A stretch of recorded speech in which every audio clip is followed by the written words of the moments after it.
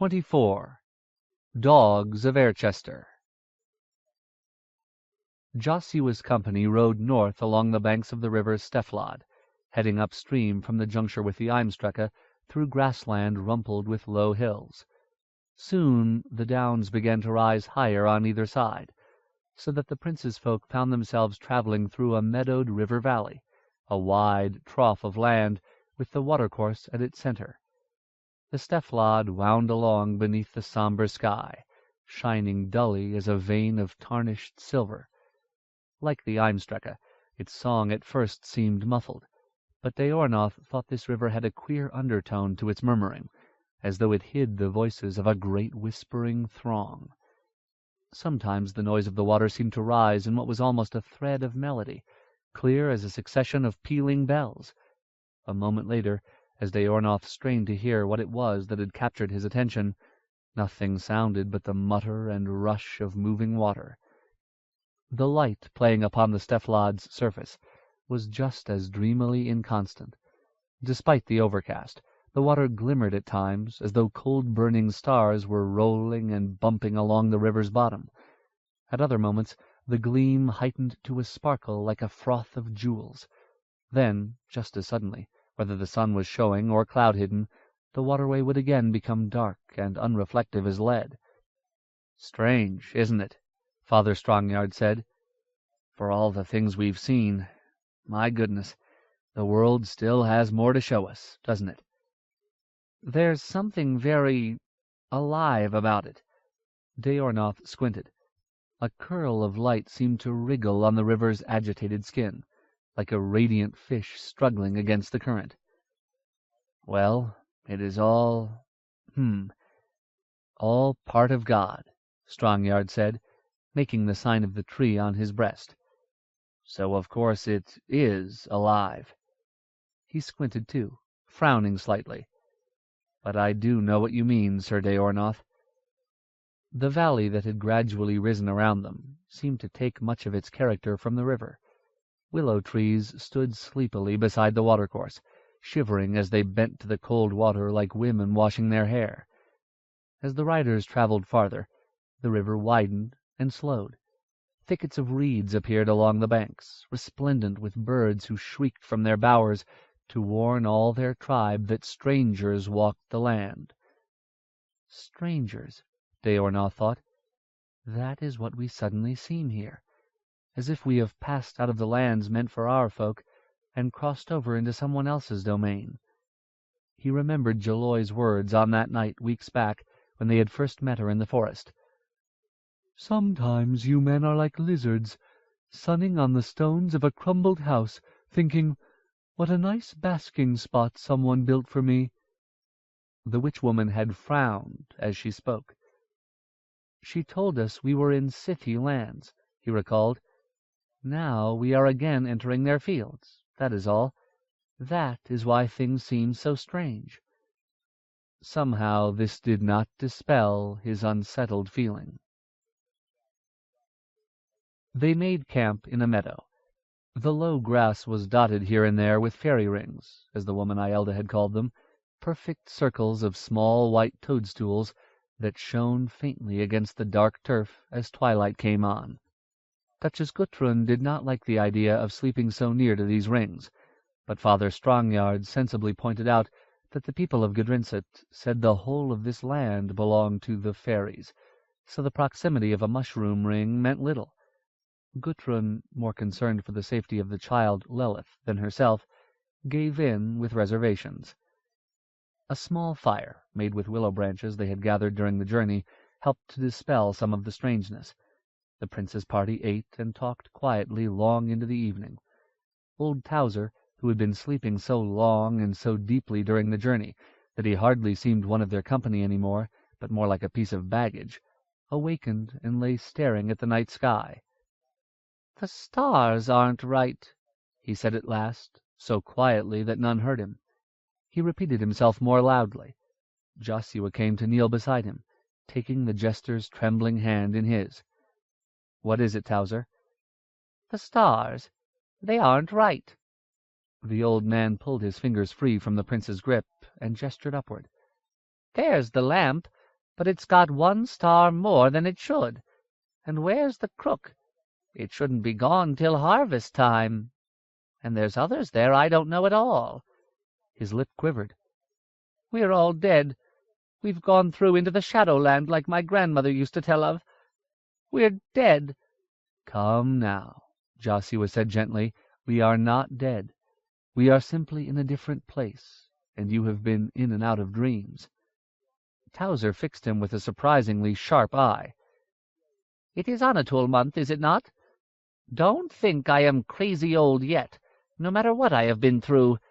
I have stared at summer skies for nearly twice your lifetime, young prince. We may be in a different place, but all Austenard shares the same stars, does it not?" Joshua was silent for a while. A thin babble of voices rose from the campfire behind him. "I did not mean to say you had lost your wits, old friend. We are in a strange place, and who knows what stars may shine upon us. In any case, there is nothing to be done about it." He took the old man's hand again. "Why do you not come and sit closer to the fire? I think it would be comforting to have us all together, at least for a little while." Towser nodded and let Joshua help him rise. "A little warmth would not go amiss, my prince. I feel a growing cold in my bones, and I don't like it. All the better, then, to sit near the fire on a damp night." He led the old jester back. The fire had dimmed to embers, and Towser's unfamiliar stars were wheeling in the sky overhead. Joshua looked up when a hand touched his shoulder. Vorsheva had a blanket draped over her arm. "Come, Joshua," she said. "Let us go and make our bed by the riverside." He looked around at the others, all sleeping but Deornoth and Strongyard, who talked quietly on the far side of the fire. "I do not think I should leave my people alone." "Leave your people?" she said. There was an edge of anger in her voice, but a moment later it gave way to a quiet laugh. She shook her head, and her black hair fell across her face. "You will never change. I am your wife now. Do you remember that? We have gone 4 nights as if our marriage had never happened, because you feared pursuit by the king's soldiers and wished to be close to the others. Do you still fear?" He looked up at her, his lip curled in a smile. "Not tonight." He rose and put his arm about her slender waist, feeling the strong muscles of her back. "Let us go down by the river." Joshua left his boots by the fire circle, and together they went barefoot through the damp grass until the glow of the coals had disappeared behind them. The murmur of the river grew louder as they made their way down to the sandy verge. Vorsheva unfurled the blanket and sank down upon it. Joshua joined her, pulling his heavy cloak over them both. For a while they lay in silence beside the dark Stefflad, watching the moon holding court among her stars. Vorsheva's head rested on Joshua's chest, her river-washed hair against his cheek. "Do not think that because our wedding was foreshortened, it meant any less to me," he said finally. "I promise you that one day we will have our lives back as they were meant to be. You shall be the lady of a great house, not an exile in the wilderness." "Gods of my clan, you are a fool, Joshua," she said. "Do you think that I care what kind of house I live in?" She turned and kissed him, wriggling closer against his body. "Fool, fool, fool." Her breath was hot against his face. They spoke no more. The stars gleamed in the sky, and the river sang to them. Deornoth awakened just after dawn to the sound of Lilith crying. It took him a moment to realize why that seemed so strange. It was the first sound he had heard the child make. Even as the last shreds of dream fell away, he had stood before a great white tree whose leaves were flames. He was clawing for the hilt of his sword. He sat up to see Duchess Gudrun holding the little girl on her lap. Beside her, Father Strongyard had poked his head tortoise-like from beneath his cloak. The priest's wispy red hair was dew-dampened. "What is it?" Deornoth asked. Gudrun shook her head. "I don't know. She woke me up with her crying, the poor thing." The Duchess tried to cradle Lilith against her breast, but the child pulled back. She continued to cry, her eyes wide open, staring at the sky. "What's the matter, little one? What's the matter?" Gudrun crooned. Lilith tugged her hand free from the woman's embrace and tremblingly pointed toward the northern horizon. Daornoth could see nothing but a black fist of clouds in the most distant part of the sky. "Is something out there?" he asked. The child's cries died away to hiccuping sobs. She pointed again at the horizon, then turned away to huddle in Gudrun's lap, face hidden. "It's just a bad dream, that's all," the Duchess soothed. "There now, little one, just a bad dream." Joshua was suddenly standing before them, Nidal unsheathed in his hand. The prince wore nothing but his breeches. His slender frame gleamed pallidly in the dawnlight. "What is it?" he demanded. Daornoth pointed to the darkened horizon. "The child saw something there that made her cry." Joshua stared grimly. "We who saw Naglumund's last days would do well to pay attention. That is an ugly knot of storm clouds." He looked around at the wet grasslands. "We are all tired," he said, "but we must make a faster pace. I do not like the look of that storm any more than did the child. I doubt we will find any shelter on these open plains until we reach Jaloy's Stone of Farewell." He turned and shouted to Isorn and the others, who were just waking up. "Saddle up. We will break our fast as we travel. Come. There is no longer such a thing as a simple storm. If I can help it, we will not be caught by this one." The river valley continued to deepen. The vegetation began to grow thicker and more lush, the sparse meadowland now broken by freestanding groves of birches and alders, as well as thickets of strange trees with silvery leaves and slim trunks deep-furred in moss. The prince's party had little time to admire this new greenery. They rode at a fierce pace all day, stopping only for a brief rest in afternoon, then continuing on until long after the sun had dropped behind the horizon and twilight had sapped the brightest colors from the land. The threatening storm clouds now obscured much of the northern sky. As the rest made a circle of stones and built a healthy blaze, firewood was now in broad supply. Daornoth and Isorn took the horses down to the river. "At least we are no longer on foot," Isorn said, uncinching the buckle on a set of saddlebags, which slid to the grass with a soft thump. "That is something worth thanking Adon's goodness for." "True." Daornoth patted Vildelix. The drops of perspiration on the horse's neck had already chilled in the evening breeze. Daornoth rubbed him dry with a saddle-blanket before moving on to Joshua's horse, Vinyafad. "We have precious little else to be thankful for." "We are alive," Isorn said reprovingly, his wide face serious. "My wife and children are alive and safe with Tonrud in Skagi, and I am here to protect my mother." He pointedly avoided mentioning his father Isgrimnur, from whom there had been no word since the Duke had left Naglumund. Daornoth said nothing, understanding the worry Isorn must feel. He knew well the love his Rimmersman friend felt for the Duke. In a way he envied Isorn, and wished his feelings for his own father could be so admirable. Daornoth was unable to fulfill God's command for sons to honor their sires. Despite his knightly ideals, he had never been able to feel anything but the most grudging respect and no love whatsoever for the pinch-souled old tyrant who had made Daornoth's boyhood a misery. "Isorn," he said at last, considering, "some day, when things are as they were before all this happened, and we are telling our grandchildren about it, what will we say?" The breeze blew harder, making the willow branches slap together. His friend did not respond. After a moment Daornoth stood up and looked across Vinyafad's back to where Isorn stood a few ells away, holding the horses' reins as they drank from the river. The Rimmersman was only a faint silhouette against the purple-gray evening sky. "Isorn? Look to the south, Daornoth," he said, his voice strained. "There are torches."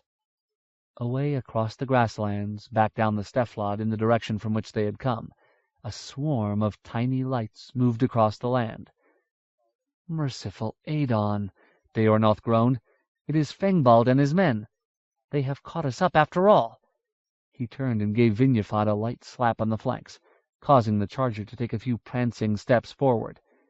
"No rest for you yet, fellow." He and Isorn sprinted up the bank toward the wind-whipped flames that marked their camp. "And they are less than a league away," Isorn finished breathlessly. "Down by the river we could see the lights clearly." Joshua's face was composed, but noticeably pale in the firelight. "God has given us a hard test, to let us get so far and then pull the trap shut." He sighed. The eyes of all watched him in fearful fascination. "Well, at least we must kick out the fire and ride on. Perhaps if we can find a thick enough copse of trees to hide in, and if they have no hounds, they may pass us by. Then we can think of what other plan might suffice." As they clambered into their saddles once more, Joshua turned to Daornoth. "We brought 2 bows as part of our booty from Fikolmij's camp, did we not?" Daornoth nodded. "Good. You and Isorn take them." The prince laughed grimly, brandishing the stump of his right wrist. "I am not much of a bowman, but I think we will have need of a little arrow play." Daornoth nodded again, wearily. They rode swiftly, though all the party sensed that they could not do so for long. The Thrithings' horses ran gamely, but it had already been a long day's trek before the company had stopped. Vinyafad and Vildalix seemed as though they had several hours left in them, but some of the other mounts were clearly winded. Their riders were scarcely stronger. As his horse moved beneath him, and the moonlit grasslands rolled past, Daornoth could almost feel his will to resist ebbing away, draining like sand through the neck of an hourglass. "We have come 10 times as far as anyone would have dreamed possible," he thought, clinging tightly to the reins as Vildalix topped one of the meadow downs and plunged down the opposite slope like a boat breasting a wave. "There is no dishonor in failing now. What more can God expect than that we gave our all?" He looked back. The rest of the party was beginning to fall behind. Daornoth pulled up on the reins, slowing his charger until he was in the midst of the company once more. God might be ready to reward them with a hero's place in heaven, but he could not give up the struggle while innocents like the Duchess and the child were at risk. Isorn was beside him now, clutching Lelith on the saddle before him. The young Rimmersman's face was a gray blur in the moonlight, but Daornoth did not need to see his friend to know the anger and determination written on his broad features. He looked back once more. For all their haste, the rippling torches had gained ground on them, closing the distance in the last 2 hours until they trailed the prince's folk by less than a dozen furlongs. "Slow up!" Joshua cried behind him in the darkness. "If we run farther, we will have no strength left to fight. There is a grove of trees atop the rise there. That is where we will make a stand." They followed the prince up the slope. The cold wind had risen, and the trees bent and thrashed, branches scraping together. In the darkness, the pale, swaying trunks seemed white-robed spirits, lamenting some terrible circumstance. "Here."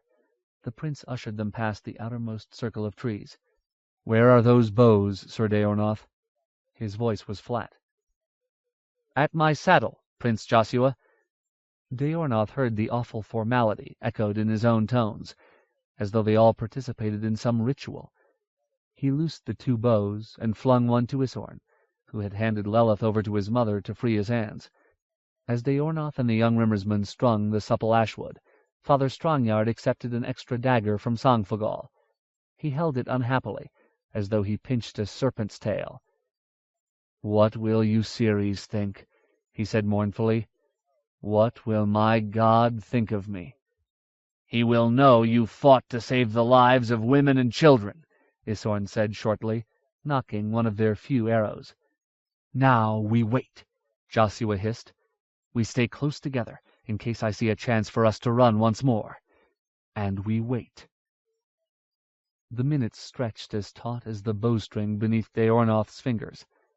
The night-birds had gone silent in the trees overhead, but for one whose eerie, whispering call echoed over and over until Daornoth wished he could put an arrow through its feathered throat. A sound as of distant and continuous drumming began to separate itself from the droning murmur of the Stefflad, growing ever louder. Deornoth thought he could feel the ground beginning to shudder beneath his feet. He suddenly wondered if blood had ever been shed in this seemingly uninhabited land before. Had the roots of these pale trees ever drunk of things other than water?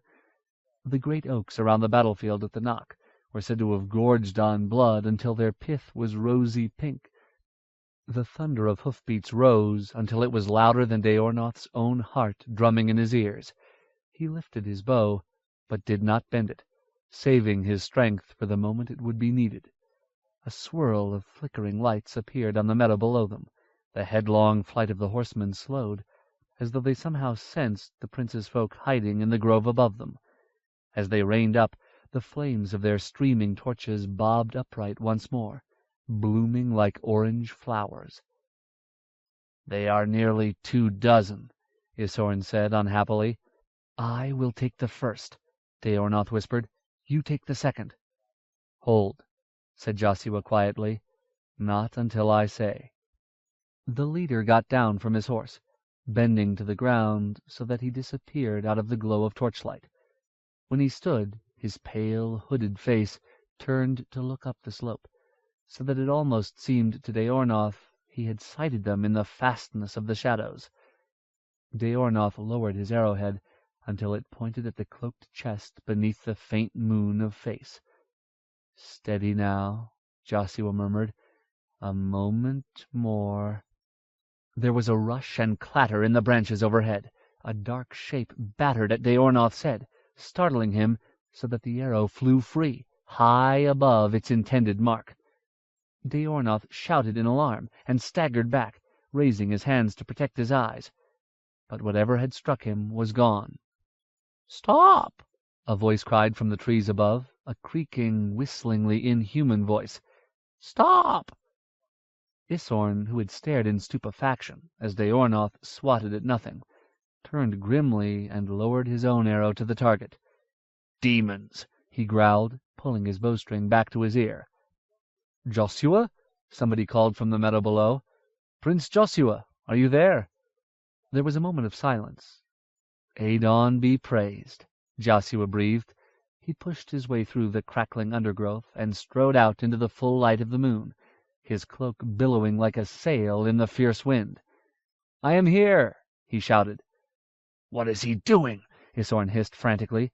Vorsheva let out a small cry of anguish, but Deornoth too had recognized the voice. "Joshua?" the leader of the horsemen cried. "It is Hotvig of the Stallion clan." He pushed back his hood to show his beard and wind-tossed yellow hair. "We have followed you for days." "Hotvig!" Vorsheva shouted anxiously. "Is my father with you?" The Thrithings man laughed harshly. "Not him, Lady Vorsheva. The Marchthane is no happier with me than he is with you or your husband." As the Rondwarder and Joshua clasped hands, the rest of the prince's party emerged from the copse of trees, tight-strung muscles trembling, babbling among themselves with relief. "There is much to tell, Joshua," Hotvig said, as his fellow riders came up the slope to join them. "First, though, we must make a fire. We have been riding fast as the grass thunderer himself. We are cold and very tired." "Indeed," Joshua smiled. "A fire." Deornoth stepped forward and took Hotvig's hand in his. "Praise you, Ciri's mercy," he said. "We thought you were Fengbald, the High King's man. I was a moment from loosing an arrow into your heart, but something struck my hand in the darkness." "You may praise you, Ciri's," a dry voice said, "but I had something to do with it too." Jaloi came out of the trees behind them, marching down the slope and into the circle of torchlight. The witch-woman, Deornoth realized with a start, wore a cloak and breeches that came from his own saddle-bag. Her feet were unshod. "Valada Jaloi," Joshua said in wonderment. "You come unlooked for." "You may not have looked for me, Prince Joshua, but I looked for you. And a good thing that I did, else this night might have ended in bloodshed." "It was you that struck me before I could let my arrow fly?" Deornoth said slowly. "But how—" "Time enough for stories later," Jaloi said, then kneeled as Lilith pulled free of Guthrun's clutch to run into the wise woman's arms with a wordless cry of pleasure. As she embraced the child, Jaloi's huge yellow eyes held Deornoth's gaze. He felt a shiver travel down his backbone. "Time enough for stories later," she repeated. "Now it is time to make a fire. The moon is far along in her journey. If you are on your horses by dawn tomorrow, you will reach the Stone of Farewell before dark." She looked up at the northern sky.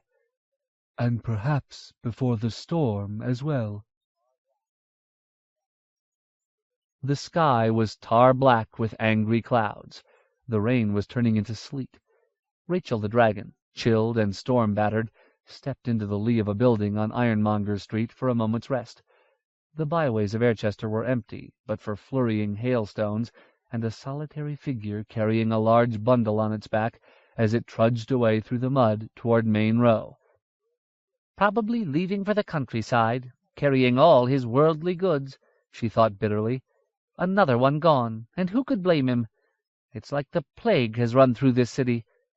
Shivering, she set out once more. Despite the vicious weather, many of the doors along Ironmonger Street swung back and forth unlatched, opening to giving a glimpse of empty blackness beyond, banging closed with a sound like breaking bones. It was indeed much as if some pestilence had devastated Erchester, but it was a scourge of fear rather than disease that was driving out the city's denizens. This, in turn, had forced the mistress of chambermaids to walk the entire length of the ironmongery district before she could find someone to sell her what she needed. She carried her new purchase under her cloak and against her bosom, hidden from the sight of passers-by, of which there were obviously few, and perhaps, she hoped, somehow also hidden from the eyes of a disapproving God. The irony was that there had been no necessity to walk through the savage winds and deserted streets. Any of several hundred implements in the Hayholt's kitchen would have admirably suited her bill of particulars. But this was her own plan and her own decision. To take what she needed from Judith's cupboards might put the fat mistress of kitchens in jeopardy, and Judith was one of the few castle folk for whom Rachel felt respect. More importantly, it truly was Rachel's own plan, and in a way it had been necessary for her to walk one more time through Erchester's haunted alleyways. It was helping her work up the courage to do what must be done. "Spring cleaning," she reminded herself grimly. A shrill, un-Rachel-like laugh escaped her lips. "Spring cleaning in midsummer, with snow on the way." She shook her head, feeling a momentary urge to sit down in the muddy street and cry. "That's enough, old woman," she told herself, as she often did. "There's work to be done, and no rest this side of heaven." If there had been any doubts that the day of weighing out was almost at hand, just as foretold in the holy book of the Aedon, Rachel had only to think back to the comet that had appeared in the sky during the spring of Elias' regnal year. At the time, with the optimism of those days not long past, many had thought it a sign of a new age and a new beginning for Austenarde. Now it was clear as well water that it had instead prophesied the last days of trial and doom. And what else, she upbraided herself, could such a hellish red slash in the sky mean? It was only blind foolishness that could have made anyone think otherwise. "Well-a-day," she thought, peering from beneath her hood at the desolate shops of Main Row. "We have all made our bed of pain. Now God will make us lie in it. In his anger and wisdom he's given us plague and drought, and now unnatural storms. And who could ask for a plainer sign than the poor old lector dying so horribly?" The shocking news had swept through the castle and city below like flame. Folk had spoken of little else for the last week. Lector Ranesson was dead, murdered in his bed by some terrible pagans called fire dancers. These godless monsters had also set part of the Sankellan Aedonitis ablaze. Rachel had seen the lector when he came for John's funeral, a fine and holy man. Now, in this dreadful year of years, he too had been struck down. Lord save our souls! The holy lector murdered, and demons and spirits walking the night, even in the hay-holt itself. She shuddered, thinking of the sight she had seen from the window of the servants' quarters one night not long ago. Lured to the window, not by any sound or sight, but rather by some undefinable feeling, she had silently left her sleeping charges and clambered up onto a stool, leaning on the window casement to look out on the hedge garden below. There, amid the shadowy shapes of the hedge animals, had stood a circle of silent, black-robed figures. Almost breathless with terror, Rachel had rubbed at her old and treacherous eyes, but the figures were no dream or illusion. Even as she stared, one of the hooded shapes had turned to look up at her, its eyes black holes in that corpse-white face. She had run back and leaped into her hard bed, pulling the blanket up over her face, to lie in sweaty, sleepless fear until dawn. Before this year of derangement, Rachel had trusted her own judgment with the same iron faith she extended to her God, her King, and the sanctity of tidiness. After the comet came, and particularly since Simon's cruel death, that faith had been badly shaken. The 2 days following her midnight vision, she wandered through the castle in a daze, mind only half on her chores, wondering if she had turned into the kind of daft old woman she had vowed to die before becoming. But as she quickly discovered, if the mistress of chambermaids was mad, it was a contagious madness. Many others had also seen such pallid-faced spectres. The diminished marketplace along Erchester's main row was full of whispered talk about the things that walked by night in both countryside and city. Some said that they were ghosts of Elias victims, unable to sleep while their heads were spiked above the Naralaw gate. Others said that Priorites and the king had struck a deal with the devil himself, that these undead hell-wights had thrown down Naglamund on Elias' behalf, and now waited upon his bidding for further unholy tasks. Rachel the dragon had once believed in nothing that Father Dreason did not include in his catalogue of churchly acceptabilities, and had doubted that even the Prince of Demons himself could bar her way in a pinch, since she had both blessed Euceres the ransomer and common sense on her side. Rachel was now as much of a believer as her most superstitious chambermaid, because she had seen. With her own 2 eyes, she had seen the hosts of hell in her castle's hedge garden. There could be little doubt that the day of weighing out was at hand. Rachel was dragged from her brooding thoughts by a noise in the street ahead. She looked up, shielding her eyes from the stinging sleet. A pack of dogs was fighting over something in the muddy road, snarling and baying as they dragged it back and forth. She moved to the side of the road, hugging the walls of the buildings. There were always dogs running loose in Erchester streets, but with so few people left, they had become wild in a way they had never been before. The ironmonger had told her that several dogs had leaped through a window in Cooper's Alley and attacked a woman in her bed, biting her so badly that she bled to death. Thinking of this, Rachel felt a tremor of fear run right through her. She stopped, wondering if she should walk past the creatures or not. She looked up and down the road, but there was no one else about. A pair of dim figures moved in the distance a couple of furlongs off, much too far away to be of any help. She swallowed and moved forward, dragging the fingers of one hand along the wall, the other clutching her purchase close against her body. As she edged past the struggling hounds, she looked around for an open doorway, just to be safe. It was hard to tell just what they were fighting for, since both dogs and prize were splattered with dark mud. One of the curs looked up from the royal of lean bellies and bony haunches, mouth stretched in a tongue-lolling idiot grin as it watched Rachel pass. The soiled snout and gaping jaw suddenly put her in mind of some sinner condemned to the ultimate pit, a lost soul that had forgotten whatever it had once known of beauty or happiness. The beast stared silently as hailstones pitted the muddy street. Its attention caught once more by the struggles of its fellows. The dog turned away at last.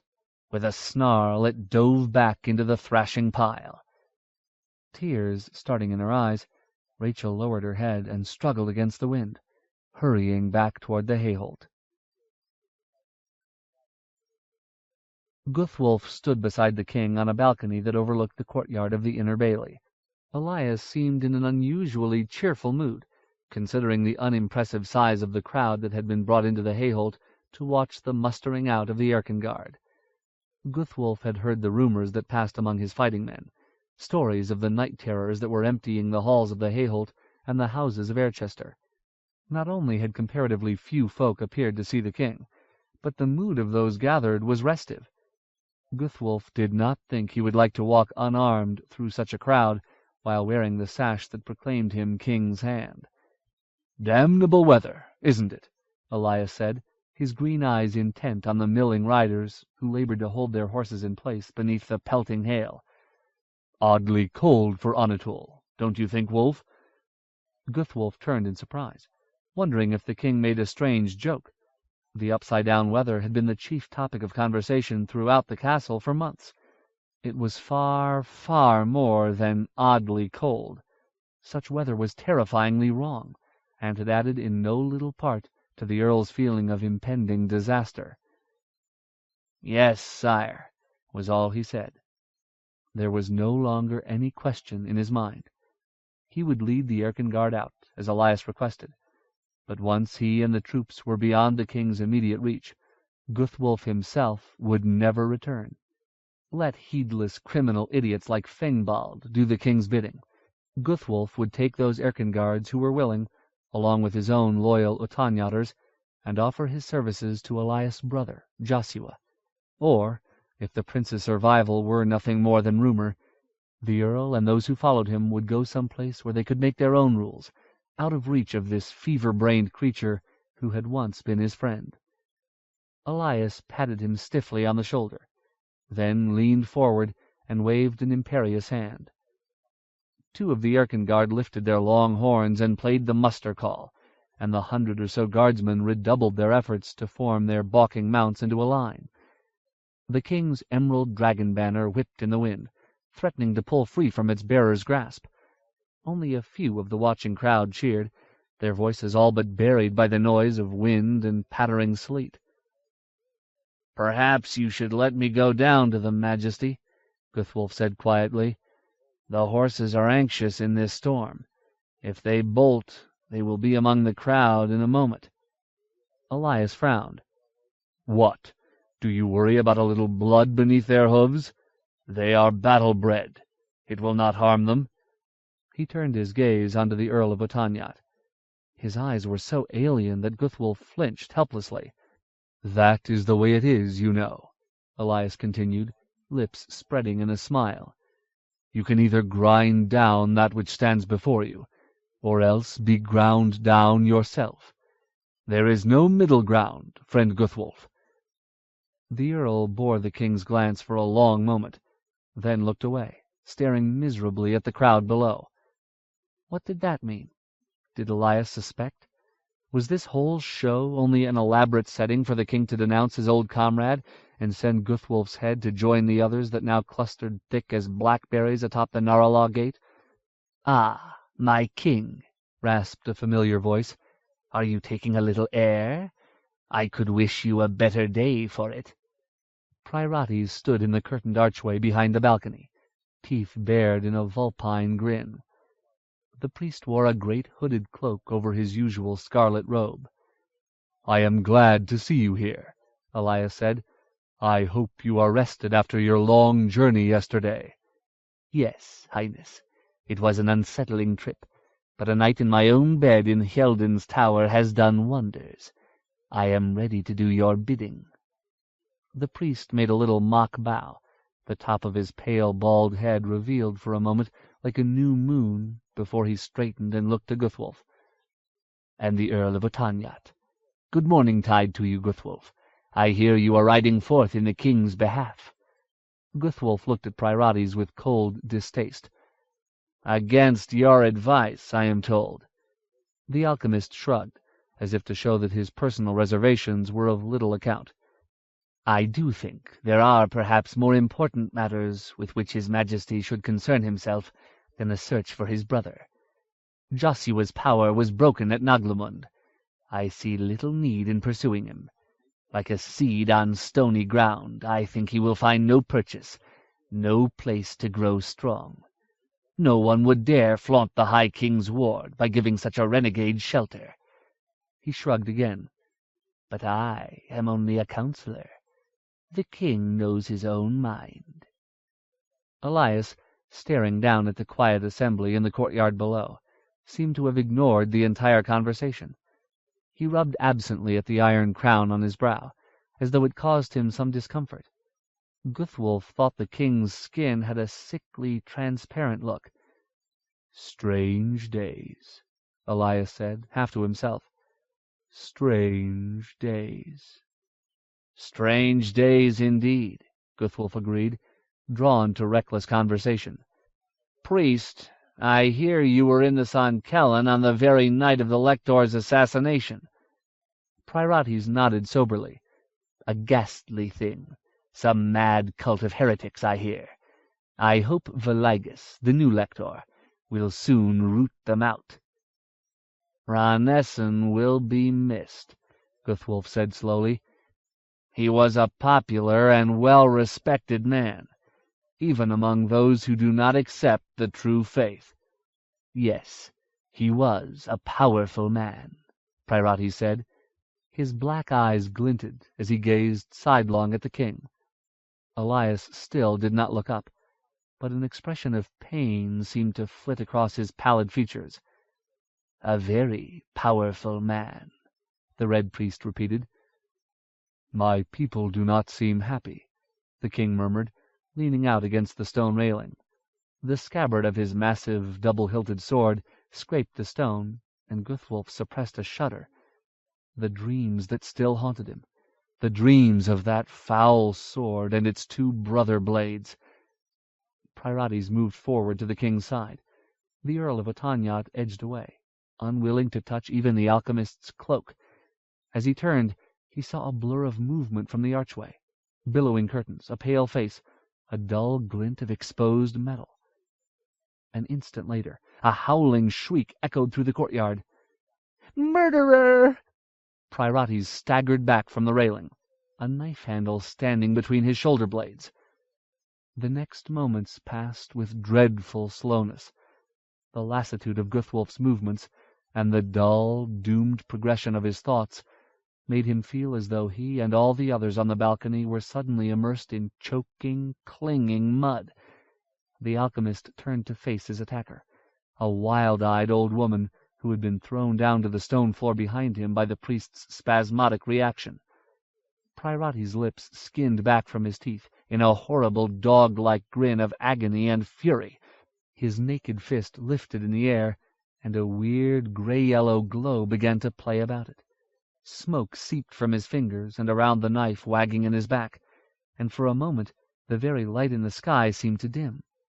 Elias had turned as well, his mouth a black hole of surprise in his face, his eyes bulging with a panicky horror such as Guthwolf had never dreamed he would see on the king's face. The woman on the floor was scrabbling at the stone tiles, as if swimming in some thick fluid, trying to drag herself away from the priest. Priorites' black eyes seemed almost to have fallen back into his head. For a moment a leering, scarlet-robed skeleton stood over the old woman, bony hand smoldering into incandescence. Guthwolf never knew what spurred his next action. A commoner had attacked the king's counselor, and the Earl of Autanjat was king's hand. Nevertheless, he found himself suddenly lurching forward. The noise of the crowd, the storm, his own heartbeat, all swelled together into a single hammering pulse as Guthwolf grappled with Priorites. The priest's spindly form was solid as iron beneath his hands. Priorites' head turned, agonizingly slowly. His eyes burned into Guthwolf's.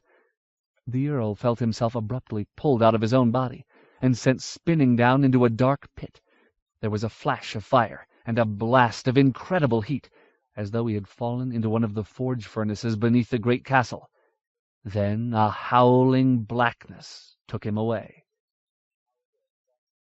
When Guthwolf awakened, he was still in darkness. His body seemed one dull ache of pain. Droplets of moisture pattered lightly on his face, and the smell of wet stone was in his nostrils. "I did not even see her," a voice was saying. After a moment Guthwolf was able to identify it as the king's, although there was a subtle chiming tone to it that he had not marked before. "By God's head, to think that I have become so slow and preoccupied." The king's laugh had a fearful tinge. "I was sure she had come for me." Guthwolf tried to respond to Elias, but found that he could not form the proper sounds. It was dark, so dark that he could not make out the king's form. He wondered if he had been brought to his own room, and how long he had been senseless. "I saw her," Priorites rasped. His voice, too, had taken on a ringing sound. "She may have escaped me for a moment, but by the black Aeon the scrubbing bitch will pay." Guthwolf, still struggling for speech, found himself amazed that Priorites should be able to speak at all, let alone be standing, while the Earl of Otanyat lay on the ground. "I suppose now I shall have to wait for Fengbald to return before I can send out the Erchengard. Or perhaps one of the younger lords could lead them." The king sighed wearily. "Poor wolf." There seemed in his strangely tuneful voice little sympathy. "He should not have touched me," Priorites said contemptuously. "He interfered, and the slattern escaped. Perhaps he was in league with her." "No, no, I do not think so. He was always loyal, always." Poor wolf. What, did they think he was dead? Guthwolf strained to make his muscles work.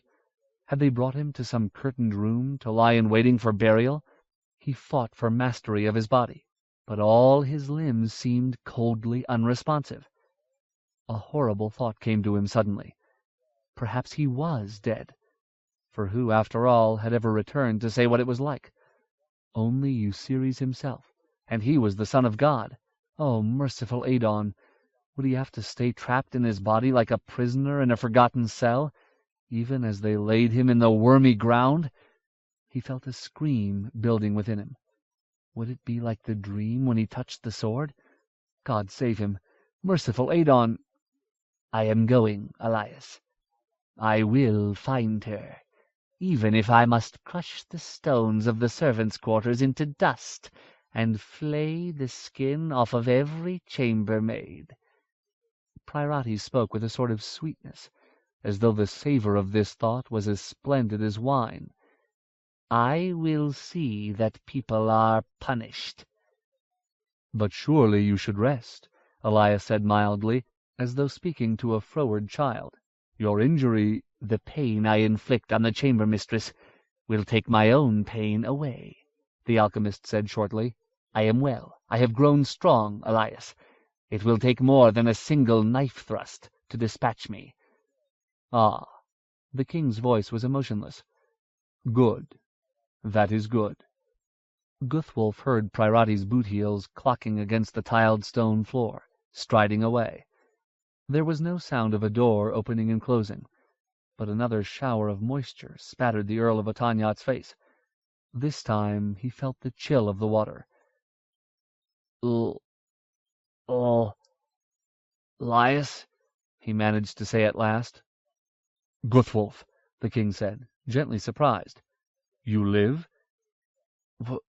"Where?" "Where is what?" "Me." "You are on the balcony, where you had your—" accident. How could that be? Had it not been morning time when they had watched the Erchengard muster? Had he lain here lifelessly until evening? Why hadn't they moved him to a more comfortable place? "He's right, you know," Elias was saying. "You really shouldn't have interfered.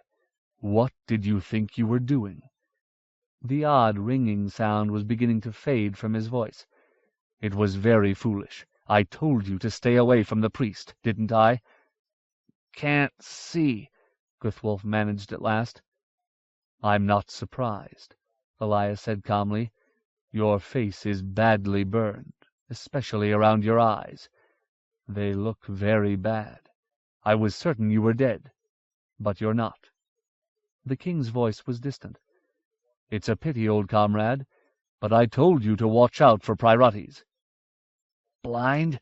Grithwolf said, his voice hoarse, throat seizing in a painful spasm. "Blind?" His rasping howl broke across the commons, bouncing from wall to stone wall, until it seemed 100 Grithwolfs were screaming. As he vented his agony, the king patted him on the head as though soothing an old dog. The river valley waited for the oncoming storm. The chilly air warmed and grew heavy. The Stefflad murmured uneasily, and the sky was gravid with angry-looking clouds. The travelers found themselves speaking softly, as if they rode past the sleeping form of some huge beast who might be awakened by disrespectful loudness or levity. Hotvig and his men had decided to ride back to the rest of their party, who were nearly 80 all told, men, women, and children. Hotvig's clanfolk and their wagons were following as swiftly as they could, but they were no match for the speed of unencumbered riders. "I am still amazed that your people would uproot themselves to follow us into an unknown and ill-omened wilderness," Joshua said at their parting. Hotvig grinned, showing a gap in his teeth earned in some past brawl. "Uproot? There is no such word to the folk of the Stallion clan. Our roots are in our wagons and our saddles. But surely your clansmen are worried about riding into such strange territory." A brief look of concern flickered across the Thrithings man's face, quickly supplanted by an expression of disdainful pride. "You forget, Prince Joshua, that they are my kinfolk. I told them, if stone dwellers can ride there without fear, can the people of the free Thrithings shy away? They follow me." He pulled at his beard and grinned once more. "Besides, it is worth many risks to get out from under Fikolmidge's hand." "And you are sure he will not pursue you?" the prince asked. Hotvig shook his head.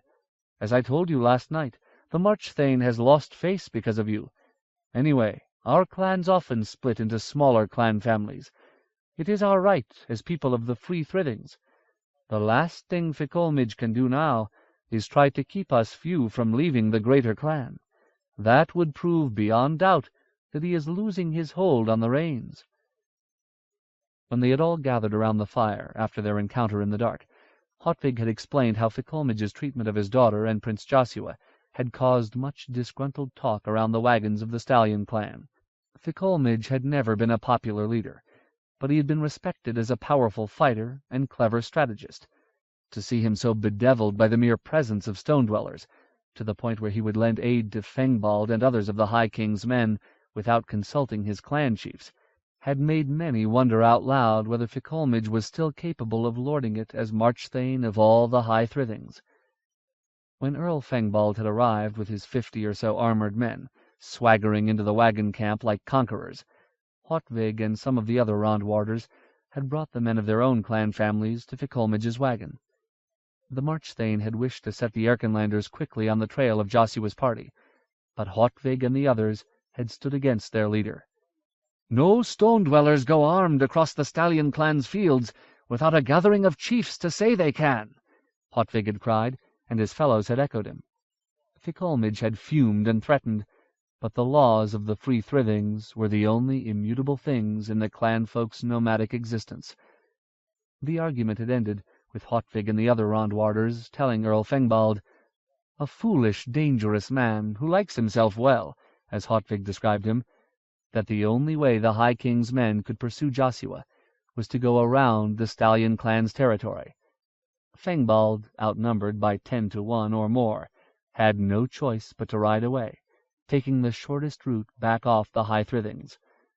The Earl of Falshire had made many angry threats before departing, promising that the Grasslanders' long days of freedom were over, that High King Elias would come soon and knock the wheels off their wagons once and for all. Unsurprisingly, this public thwarting of Fikolmidge's authority brought on a terrible argument that several times almost erupted into deadly bloodshed.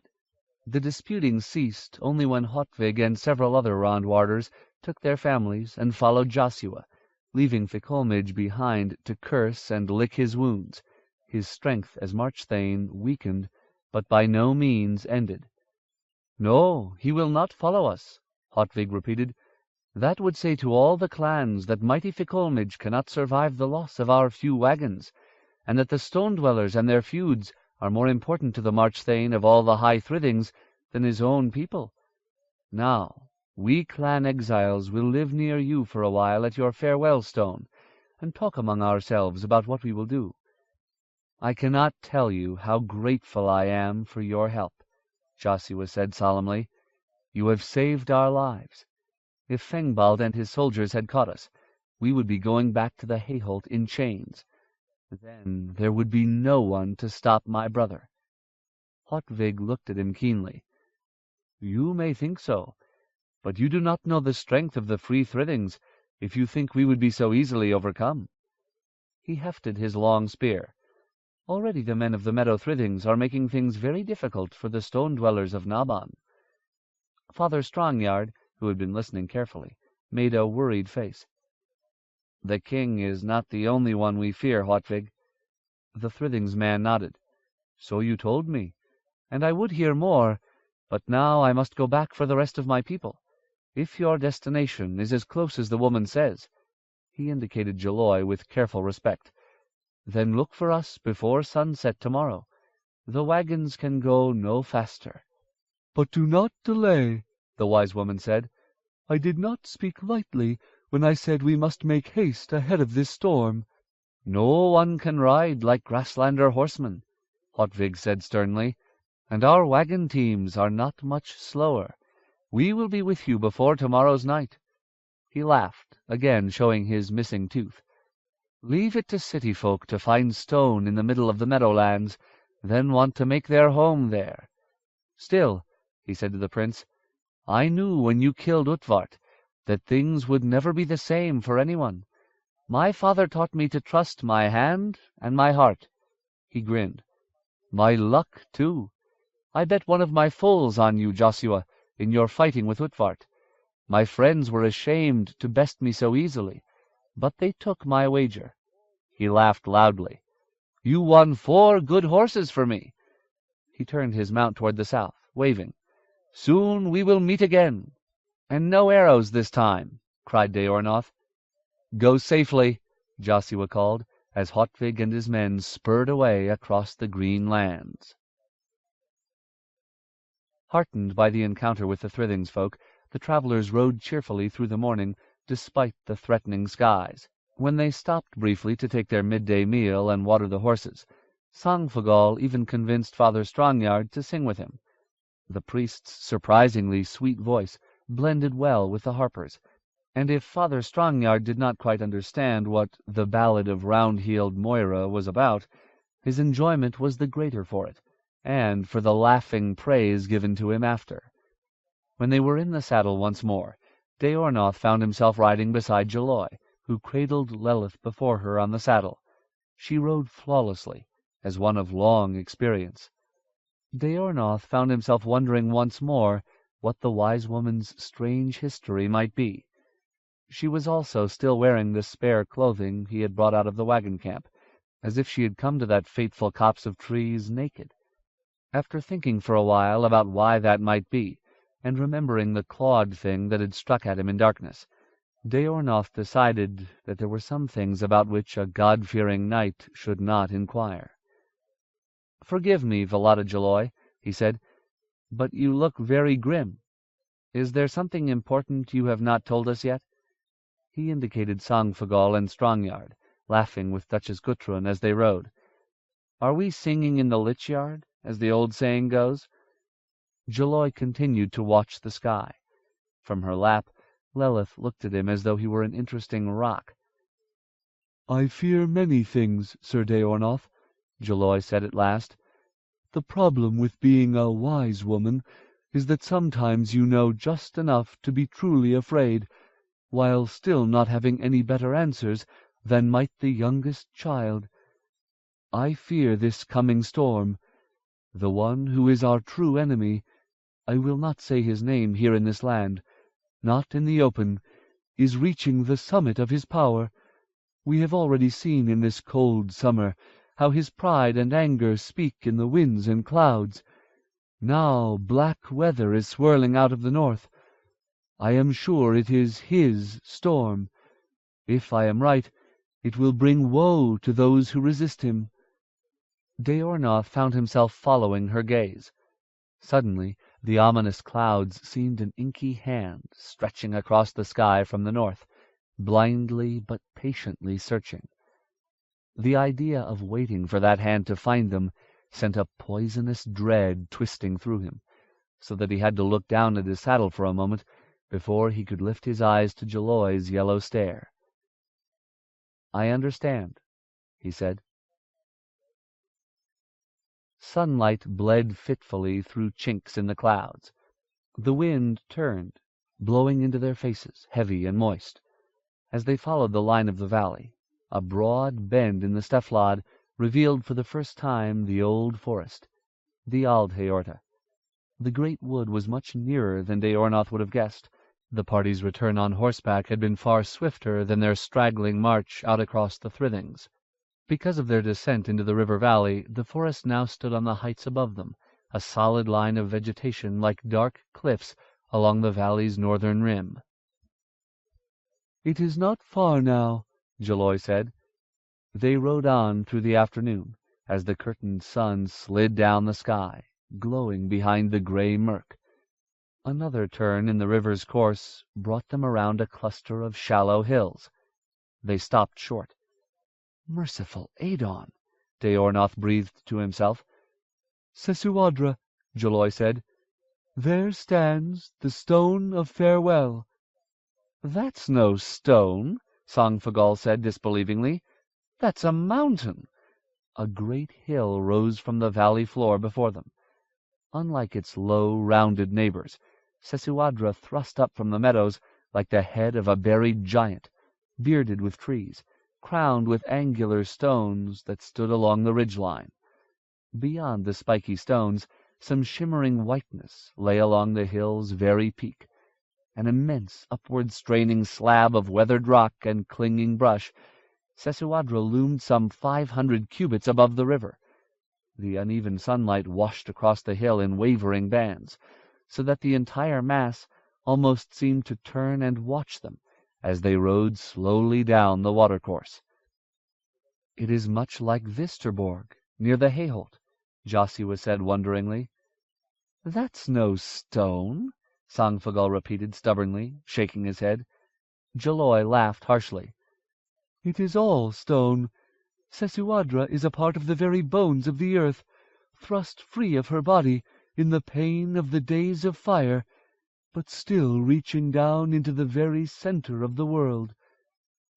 Father Strongyard was eyeing the massive hill nervously. "And we are going to stay there? Live there?" The witch-woman smiled. "We have permission." As they neared, it became apparent that the stone was not so sheer as distance made it seem. A path, a lighter streak through the choking trees and brush, snaked its way around the base of the hill, then appeared again farther up, spiraling summitward around the circumference of the rock until it disappeared near the crest. "How can trees live on such a stone, let alone thrive?" Deornoth asked. "Can they grow in the very rock?" "Sesuadra has been broken and worn over the eons of its existence," Jaloy answered. "Plants will ever find a way, and they themselves help to further break the stone until it is crumbled to a dirt scarcely less rich than found on a Huanshire freeholding." Deornoth frowned slightly at this reference to his birthplace, then wondered how the wise woman knew of his father's farm. He had certainly never mentioned it to her. Soon they were walking in the sudden twilight of the hill's long shadow, whipped by a chilly wind. The path that began at Sesuadra's base lay before them, hugging the hillside, a trampled cut of grass and moss overhung by trees and twining creepers. "And we are going up?" Duchess Gutron asked in some consternation. "Up into this place?"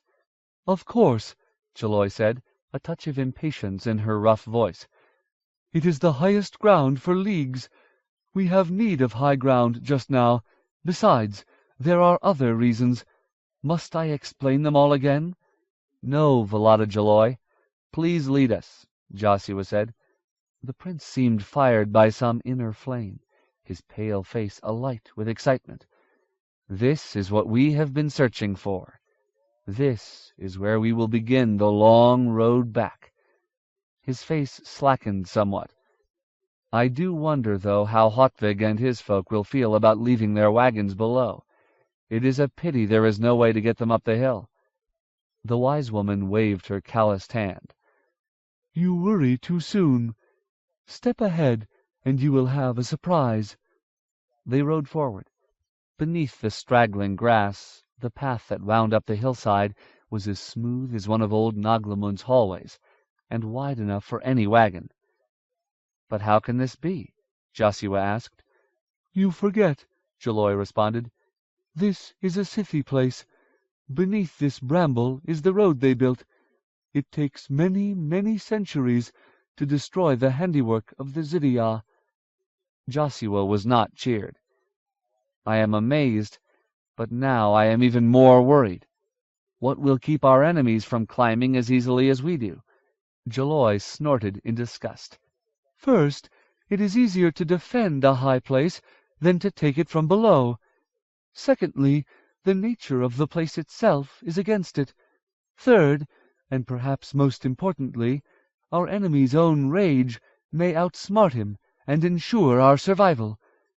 At least for a while. How so? The prince demanded. You will see. Jaloi spurred her horse up the path, Lelith bobbing on the saddle before her. The child's wide brown eyes took in everything without any show of feeling. Joshua shrugged and followed. Deornoth turned to see Vorsheva sitting upright on her horse, face set in lines of grim fear.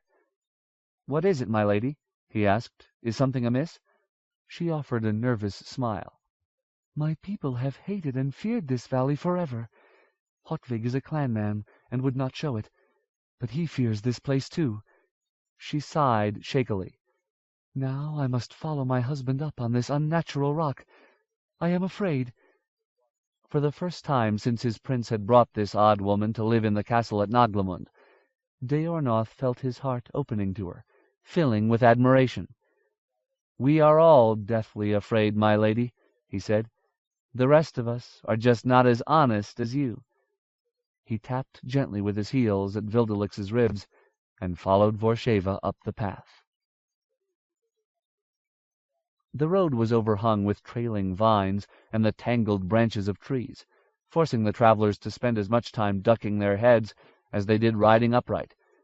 As they slowly circled out of the shadow, like ants walking the perimeter of a sundial, the mist that clung to the hill lent an unusual sparkle to the afternoon glow. Deornoth thought that the smell of the place was what seemed strangest of all. Sesuadra gave off a scent of timeless growth, of water and roots and damp earth, in a place long undisturbed.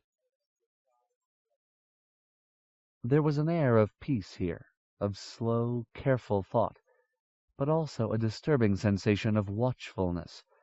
From time to time the stillness was broken by the trill of unseen birds, whose songs were as somber and hesitant as children whispering in a high-ceilinged hall. As the grassy meadow began to drop away below them, the travelers passed posts of standing stone, time-smoothed white shapes, almost twice a man's height, that had in their unrecognizable outlines some hint of movement, of life. They passed the first as the path brought them around into direct sunlight for the first time. Marking pillars, Jaloi called over her shoulder. One for each of the moons in the year. We'll pass a dozen every time we circle around the hill until we reach the summit. They were carved to look like animals and birds once, I think. Deornoth stared at the rounded knob that might have been a head, and wondered what beast it had once represented. Weathered by wind and rain, it was now as shapeless as melted wax, faceless as the forgotten dead. He shivered and made the sign of the tree on his breast. A little while later, Jaloi stopped and pointed downward toward the northwest part of the valley, where the rim of the old forest reached out almost to the very banks of the Steflad. The river was a tiny streak of quicksilver along the valley's emerald floor. "Just beyond the river," she said. "Do you see?" She gestured again at the forest's dark breakfront, which might have been a frozen sea wave, awaiting only spring's thaw before it swept across the low ground. "There, in the forest's fringe. Those are the ruins of Enki-e-Shausea, which some say was the most beautiful city ever built in Austenard since the world began." As his companions whispered and shaded their eyes, Daornoth moved to the edge of the path, squinting at the distant forest. He saw nothing but what might have been a crumbled wall of lavender, a flash of gold. "There's not much to see," he said quietly. "Not in this age," Jaloi replied. Up they climbed as the day waned. Each time they circled around to the hill's northern slope, coming out of shade into ever-decreasing afternoon light. They could see the spreading knot of blackness on the horizon. The storm was moving in swiftly. It had now swallowed the far borders of great Aldheorta, so that all the north seemed a gray uncertainty. As they finished their 12th circuit around the hill, passing the 144th of the marking pillars, a small enough diversion, but still Daornoth had kept score, the travelers emerged at last from the shadowing greenery, clambering up a final slope until they stood on the hill's windy summit. The sun had fallen away into the west. Only a reddish sliver remained. The top of the hill was nearly flat, and scarcely less wide than Sesuadra's base. All around its perimeter jutted fingers of upright stone, not smoothed like the marking pillars, but great raw standing stones, each as tall as 4 men, made of the same gray rock, veined with white and pink, that formed the hill. In the center of the plateau, in the midst of a field of waving grass, stood a vast, low building of opalescent stone, tinged with the sunset's red glow. At first it seemed a temple of some sort, like the great old buildings of Nabon from the days of the Imperium. But its lines were plainer. Its unassuming but affecting style made it seem almost to spring from the hill itself. It was plain that this structure belonged on this windy hilltop, beneath this incredibly wide sky. The grandeur and self-interest that spoke from every angle of houses of human worship, however finely wrought, was a language alien to whoever had built this. The passage of unguessable years had in places brought its walls to collapse. Unhindered for centuries, trees had thrust up through the building's very roof, or pushed their way in at the arched doorways like unwanted guests. Still, the simplicity and beauty of the place were so plain, and at the same time so inhuman, that for a long time no one ventured to speak. "We are here," Joshua said at last, his tones solemn but exalted.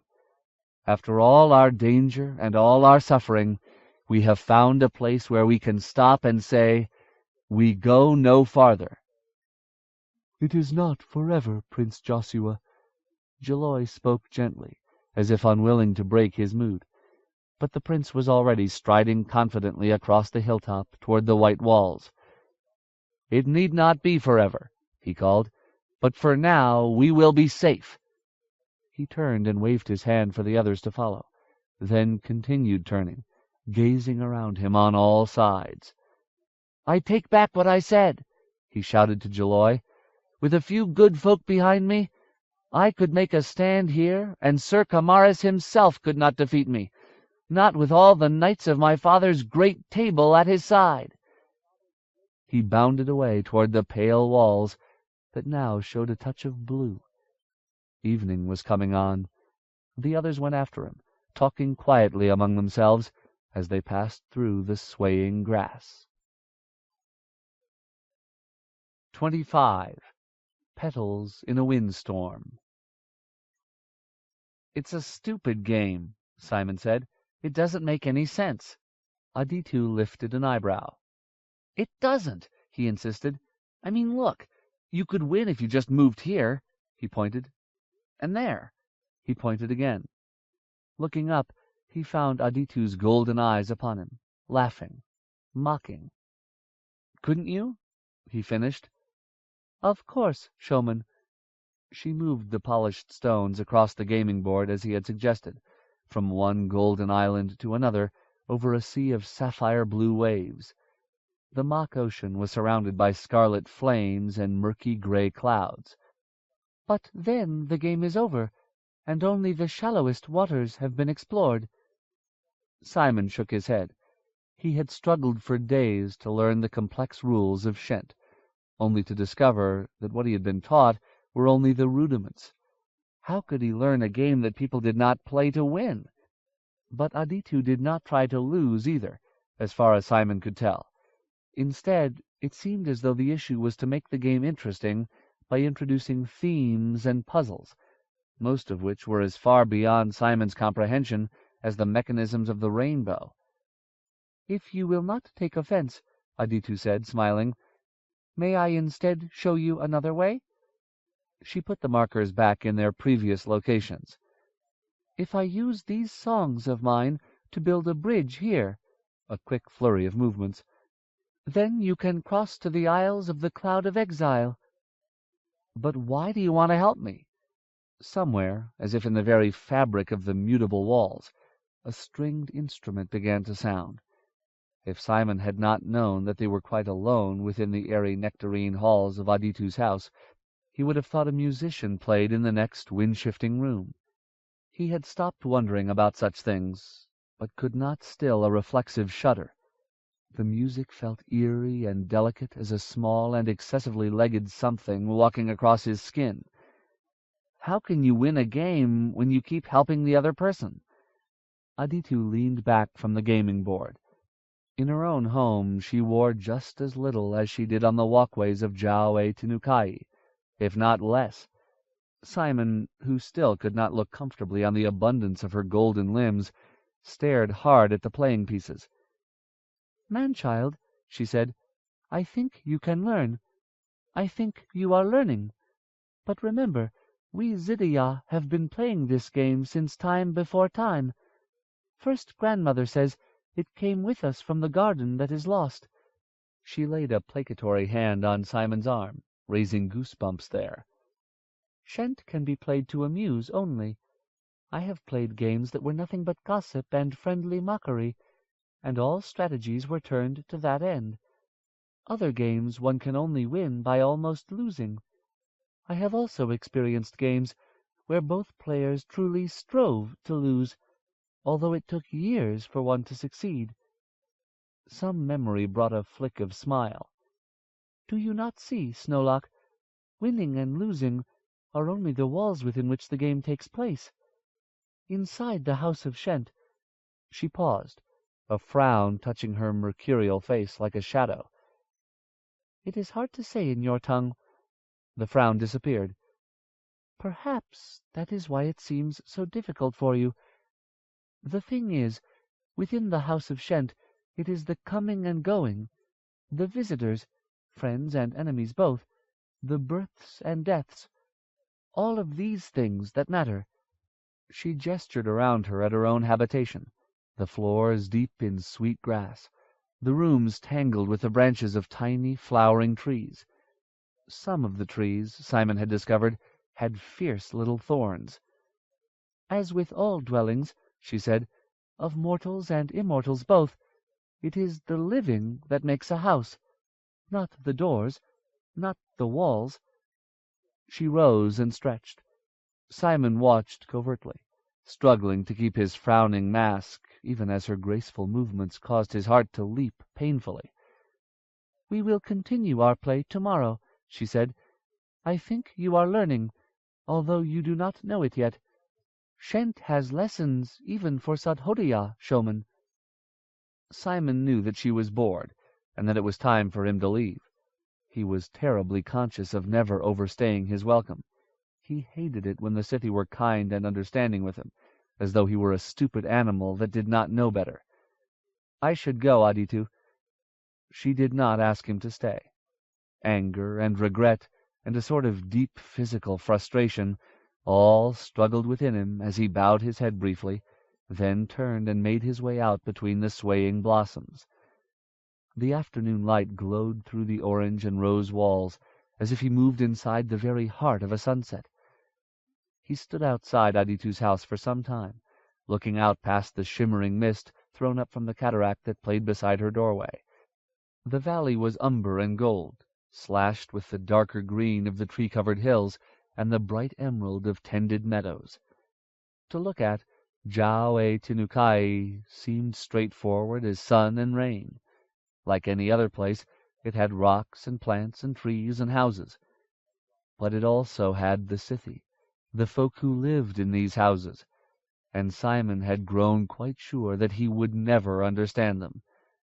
Like the minute and secret life that teemed in the black earth beneath the valley's placid grass, Simon now realized that Jao-e-Tinukai was crowded with things beyond his comprehension.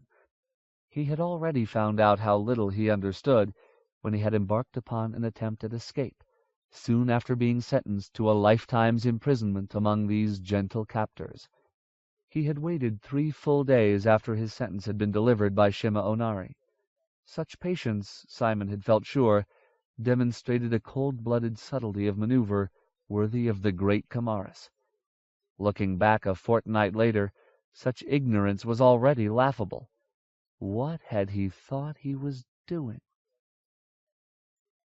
On the 4th day of his sentence, in late afternoon, while the prince was away, Simon walked out of Jiriki's house. He crossed the river quickly, but, he hoped, unobtrusively, clambering over a narrow bridge, then headed back toward the spot where Aditu had first brought him to the valley. The cloth-knotted mural that led to Jiriki's house continued on the river's far side as well, spanning from tree to tree. The sections Simon passed seemed to show the survivors of some great disaster bringing their boats to a new land, the Scythi coming to Austenard, and building great cities, empires in the forests and mountains. There were other details, too, signs woven into the tapestry that suggested strife and sorrow had not been left behind in the blighted homeland. But Simon was in too much of a hurry to stop and look closely. After making his way down the river path for some distance, he turned off at last and headed for the heavy undergrowth at the base of the hills, where he hoped to make up in stealth what he lost in time. There were not many Scythi about, but he was certain that any one of them would sound the alarm at the sight of their prisoner traveling toward the boundaries of Jao-e-Tinukai. So he slid through the trees as carefully as he could, keeping away from the common paths. Despite the exhilaration of escape, he felt more than a pang of guilt. Jiriki would doubtless suffer some punishment for letting the mortal captive slip away. Still, Simon owed a responsibility to his other friends that outweighed even the multi-millennial laws of the Scythi. No one saw him, or at least no one made an attempt to stop him. By the time several hours had passed, he had moved into what seemed a wilder, less tamed section of the old forest, and was certain he had made his escape. His entire trip with Aditu, from the pools to Jiriki's door, had taken less than 2 hours. He had now gone easily twice that, straight back along the river. But when Simon crept down from the cover of the thickest vegetation, it was to find himself still in Jao-e-Tinukai, albeit in a part he had not yet seen. He stood in the middle of a shadowed, dusky clearing. The trees all around were draped with fine, silky streamers like spider-webs. The afternoon sun set them gleaming, so that the forest seemed wound in a fiery net. In the middle of the clearing, an oval door of moss-matted white wood had been built into the trunk of a huge oak, around which the silk hung so thickly that the tree itself was barely visible.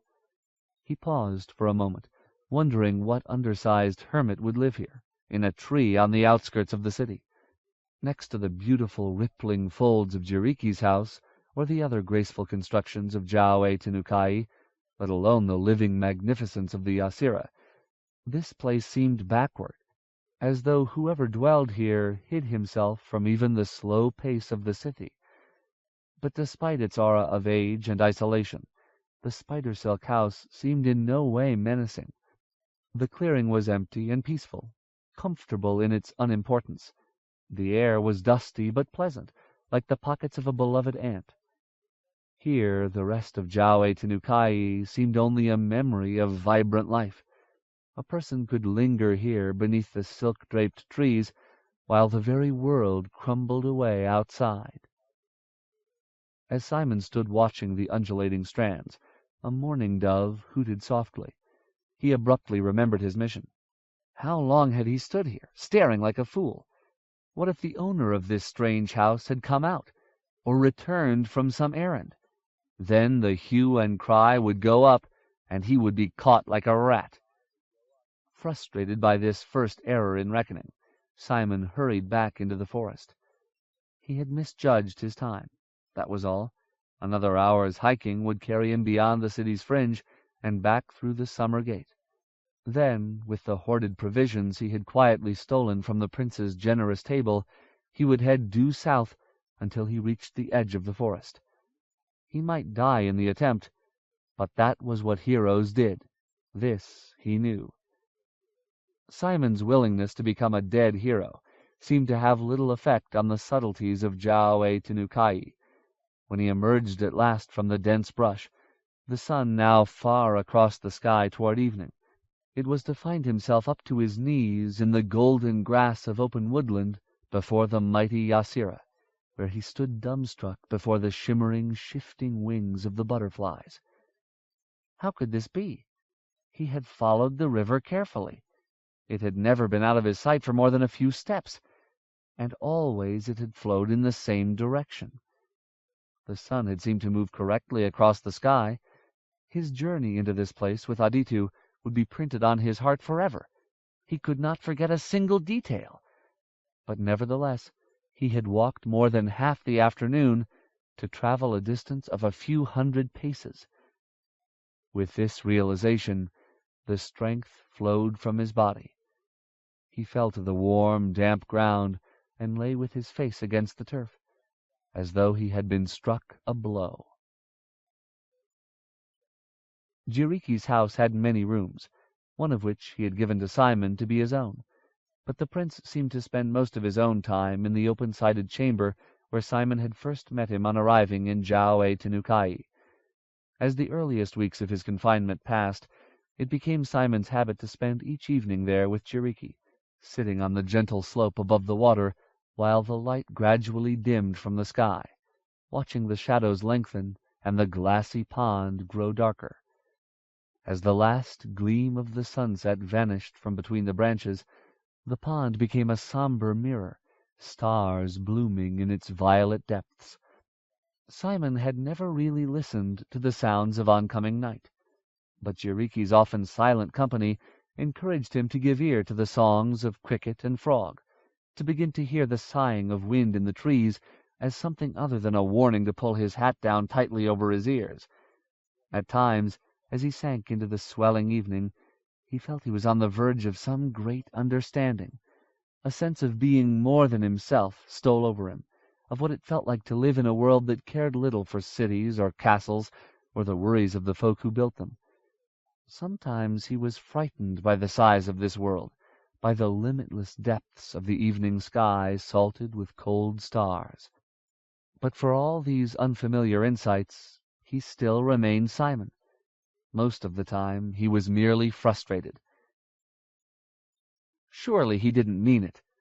He licked the juice of a just-devoured pear from his fingers, then peevishly flung the core across the grassy verge. Beside him, Jiriki was toying with the stem that remained from his own. This was Simon's 15th evening in Jiaowei Tenukai. Or was it the 16th? Stay here until I die? That's madness. He had not, of course, told Jiriki of his failed attempt at escape, but neither could he pretend to be satisfied with his captivity. Jiriki made what Simon had come to recognize as an unhappy face, a subtle thinning of the lips, a hooding of his upturned, feline eyes. "They are my parents," the Sitha said. "They are Shima Onari and Likimea, lords of the Zidiya, and what they decide is as unchangeable as the wheel of seasons." "But then why did you bring me here? You broke that rule." "There was no rule to break. Not truly. Jiriki twitched the stem once more between his long fingers, then flicked it into the pond. A tiny circle spread to show where it had fallen. It was always an unspoken law, but that is different than a word of command. It is traditional among the Dawn Children that we may do what we please, unless it goes against a word of command. But this business of bringing a mortal here cuts to the heart of the things that have divided our people since time out of mind. I can only ask you to forgive me, showman.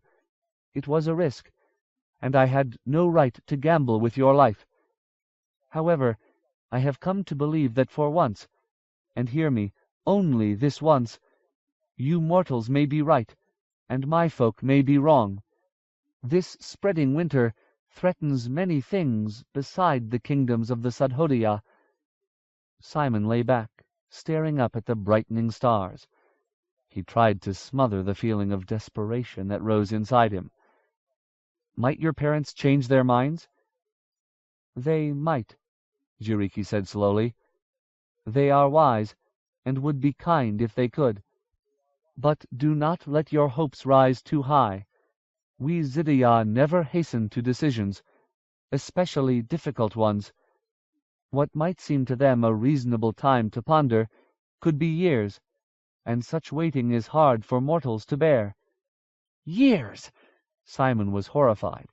He suddenly understood the beast that would gnaw off its own leg to escape a trap. Years! I am sorry, showman. Jiriki's voice was hoarse, as though with great pain, but his golden features still showed little emotion. There is one hopeful sign, but do not read too much into it. The butterflies remain. What? At the Yasira. They gather when great decisions are to be made. They have not flown, so there are things still unresolved. What things? Despite Jiriki's warning, Simon felt a surge of hope. I do not know. He shook his head. Now is the time for me to stay away. At this moment, I am not my father's and my mother's favored voice, so I must wait before I go to them again to make my arguments. Fortunately, first grandmother Amerasu seems to have concerns about my parents' actions, my father's especially. He smiled wryly. Her words carry great weight. Amerasu. Simon knew that name. He inhaled deeply of the night. Suddenly it came back to him, a face more beautiful and yet undeniably more ancient than even those of Jiriki's ageless parents. Simon sat up. Do you know, Jiriki, I saw her face once in the mirror. Amerasu, the one you call first grandmother. In the mirror?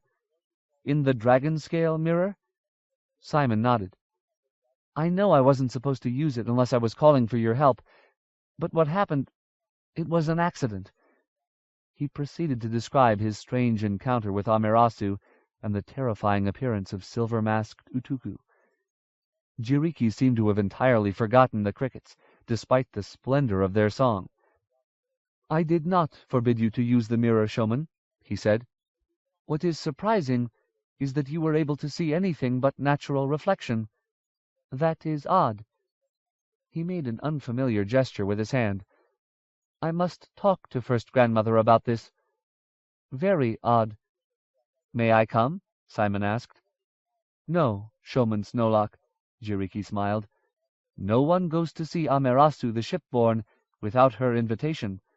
Even Root and Bow, what you would call her nearest kin, must ask very respectfully for such a favor. You do not know how astonishing it is that you saw her in my mirror.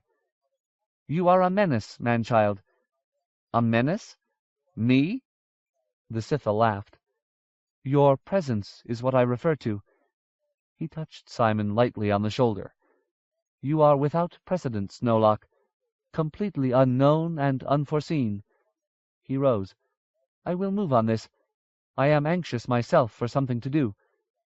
Simon, who had never been good at waiting, was left alone with the pond, the crickets, and the unreachable stars. It all seemed so strange. One moment he had been fighting for his life, perhaps even for the survival of all Austenard, struggling against bone-weariness and dark magic and terrible odds. A moment later he had been snatched out of winter and dropped headlong into summer, out of hideous danger and into boredom. But, Simon realized, it was not even so simple as that. Just because he had been removed from the world did not mean that the problems he had left behind were solved. On the contrary, somewhere out there, living or dead in the snowy woods beyond Jiaowei was his horse Homefinder and its terrible burden, the sword Thorn, for which Simon and his friends had crossed hundreds of leagues and shed precious blood. Men and Scythia alike had died to find that blade for Joshua. Now, with the sword perhaps lost in the forest, Simon had been imprisoned as offhandedly as Rachel had once locked him in one of the Hayholt's dark pantries for some trifling misdeed. Simon had told Jiriki about the lost sword, but the Scytha had only shrugged, infuriatingly placid. There was nothing to be done. Simon looked up. He had wandered far up the river bank in the stillness of early afternoon. Jiriki's house, with its tapestry of knots, had fallen out of sight behind him. He sat down on a stone and watched a white egret stilt out into one of the river's shallow backwaters, bright eyes staring obliquely, pretending disinterest to allay the fears of any wary fish. He was sure that at least 3 weeks had passed since he had come to the valley. For the last few days his imprisonment had seemed almost a sort of terribly dull joke, one that had gone on too long, and now threatened to spoil everyone's enjoyment. "What can I do?" In frustration he scrabbled up a twig from the dirt and sent it spinning out onto the water. "There's no way to leave." Thinking back on the grand failure of his first escape, and the other confirming experiments that had followed, Simon made a noise of disgust and threw another twig out onto the river. Every attempt to find his way out had left him back in the center of Jiaowei. "How could I have been such a mooncalf?" he thought sourly. "Why should I think it would be so easy to walk away from here, when Aditu and I had to walk clear out of winter to arrive?" The stick whirled for a moment, spinning like a weather vane, then was sucked under by the gentle current. "That's me," he thought. "That's what I'll be like as far as these Scythy folk are concerned. I'll be around for a little while. Then, before they even realize I'm getting old, I'll be dead." The thought brought a lump of terror into his throat. Suddenly he wanted nothing more than to be around his own short-lived kind, even Rachel the dragon, rather than these soft-spoken, cat-eyed immortals. Filled with restlessness, he sprang up from the river-bank, kicking his way through the reeds as he pushed back toward the path. He almost bumped into someone, a Scytha man, dressed only in a pair of thin, loose-fitting blue breeches, who stood in the undergrowth and gazed out toward the river. For a moment Simon thought this stranger had been spying on him, but the fine-boned face showed no expression at Simon's approach. The Scytha continued to stare out past him as the youth walked by. The stranger was singing quietly to himself, a breathy melody of sibilances and pauses. His attention was fixed on a tree growing out of the river-bank, half submerged in the current. Simon could not restrain a grunt of irritation. What was wrong with these people? They wandered around like sleepwalkers, said things that made no sense. Even Jiriki sometimes talked mysterious, circular nonsense, and the prince was by far the most direct of this tribe. And they all looked at Simon as though he were an insect, when they bothered to notice him at all.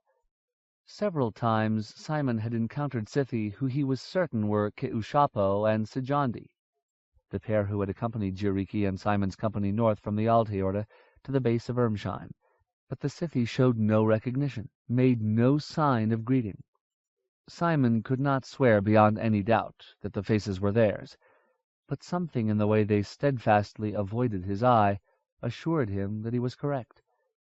After the journey across the northern waste, both Jiriki's kinsman Anai and the Erkenlandish soldier Grimric had died on the Dragon Mountain Ermsheim, beneath the icy waterfall known as the Udun tree. They had been buried together, mortal and immortal, something which Jiriki had said was unprecedented, a binding between their two races unknown for centuries. Now Simon, a mortal, had come to forbidden Zhao Tenukai. Keushapo and Sajandi might not approve of his being here, but they knew he had saved their prince Jiriki, and they knew Simon was Hikastaja, an arrow-bearer. So why should they avoid him so completely? If Simon was wrong in his identification, it should still be simple enough for the real pair to seek him out, since he was the only one of his kind among their folk. Were they so angry at his being here that they could not even greet him? Were they in some way embarrassed for Jiriki that the prince should have brought such a creature to their secret valley? Then why did they not say so, or say something? At least Jiriki's uncle, Kendraja Aro, made his dislike of mortals plain and public. Thinking of these slights put Simon in a foul humor. He muddled his way up the stream bank, fuming. It took all his restraint not to turn back to the river-watching Sitha and shove his handsome alien face into the mud. Simon struck out across the valley, not with any idea of escape this time, but rather to walk off some of his restless irritation. His stiff-legged strides carried him past several more Sithi. Most walked by themselves, although a few strolled in unspeaking pairs. Some looked at him with unblinking interest. Others did not seem to notice him at all. One group of 4 sat quietly listening to the singing of a 5th, their eyes intent on the delicate gliding movements of the singer's hands. "Merciful Adon," he grumbled to himself. "What are they thinking about all the time? They're worse than Dr. Morghenis." Although the doctor, too, had been prone to long silences, unbroken but for his distracted, tuneless humming, at least at the end of a day he would unstop a jug of beer and teach Simon some history, or make suggestions about his apprentice's rather blobby handwriting. Simon kicked a fir cone and watched it roll. He did have to admit that the Sithi were beautiful. Their grace, the flowing line of their garments, their serene faces, all made him feel like some mud-covered mongrel bumping against the table linens of a great lord's house. Though his captivity infuriated him, sometimes a cruel inner voice whispered that it was only justice. He had no right to be in this place, and having come, an urchin like Simon should never be allowed to return and sully the immortals with his tales. Like Jack Mundwoda's man Oskal in the story, he had gone down into a fairy mound. The world could never be the same. Simon's pace slowed from an angry march to a slouch. Before long he began to hear the steady ringing of water on stone. He looked up from his grass-stained boots to discover that he had wandered right across the valley into the shade of the hills. A stirring of hope made itself felt inside him. He was near the pools, as Aditya had called them. The summer gate stood nearby. It seemed that by not thinking about finding his way out, he had been able to do what he had failed so miserably to accomplish in days past. Trying to imitate the degree of not caring that had brought him this far, Simon wandered off the path, angling toward the sound of splashing water, staring up into the overarching trees with what he hoped was suitable nonchalance. Within a few steps he had left the sunlight and entered the cool shadow of the hills, where he made his way up grass-tangled slopes carpeted in shy blue gillyflowers and white star blooms. As the song of falling water grew louder, he had to restrain himself from breaking into a run. Instead, he stopped to rest against a tree, precisely as if he were in the middle of a contemplative walk. He stared at the stripes of sunshine lancing down through the leaves and listened to his own gradually slowing breath. Then, just when he had nearly forgotten where he was going, did he only fancy that he could hear the rush of water suddenly increase? He started up the hill once more. As he reached the summit of this first slope, certain that he would see the bottommost of the pools before him, he found himself standing instead on the rim of a circular valley. The valley's upper slopes were covered by a host of white birch trees whose leaves were just now turning summer yellow. They rattled softly in the breeze, like bits of golden parchment. Beyond the birches, the next level of the valley was thickly grown with silvery-leaved trees that trembled as the wind continued its sweep down toward the valley floor. At the base of the circular valley, in the depths within the ring of silver leaves, lay a vegetative darkness, that Simon's eyes could not pierce. Whatever things grew there also took the wind in their turn. A sort of clattering whisper arose from the valley's shadowed depths, a sound that might have been the scraping of breeze-blown leaves and branches, or just as easily the hiss of 1,000 slim knives being drawn from 1,000 delicate sheaths. Simon let out his pent-up breath.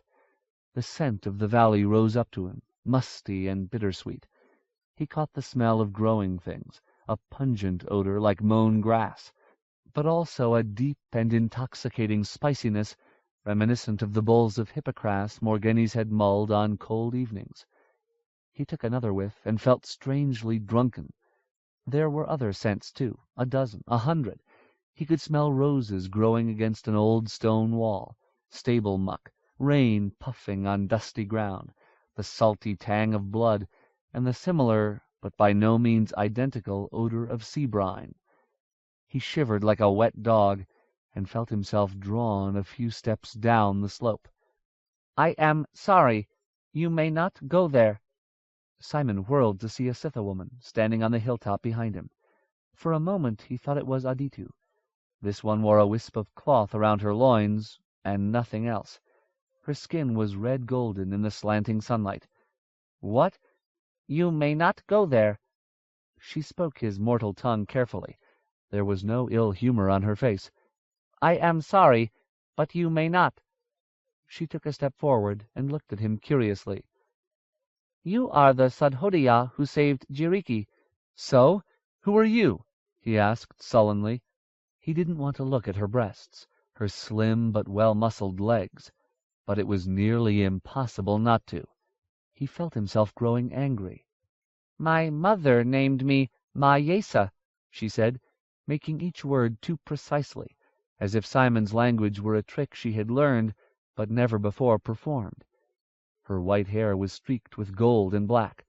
Staring at her long, coiled tresses, a safe place to let his eyes rest, Simon suddenly realized that all the Scytha had white hair, that the myriad of different rainbow colors that made them seem like outlandish birds were just dyes. Even Jiriki, with his odd heather-flower shade. Dyes. Artifice. Just like the harlot women that Father Dreason had ranted about during his sermons in the Hayholt Chapel. Simon felt his anger deepening. He turned his back on the Scytha woman and started downward into the valley. "Come back, Showman Snowlock," she called. "That is the year-dancing grove. You may not go there." "Stop me," he growled. Maybe she would put an arrow in his back. He had seen Aditu's terrifying facility with a bow just a few mornings before, when Jiriki's sister had put 4 arrows side by side into a tree limb at 50 paces. He had little doubt that others of her sex were just as competent, but at this moment he cared little. "Kill me if you want to," he added, then wondered if such a remark might strain his luck. Half hunching his shoulders, he strode down the slope into the whispering birches. No arrow came, so he risked a backward look. The one called Mayesa still stood where he had left her. Her thin face seemed puzzled.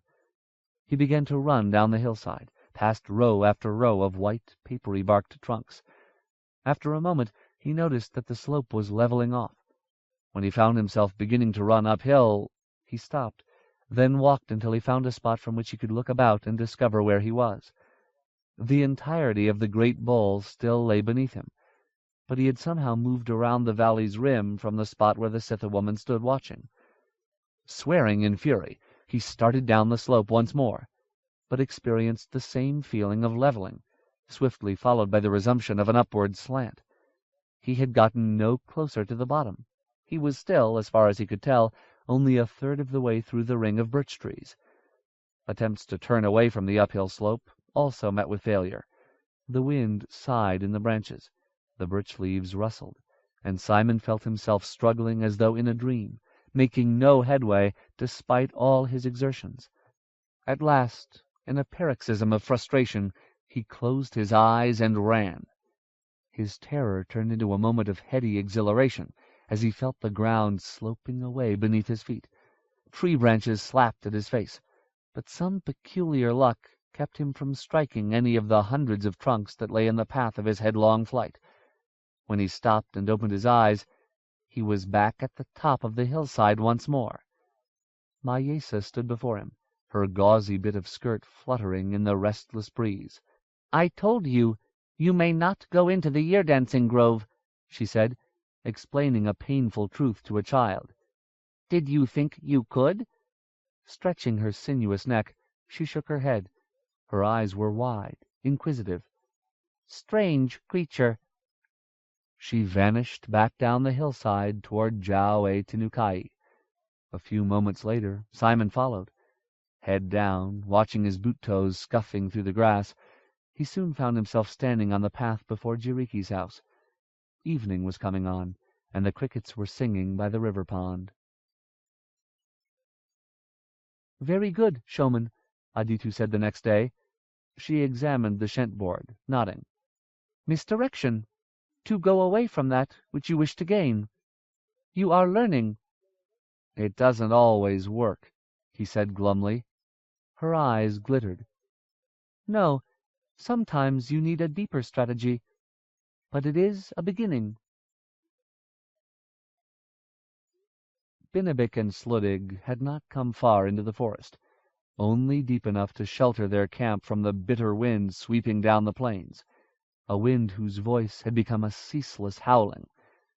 The horses shifted uneasily on their tethers, and even Kantaka seemed restless. She had just returned from her third excursion into the forest, and now sat with ears erect, as though listening for some expected but none the less dire warning. Her eyes gleamed with reflected firelight. "Do you think we are any safer here, little man?" Sluddig asked, sharpening his sword. "I think I would rather face the empty plains than this forest." Binabik frowned. "Perhaps, but would you rather also be facing hairy giants like those we saw?" The White Way, the great road that spanned the northern borders of Aldheorda, had turned at last by the forest's easternmost edge, leading them south for the first time since they had come down off the old Tumatai road with Simon many days earlier. Not long after the southward turn, they had spotted a group of white shapes moving in the distance behind them, shapes that they both realized could be nothing but Hunin. The giants, once unwilling to leave their hunting lands at the foot of Stormspike, now seemed to range the length and breadth of the Northland. Remembering the destruction that a band of these creatures had wreaked on their large traveling party, neither Troll nor Rimmersgarder had any false hopes that the two of them could survive an encounter with the shaggy monstrosities. "What makes you sure we are any safer because we have come a few furlongs into the woods?" demanded Sluddig. "Nothing that is certain," Binabik admitted, "but I know that the small, creeping diggers are reluctant to tunnel into Aldheorda. Perhaps the giants may be having similar reluctance." Sluddig snorted, and made the blade rasp loudly on the whetstone. "And the Huni that Joshua killed near Naglamund, when the boy Simon was found? That one was in the forest, was it not?" "That giant was driven to there," Binabik said irritably. He pushed the second of the leaf-wrapped birds into the coals. "There are no promises in life, Sluddig, but it seems to me smarter to take fewer chances."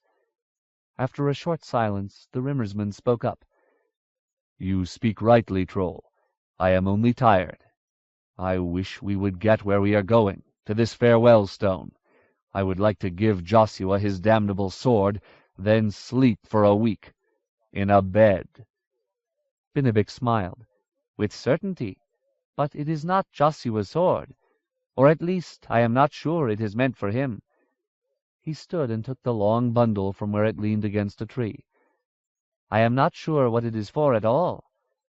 Binabik's fingers unwrapped the blade, allowing its dark surface to show.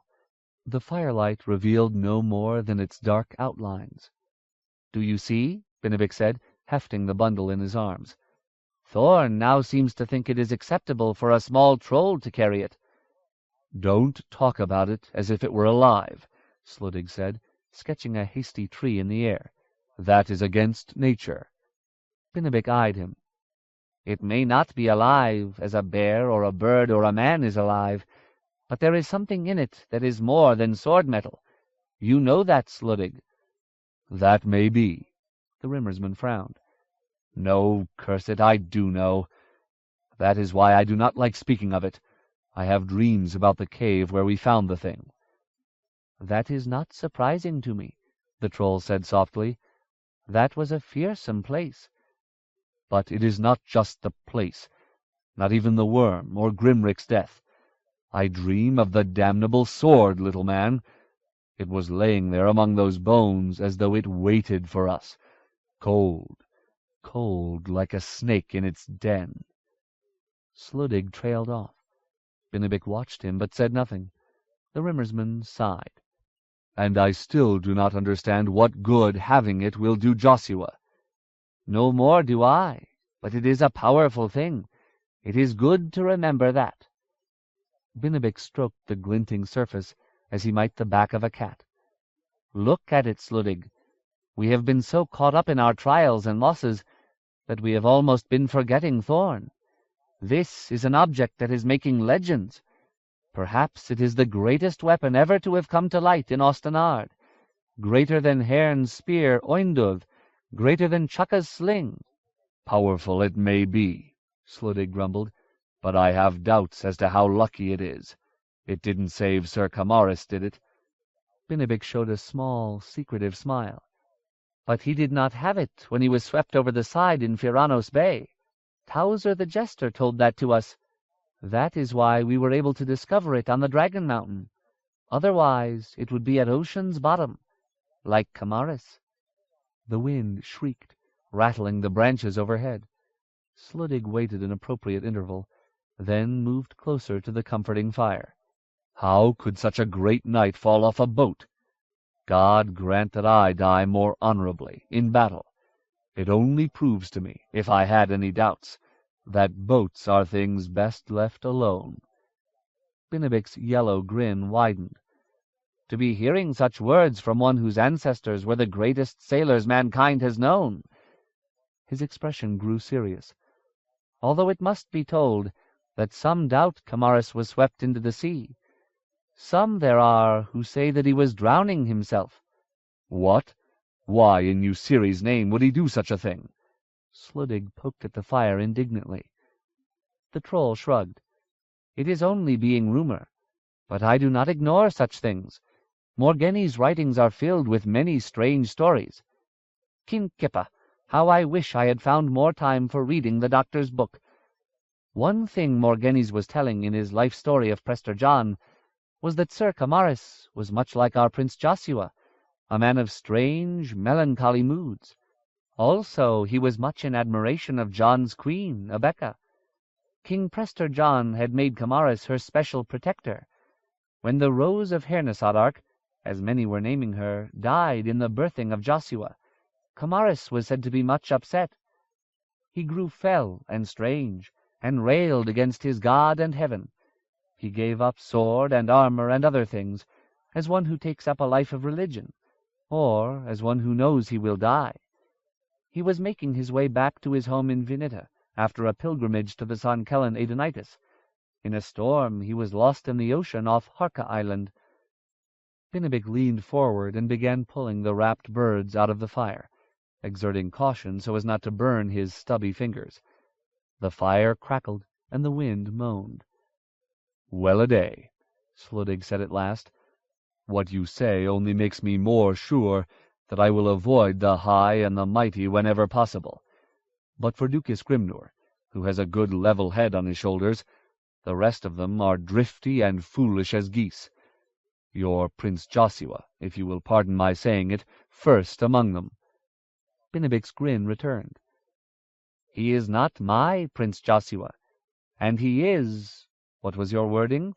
Drifty, but not foolish at all, and he may be our last hope for staving off the coming storm."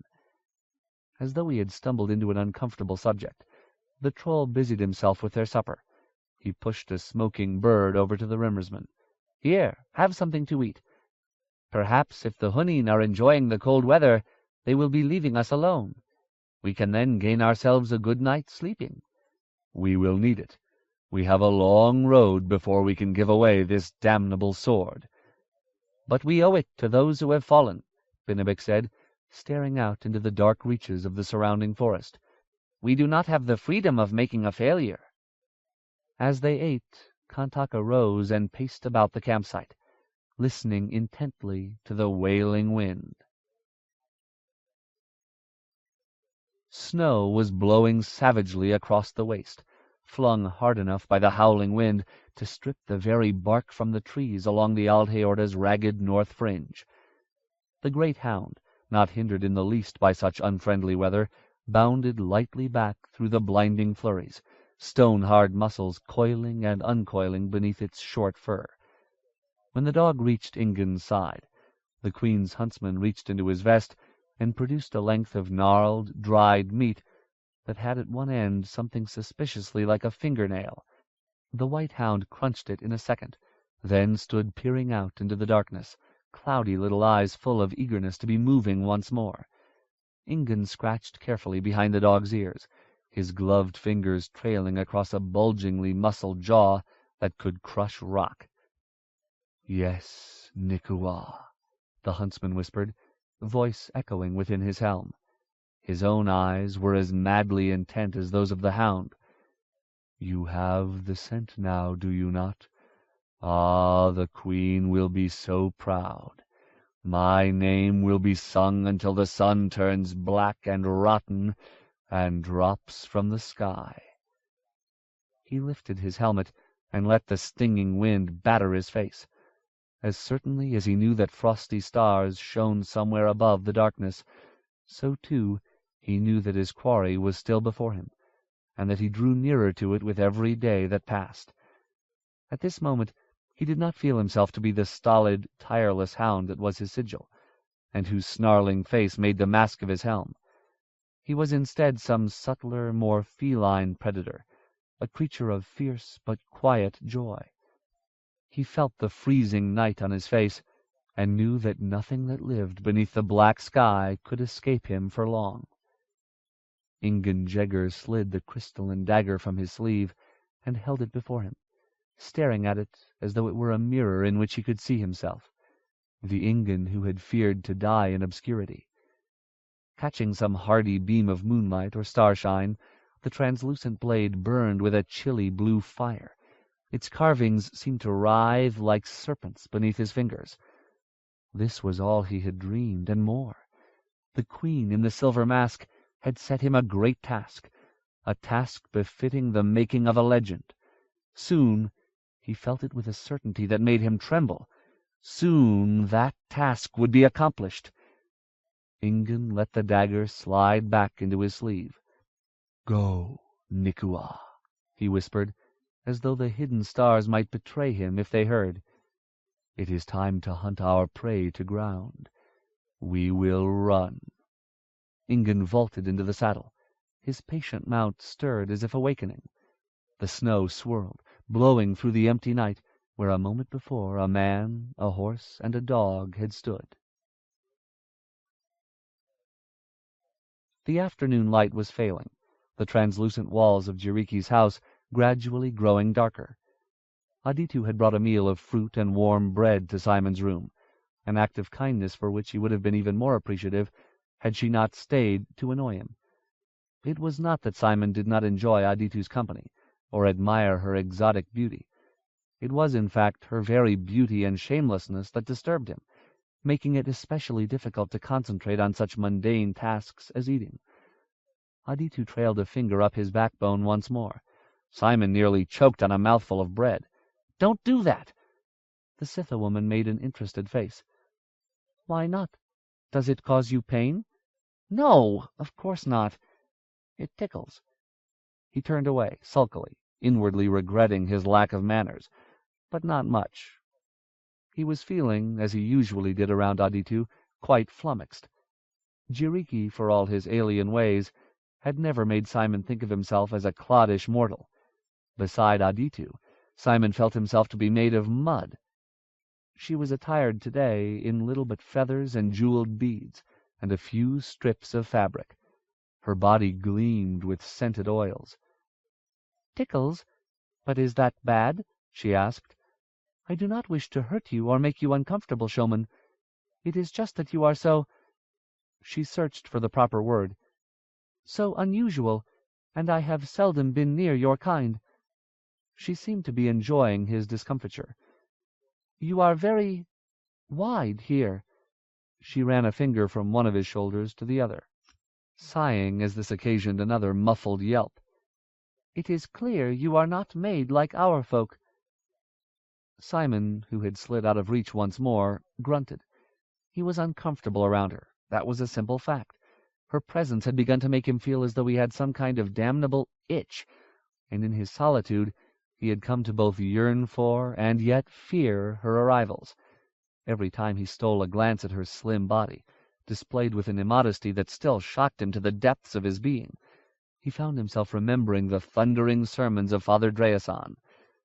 Simon was astonished to discover that the priest, whom he had always thought an idiot, had been right after all. The devil did make snares for the flesh. Just watching Aditu's lissome, cat-like movements filled Simon with a squirming consciousness of sin. It was the more terrible, he knew, because Jiriki's sister was not even of his own kind. As the priest had taught, Simon tried to keep the pure face of Alicia, the Mother of God, before him, when he was confronted by the temptation of flesh. Back in the hayhold, Simon had seen that face in hundreds of paintings and sculptures, in countless candle-lit shrines.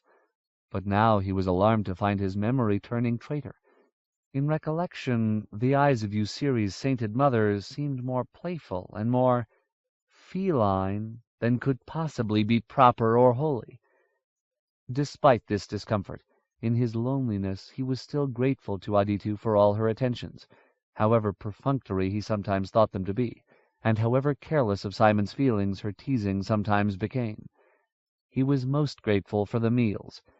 Jiriki was seldom at home of late, and Simon was more than a little uncertain about which of the fruits, vegetables, and less familiar plants growing in the prince's extensive forest gardens could be safely eaten.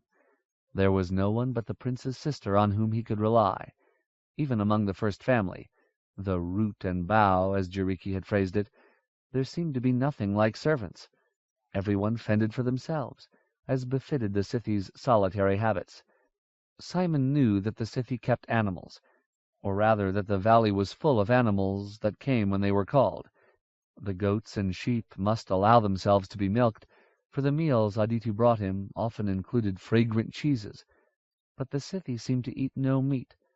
Simon often thought longingly about all those trusting animals wandering the paths of Jau-e Tinukai. He knew he would never dare do anything about it, but, Adon, wouldn't a leg of mutton be a fine thing to have? Aditu poked him again. Simon stolidly ignored her. She got up and walked past the nest of soft blankets that was Simon's bed, stopping before the billowing blue wall. The wall had been scarlet when Jiriki first brought him, but Simon's Scytha host had somehow changed its color to this more soothing cerulean. When Aditu brushed it with her long-fingered hand, the fabric slid away like a drawn curtain, revealing another larger room beyond. "Let us return to our game," she said. "You are too serious, man-child." "I will never be able to learn it," Simon muttered. "You do not apply yourself. Jiriki claims you have a good mind, although my brother has been wrong before." Aditu reached into a fold in the wall and produced a crystal sphere, which began to glow at her touch. She placed it on a simple tripod of wood, letting its light spread through the darkened room, then took a carved wooden case from beneath the colorful shentboard and removed the polished stones that served as playing pieces. "I think I had just made myself an acre of woodlarks. Come, showman, play, and don't pout. You had a good idea the other day, a very clever idea, fleeing that which you truly sought." She stroked his arm, making the hairs stand up, and gave him one of her strange Scythy smiles, full of impenetrable significance. "Showman has other games to play tonight." Jiriki stood in the doorway, dressed in what appeared to be ceremonial attire, an intricately embroidered robe in varied shades of yellow and blue. He wore soft grey boots. His sword in dredgew dangled at his hip in a scabbard of the same grey stuff, and 3 long white heron feathers were braided into his hair. "He has received a summons." Aditya carefully set the pieces on the board. "I shall have to play by myself, then, unless you are staying, Willow Switch." She gazed from beneath lowered lids. Jiriki shook his head. "No, sister. I must be showman's guide." "Where am I going?" Simon asked. "Summoned by who?" "By first grandmother." Jiriki lifted his hand and made a brief but solemn gesture. "Amaterasu the shipborne has asked to see you." Walking in silence beneath the stars, Simon thought about the things he had seen since leaving the hayholt. To think that once he had feared he would live and die a castle drudge. Was there to be no end to the strange places he must go, to the strange people he must meet? Amaterasu might be able to help him, but still he was growing weary of strangeness. Then again, he realized with a flutter of panic, if Amaterasu or some other did not come to his aid, the lovely but limited vistas of Jiao Tenukai might be all he would ever see again. But the strangest thing, he thought suddenly, was that no matter where he went or what he saw, he always seemed to remain the same old Simon, a little less mooncalfish perhaps, but not very different from the clumsy kitchen boy who had lived at the hayholt. Those distant, peaceful days seemed utterly gone, vanished without hope of reclamation. But the Simon who had lived them was still very much present. Morghenes had told him once to make his home in his own head. That way, home could never be taken from him. Was this what the doctor meant? To be the same person no matter where you went, no matter what madness occurred? Somehow that didn't seem quite right. "I will not burden you with instructions," Jiriki said suddenly, startling him. "There are special rites to be performed before meeting the first grandmother, but you do not know them, nor could you perform all of them, even if they were told to you. I do not think that cause to worry, however. I believe Amaterasu wishes to see you because of who you are and what you have seen, not because she wishes to watch you perform the 6 songs of respectful request." "The 6 what?" "It is not important. But remember this. Although first grandmother is of the same family as Aditya and myself, we are both children of the last days. Amaterasu shipborne was one of the first speaking creatures to set foot on Ostenard. I say this not to frighten," he added hurriedly, seeing Simon's distressed, moonlit expression, "but only to have you know she is different even than my father and mother." The silence returned as Simon pondered this. Could the handsome, sad-faced woman he had seen really be one of the oldest living things in the world? He did not doubt Jiriki, but his own wildest thoughts, stretched to their limits, still could not encompass the prince's words. The winding path led them across a stone bridge. Once over the river, they made their way into the more heavily wooded part of the valley. Simon did his best to take note of what paths they took, but found that the memories quickly melted away, insubstantial as starlight. He remembered only that they crossed several more streams, each seeming slightly more melodious than the last, until they finally entered into a part of the forest that seemed quieter. Among these thickly knotted trees, even the cricket songs were hushed. The tree branches swayed, but the wind was silent. When they finally stopped, Simon found to his surprise that they stood before the tall, cobwebbed tree he had found in his first attempt at escape.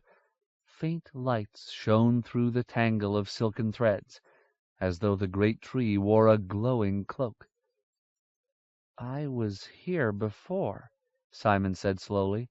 The warm, still air made him feel at once drowsy and yet keenly alert. The prince looked at him and said nothing, but led him toward the oak. Jiriki set his hand to the moss-covered door, set so deeply into the bark that the tree might have grown around it. "We have permission," he said quietly.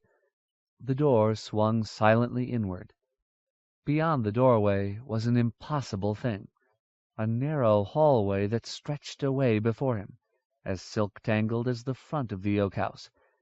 Tiny lights, no larger than fireflies, burned within the matted threads, filling the passageway with their flickering light. Simon, who could have sworn guiltlessly on a holy tree that nothing lay behind the spreading oak but more trees, took a step back through the doorframe to see where such a hallway could possibly be hidden. Could it pass down into the ground somehow? But Jiriki took his elbow and gently steered him across the threshold once more. The door fell shut behind them. They were completely surrounded by lights and silken webs, as though they moved through the clouds and among the stars. The curious sleepiness was still upon Simon. Every detail was sharp and clear, but he had no idea how long they spent walking in the scintillant passage. They came at last to a more open place, a chamber that smelled of cedar and plum blossoms and other scents more difficult to identify. The minute and inconstant lights were fewer here, and the wide room was full of long, shuddery shadows.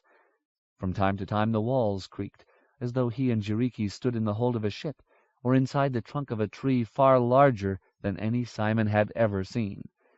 He heard a sound as of water slowly dripping, like the last drops of a rainstorm trickling from willow branches into a pool. Half-visible shapes lined the dark walls, things shaped like people. They might have been statues, for they were certainly very still.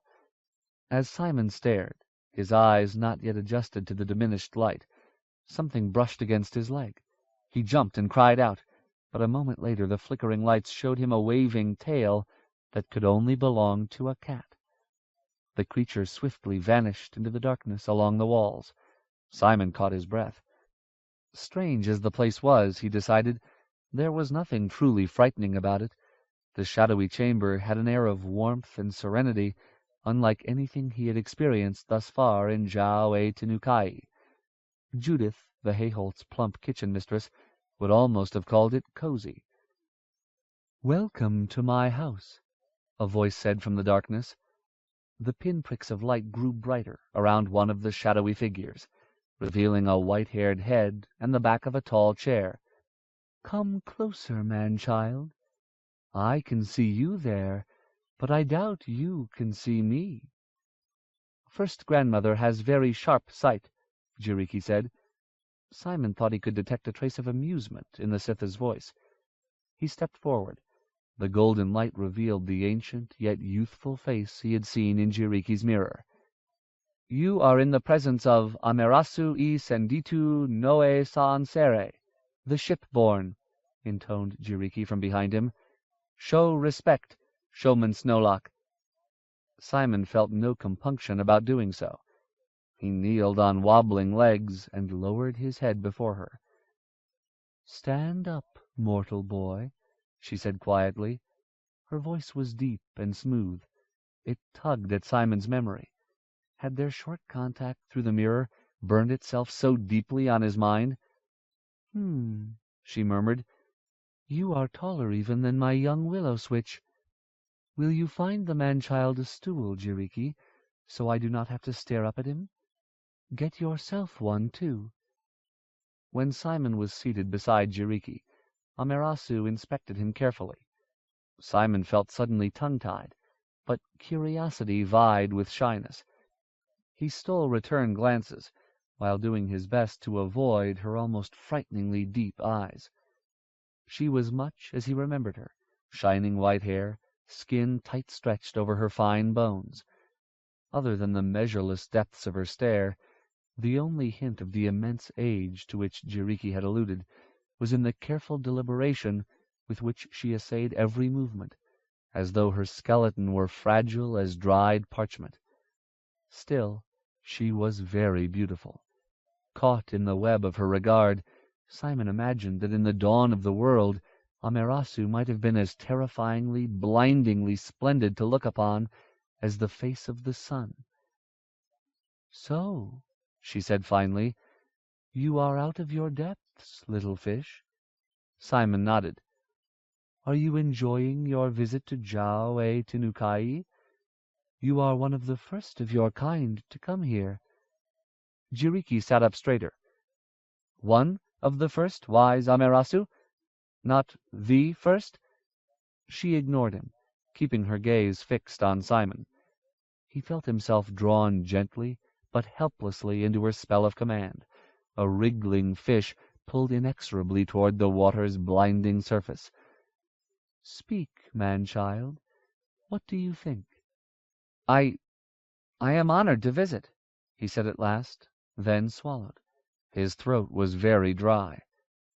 "Honored, but I don't want to stay in this valley. Not forever." Amaterasu leaned back in her chair. He felt himself held more loosely, though the power of her presence was still strongly upon him. "I am not surprised." She took a long breath, smiling sadly. "But you would have to be prisoned here a long while before you would be as weary of this life as I am." Jiriki stirred. "Should I leave first, grandmother?" His question gave Simon a faint tremor of fright. He could feel the Scytha woman's great kindness and great pain, but she was so fearfully strong. He knew that if she wished, she could keep him here forever, just with the power of her voice and those compelling labyrinthine eyes. "Should I leave?" Jiriki asked again. "I know it pains you to hear me speak so, Willow-Switch," Amaterasu said, "but you are dearest of all my young ones, and you are strong. You can hear truth." She shifted slowly in her chair, long-fingered hands settling on the breast of her white robe. "You too, man-child, have known loss. That is in your face. But though every loss is grave, the lives as well as losses of mortals appear and fade as swiftly as the seasons turn the leaves. I do not mean to be cruel, neither do I seek pity, but not you or any other mortal has seen the dry centuries roll past, the hungry millennia, seen the very light and color sucked out of your world, until nothing remains but juiceless memories." Strangely, as she spoke, her face seemed to grow more youthful, as though her grief were the most vital thing left in her. Now Simon could see much more than a hint of her former splendor. He lowered his head, unable to speak. "Of course you have not," she said, a slight tremor in her voice. "I have. That is why I am here in the dark. It is not that I fear the light, or that I am not strong enough to stand day's brightness." She laughed, a sound like a whippoorwill's mournful call.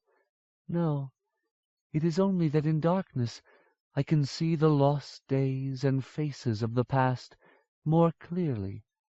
Simon looked up. "You had 2 sons," he said quietly. He had realized why her voice seemed so familiar. "One of them went away." Amerasu's face hardened. "Both of them are gone. What have you told him, Jiriki? These are not tales for the small hearts of mortals." "I told him nothing, first grandmother." She leaned forward intently. "Tell me of my sons. What old legends do you know?" Simon swallowed. "One son was hurt by a dragon. He had to go away. He was burned, like me." He touched his own scarred cheek. The other is the Storm King." As he whispered this last, Simon looked around, as though something might step toward him out of the deep shadows. The walls creaked and water dripped, but that was all. "How do you know this?" "I heard your voice in a dream." Simon searched for words. "You spoke in my head for a long time when I was sleeping." The Scytha woman's beautiful face was grave. She stared at him as though something hidden within him threatened her. "Do not be afraid, man-child," she said at last, reaching out with her slender hands. "Do not fear, and forgive me." Amerasu's cool, dry fingers touched Simon's face. The lights streamed like shreds of lightning, then flickered and faded, dropping the chamber into utter darkness. Her grip seemed to tighten. The blackness sang. There was no pain, but somehow Amaterasu was inside his head, a forceful presence so intimately connected to him at that moment that he felt shockingly, terrifyingly raw, an exposure far more profound than any merely physical nakedness. Sensing his terror, she calmed him, cradling his secret self like a panicking bird until he was no longer afraid. First Grandmother then began to pick delicately through his memories, probing him with gentle but purposeful thoroughness. Dizzy snatches of thought and dream fluttered past, swirling like flower petals in a windstorm. Morghenes and his countless books, Miriam L. singing, seemingly meaningless fragments of conversation from Simon's days in the Hayholt. The night of Visterborg and the dreadful grey sword spread through his mind like a dark stain, followed by the silver face of Utuku and the 3 swords from his vision in the house of Jaloi. Plump Scody and the thing that had laughed in the courtyard flames whirled and melted into the lunacy of the Udon tree and the emotionless eyes of the great white worm Igjarjuk. Thorn was there too, a black slash across the light of recollection. As the memories flew by, he again felt the burning pain of the dragon's blood, and the fearful sense of connection to the spinning world, the sickening vastness of the hope and pain of all living things. At last, like the tatters of a dream, the pictures faded. The lights came back slowly. Simon's head was cradled in Jiriki's lap. The wound on his cheek was throbbing. "Forgive me, First Grandmother," Jiriki said, as though from a great distance. "But was that necessary? He would have told you all he knew." Amaterasu was silent for a long time. When she spoke, it was with great effort. Her voice seemed older than before. "He could not have told me all, Willowswitch. Those things that to me seem most important, he is not even aware that he knows." She turned her eyes down to Simon, her face full of weary kindness. "I am truly sorry, man-child. I had no right to plunder you that way. But I am old and frightened, and I have little patience left. Now I am more frightened than ever." She tried to pull herself up. Jiriki reached out to help, and she rose unsteadily from her chair and vanished into the shadows. She returned a moment later with a cup of water, which she held to Simon's lips with her own hands. He drank thirstily. The water was cold and sweet, with just a savor of wood and earth, as though it had been scooped from the trunk of a hollow tree. In her white robe, Simon thought, Amaterasu looked like some pale and radiant saint from a church picture. "What did you do?" he asked as he sat up. There was a buzzing sound in his ears, and small shining flecks dancing before his eyes. "Learned what I needed to learn," Amaterasu said. "I knew that I had seen you in Jiriki's mirror, but I thought that a fluke, a mischance. The road of dreams has changed much of late, and has become as obscure and unpredictable to even the experienced as it once was for those who only travelled it in sleep. I see now that our earlier meeting was no accident of fate." "Do you mean that your meeting with Simon was intended by someone, First Grandmother?" Jiriki said. "No, I mean only that the boundaries between those worlds and ours are beginning to weaken. Someone like this man-child, who has been pulled one way and another, who through true chance or some unimaginable design has been dragged into many powerful and dangerous connections between the dream world and the waking—" She trailed off, seating herself carefully once more before continuing. "It is as though he lived on the edge of a great wood. When the trees begin to spread outward, it is his house that first has roots across the threshold. When the wolves of the forest begin to grow hungry, it is beneath his window that they first come howling." Simon struggled to speak. "What did you learn from my memories about Inaluki?" Her face became impassive. "Too much.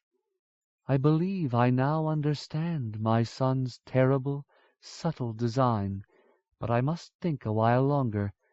Even in this hour I must not be frightened into foolish haste." She lifted a hand to her brow. "If I am correct, our danger is graver than we ever guessed. I must speak to Shima Onari and Likimea. I only hope they listen, and that time has not passed us by. We may be starting to dig the well as our houses burn down." Jiriki helped Simon sit up. "My father and mother must listen. Everyone knows your wisdom, first grandmother." Amaterasu smiled sadly. "Once the women of the house Sa-Ansere were the keepers of lore. The final word belonged to the eldest of the house. When Genjiana of the Nightingales saw the right of things, she spoke, and it was so. Since the flight, things have changed." Her hand fluttered in the air like a bird alighting. "I am certain your mother will listen to reason. Your father is good, Jiriki, but in some ways he dwells even more deeply in the past than I do." She shook her head. "Forgive me. I am weary, and I have much to think about. Otherwise I would not talk so uncarefully, and especially in front of this boy." She extended her hand toward Simon, brushing his cheek with her fingertip. The pain of his old burn became less. As he looked at her solemn face and the weight she seemed to carry, he reached up and touched her retreating hand. "Jiriki spoke to you truthfully, man-child," she said. "For better or for worse, you have been marked. I only wish I could give you some word to help you on your journey." The light faded again. Simon let Jiriki lead him out in darkness. 26. Painted Eyes. Miriamele leaned against the railing, watching the bustle and activity of the docks. Vinita was not a large island, but its ruling Benadryvana house had provided Nabon's final 2 imperators, as well as its 3 dukes under Prester John's kingship. It had also been the birthplace of the legendary Kamaris, but even so great a knight was accorded only a middling high place in Vinita's luminous, hero-studded history. The port was a busy one. With Benegaris on the ducal throne, the fortunes of Vinita still ran high. Aspidas Previs and his captain had gone down into the town to accomplish their business. What that might be, Miriamele could not say. The Earl had intimated that he had some important mission, direct from Duke Benegaris, but that was as far as he would discuss the subject. Aspidas had bade both Miriamele and Kadrach stay on board until he returned, suggesting that the port was not the place for a noble lady to wander, and that he had not enough men-at-arms available to handle his own affairs safely and still detach a pair of soldiers for their protection. Miriamele knew what this meant. Whatever Aspidas thought of her, however he valued her beauty and company, he did not intend to give her the chance to slip away. Perhaps he harbored some doubts about her story, or simply worried that she might be persuaded to leave by Kadrach, who had made little attempt to disguise his growing hatred of the Earl of Aidna and Drina. She sighed, gazing sadly at the rows of tented booths that ran along the dock front, each one festooned with flags and crammed with goods for sale. Hawkers cried their wares as they shuffled along the road, carrying their stock on their backs in huge overstuffed bags. Dancers and musicians performed for coins, and the sailors of various boats mingled with Vinita's residents in a shouting, laughing, swearing throng.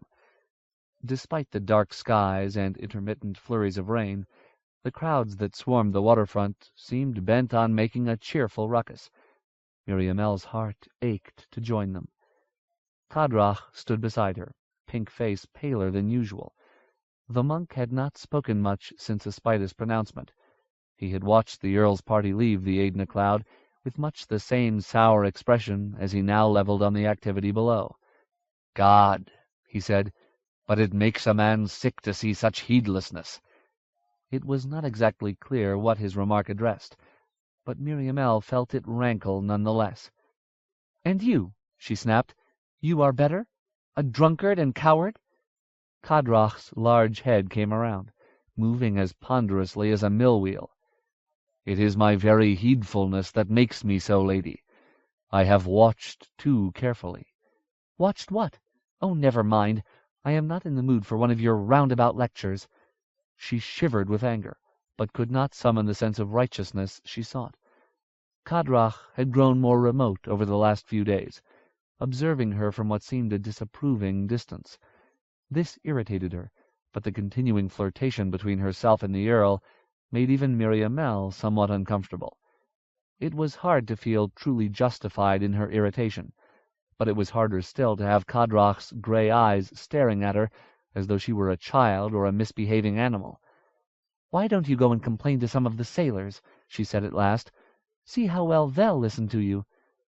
The monk folded his arms. He spoke patiently, but did not meet her eyes. "Will you not listen to me, lady, this last time? My advice is not half so bad as you make out, and you know it. How long will you listen to the honeyed words of this court beauty? You are like his little bird that he takes from the cage to play with, then puts back. He does not care for you." "You are a strange person to talk of that, Brother Kadrach. The Earl has given us the captain's cabin, fed us at his own table, and treated me with complete respect." Her heart sped a little as she remembered Aspidas' mouth at her ear, his firm, gentle touch. "You, on the other hand, have lied to me, taken money for my freedom, and struck me senseless. Only a madman could put himself forward as the better friend after all that." Now Kadrach did lift his eyes, holding her gaze for a long moment. He seemed to be looking for something, and his probing inspection brought warmth to her cheeks. She made a mocking face and turned away. "Very well, lady," he said. From the corner of his eye she saw him shrug and walk off down the deck. "It seems they teach little of kindness or forgiving in Usiri's church these days," he said over his shoulder. Miriamele blinked back angry tears. "You are the religious man, Kadrach, not me. If that is true, you are the best example." She did not receive much pleasure from her own harsh rejoinder. When she had tired of watching the dockyard crowds, Miriamele went down to her cabin. The monk was sitting there, staring resolutely at nothing. Miriamele did not want to speak to him, so she turned and made her way above deck once more, then paced restlessly back and forth along the length of the Aidna cloud. Those of the ship's crew who had remained on board were refitting her for the outgoing voyage, some clambering in the rigging, checking the state of the sails, others effecting various small repairs here and there about the deck. This was to be their only night on Vinita, so the crewmen fairly flew through their tasks in a hurry to get ashore. Soon Miriamele found herself at the rail by the top of the gangplank, staring down once more at the eddying citizenry of the island. As the cool, moist wind ruffled her hair, she found herself thinking about what Kadrach had said. Could he be right? She knew that Aspidas had a flattering tongue, but could it be possible he did not care for her at all? Miriamele remembered their first night on deck, and the other sweet and secret kisses he had stolen from her since, and knew that the monk was wrong. She did not pretend that Aspidas loved her with all his soul. She doubted that her face tormented him at sleeping time, as his did to her, but she also knew beyond question that he was fond of her, and that was more than could be said of the other men she knew. Her father had wanted her to marry that horrible, drunken braggart Fengbald, and her uncle Joshua had just wanted her to sit quietly and not cause him any trouble. But there was Simon, she thought, and felt a flicker of warmth cut through the grey morning. He had been sweet in his foolish way, yet brave as any of the noblemen she had seen. But he was a scullion, and she a king's daughter. And what did it matter, anyway? They were on opposite sides of the world. They would never meet again. Something touched her arm, startling her. She whirled to find the wrinkled face of Gan Etai gazing up into hers. The Niski's usual look of wily good humor was absent. "Girl, I need to speak to you," the old one said. "For what?" Something in the Niski's expression was alarming. "I had a dream about you, and about bad times." Gan Etai ducked her head, then turned and looked out to sea before turning back. "The dream said you were in danger, The Niski broke off, looking past Miriamele's shoulder. The princess leaned forward. Had she misheard, or had Ganatai been about to call her by her true name? But that could not be. No one beside Kadrach knew who she was, and she doubted that the monk would have told anyone on the ship. What such news might bring was too unpredictable, and Kadrach was trapped out on the ocean just as she was. No, it must have been only the Niski's odd way of speaking. "Ho, lovely lady!" a cheerful voice rang up from dockside. "It is a wet morning, but perhaps you would like to see Vineta?" Miriamele whirled. Aspidas stood at the base of the gangplank with his men-at-arms. The Earl wore a beautiful blue cloak and shiny boots. His hair danced in the wind. "Oh, yes," she said, pleased and excited. "How wonderful it would be to get off this ship! I'll be right down." When she turned, Ganatai had vanished. Miriamele frowned slightly, puzzled. She suddenly thought of the monk sitting stone-faced in the cabin they shared, and felt a twinge of pity for him. "Shall I bring Brother Kadrach?" she called down. Aspidas laughed. "Certainly. We may find use in having a holy man with us who can talk us out of temptations. That way we may come back with a few quintus pieces left in our purses." Miriamele ran downstairs to tell Kadrach. He looked at her oddly, but drew on his boots, then carefully chose just the right heavy cloak before following her back up the ladder. The wind rose, and the rain showers became heavier. Although at first it was enough merely to walk along the busy waterfront with the handsome, sociable Earl beside her, soon Miriamele's excitement at being off the ship began to wear away. Despite the pushing crowd, Vineta's narrow streets seemed sad and gray. When Aspidas bought her a chain of bluebells from a flower-seller and tenderly hung them around her neck, she found it all she could do to smile for him. "It is the weather," she guessed. "This unnatural weather has turned high summer into a dismal gray murk, and put the cold right into my bones." She thought of her father sitting alone in his room, of the chilly, distant face he sometimes wore like a mask that he had come to wear more and more frequently in her last months in the Hayholt.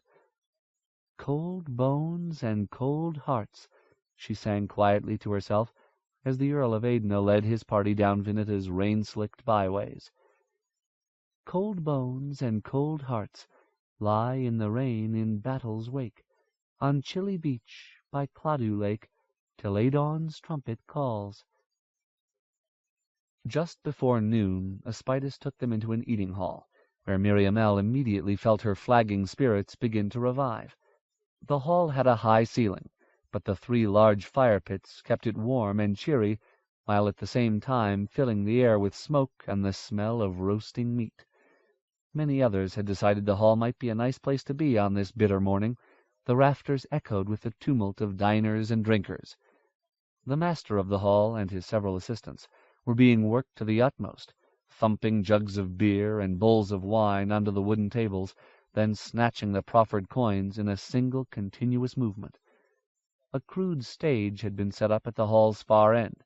At the moment a boy was juggling between acts of a puppet play, doing his best to keep several sticks in the air while suffering the drunken jests of spectators, using his feet, his only available extremities, to stop the occasional coin that came bouncing up onto the stage.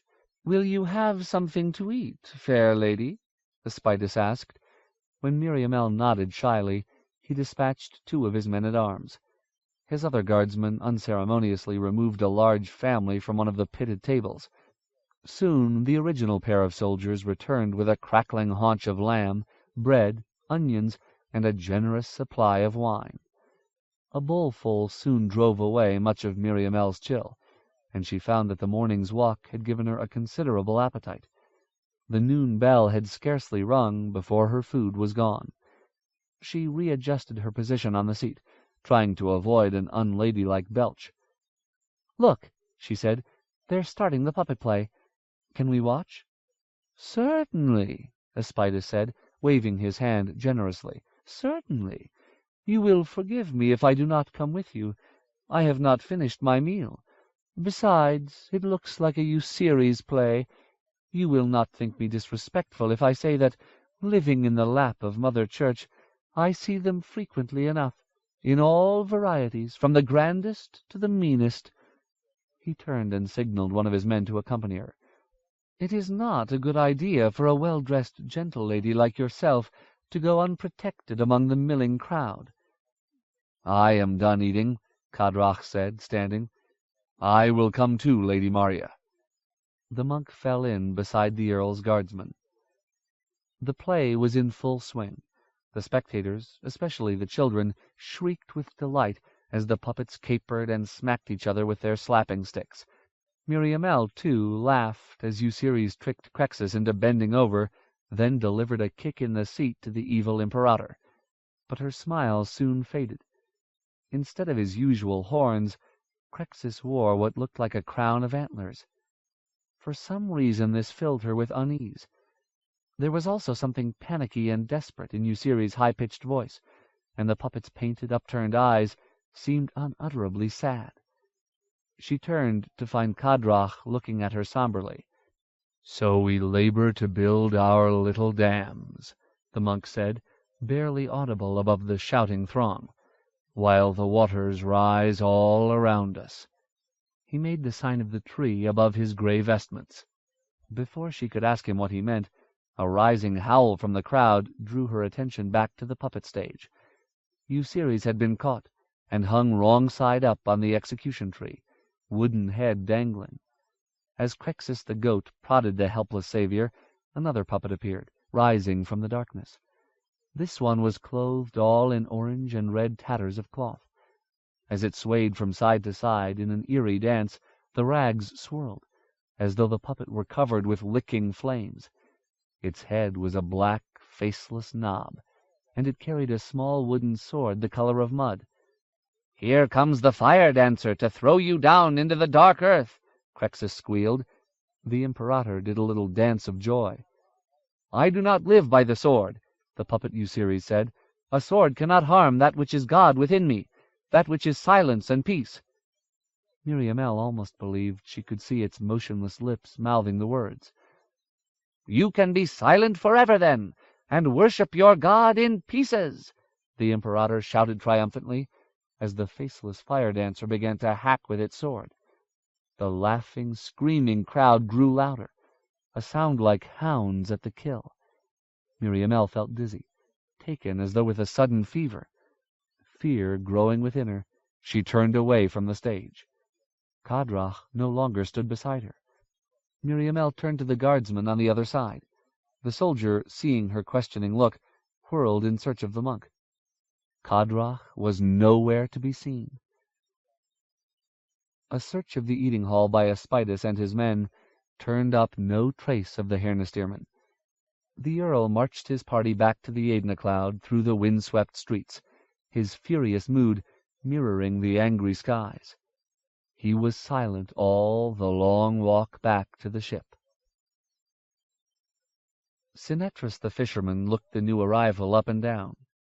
The stranger was a full head taller than him, broad as a gate, and soaking wet from the rain that hammered on the ceiling of the boat-stall. Sinetras weighed the advantages and disadvantages of circling slowly around this newcomer until he could address the man from outside the tiny shelter. The disadvantages of such a plan were clear. It was the kind of day today that made even the hardiest shiver by the fire and praise God for roofs.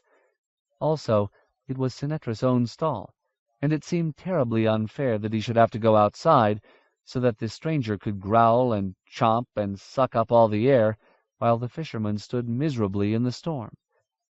The advantages, however, were equally clear. If he were outside, Sinetras could run for his life when this panting madman finally became murderous. "I don't know what you're saying, Father. There are no boats out today. You see how it is." Sinetras gestured out at the sheeting rain, flung almost sideways by the force of the wind. The religious man stared at him furiously. The gigantic monk, if that was indeed what he was, had gone quite red and mottled in the face, and his eyebrows twitched. Strangely enough, Sinetras thought the monk seemed to be growing a beard. His whiskers were longer than even a week's razorless travel would cause. To the best of the fisherman's knowledge, Aidenite monks did not wear beards. Then again, this one was some kind of barbarous northerner by his accent, a Rimmersman or some such.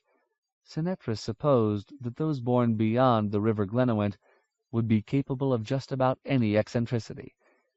As he looked at the ragged whiskers and the chafed pink skin gleaming beneath, his unwholesome opinion of the monk grew more pronounced. This was definitely a man with whom to have as little to do as possible. "I don't think you understand me, fisherman," the monk hissed, leaning forward and squinting in a truly frightening way. "I have come nearly through hell itself to get this far. I'm told that you are the only one who would take his boat out in such bad weather, and that the reason is because you overcharge." A beefy hand closed on Senetris' arm, occasioning a squeal of shock. "Splendid. Cheat me, rob me, I don't care. But I'm going down coast to Quantitypul, and I'm tired of asking people to take me. Do you understand?" "But you could go overland," Senetris squeaked. "This is no weather to be on the water." "And how long would it take to go overland from here?" "A day. 2, perhaps. Not long." The monk's grip on his arm tightened cruelly. "You lie, little man. In this weather, through that marshy ground, it would take me a solid fortnight. But you're rather hoping I'll try, though, aren't you? Hoping I'll go away and sink into the mud somewhere." An unpleasant smile flitted across the monk's broad face. "No, father, no. I would never think so of a holy man." "That's strange, because your fellow fishermen tell me you've cheated everyone, monks and priests by the score among them. Well, you shall have your chance to help a man of God, and you shall have your just and more than ample payment." Senetris burst into tears, impressing even himself. "But, Eminence, we truly dare not go out in such weather." As he said it, he realized that for once he was telling the truth, and not merely trying to raise his price. This was weather that only a fool would brave. His pleading took on a note of greater desperation. "We will drown. You, God's holiest priest, and poor Senetris, hard-working husband and father to 7 lovely children." "You have no children, and pity the woman who will ever be your wife. I talked to your fishing fellows, don't you remember? You are the scum that even Père Druin the mercenary has driven from her shores. Now, name your price, damn you. I must get to Quantitypul as soon as possible." Senetris sniffled a bit to give himself time to think. The standard ferrying charge was 1 kinnis, but with rough weather, and they certainly had that today, with no exaggeration, 3 or even 4 kinnis would not be out of line. 3 gold imperators. He waited for the bellow of anger. When none came, he thought for a delirious moment he might have made his summer's income in 2 days. Then he saw the pink face drawing close, until the monk's breath was hot on his cheeks. "You worm," the monk said softly. "There is a difference between simple robbery and rape. I think I should just fold you up like a napkin and take the damnable boat, leaving a gold imperator for your imaginary widow and 7 non-existent brats, which is more than the whole leaky thing is worth." 2 gold imperators, Eminence? 1 for my widow, 1 to purchase a mansa for my poor soul at the church? 1, and you know that is a gross overpayment. It is only because I am in a hurry, and we will leave now." "Now? But the boat is not fitted out." "I'll watch." The monk let go of Senetris' throbbing wrist and folded his arms across his broad chest. "Go ahead now. Hop to it." "But, kind father, what about my gold piece?" "When we get to Quantitypul. Do not fear you will be cheated, as you have cheated others. Am I not a man of God?" The strange monk laughed. Senetris, snuffling quietly, went looking for his oars. "You said you had more gold." Charistra, the proprietress of the inn known as Pelippa's Bowl, put on a practised look of disgust. "I treated you like a prince, you, a little marshman, and you lied to me. I should have known better than to trust a dirty Ranaman." Tiamak struggled to keep his temper. "I think, good lady, that you have done very well from me. I paid you on arrival with 2 gold imperators." She snorted, Well, it's all spent. In a fortnight? You accuse me of lying, Charistra, but that might as well be theft. How dare you speak that way to me? You had the best accommodations, and the services of the best healer in Quantitypul. The ache of Tiamoc's wounds only added to his anger. If you are referring to that drunken person who came to twist my leg and hurt me, I am sure his fee was scarcely more than a bottle or two of fern beer. As a matter of fact, he appeared to have enjoyed the payments of a few other victims before he came here. The irony, to think that Tiamoc, author of the soon-to-be definitive revision of Sovereign Remedies of the Rana Healers, should be forced into the care of a dry-land butcher. Anyway, I am lucky I kept my leg, he growled. Besides, you moved me out of the best accommodations quickly enough. Tiamoc waved his thin arm at the nest of blankets he now shared with Kallio, the simple-minded doorkeeper. The innkeeper's frown turned into a smirk. Aren't you very high and cocksure for a marshman? Well, get on with you, then. Go to some other inn and see if they'll treat a Ranaman as kindly as Charistra has. Tiamoc choked back a furious reply. He knew he must not let his anger get the better of him. He was being dreadfully cheated by this woman, but that was how things always went when Ranamen put their fortunes in the hands of drylanders. He had already failed his tribe, on whose behalf he had sworn to go to Naban and argue their case against higher tribute. If he were thrown out of Polypus' bowl, he would fail Morghenes as well, who had explicitly asked for him to stay at this inn until he was needed. Tiamoc offered a short prayer for patience to he who always steps on sand. If his staying in such a place was so important to Denivin and Morghenes, couldn't they at least have sent him money with which to pay for it? He took a deep breath, hating to grovel before this red-faced woman. "It is foolish to fight, good lady," he said finally. "I am still expecting that my friend will show up, bringing more gold."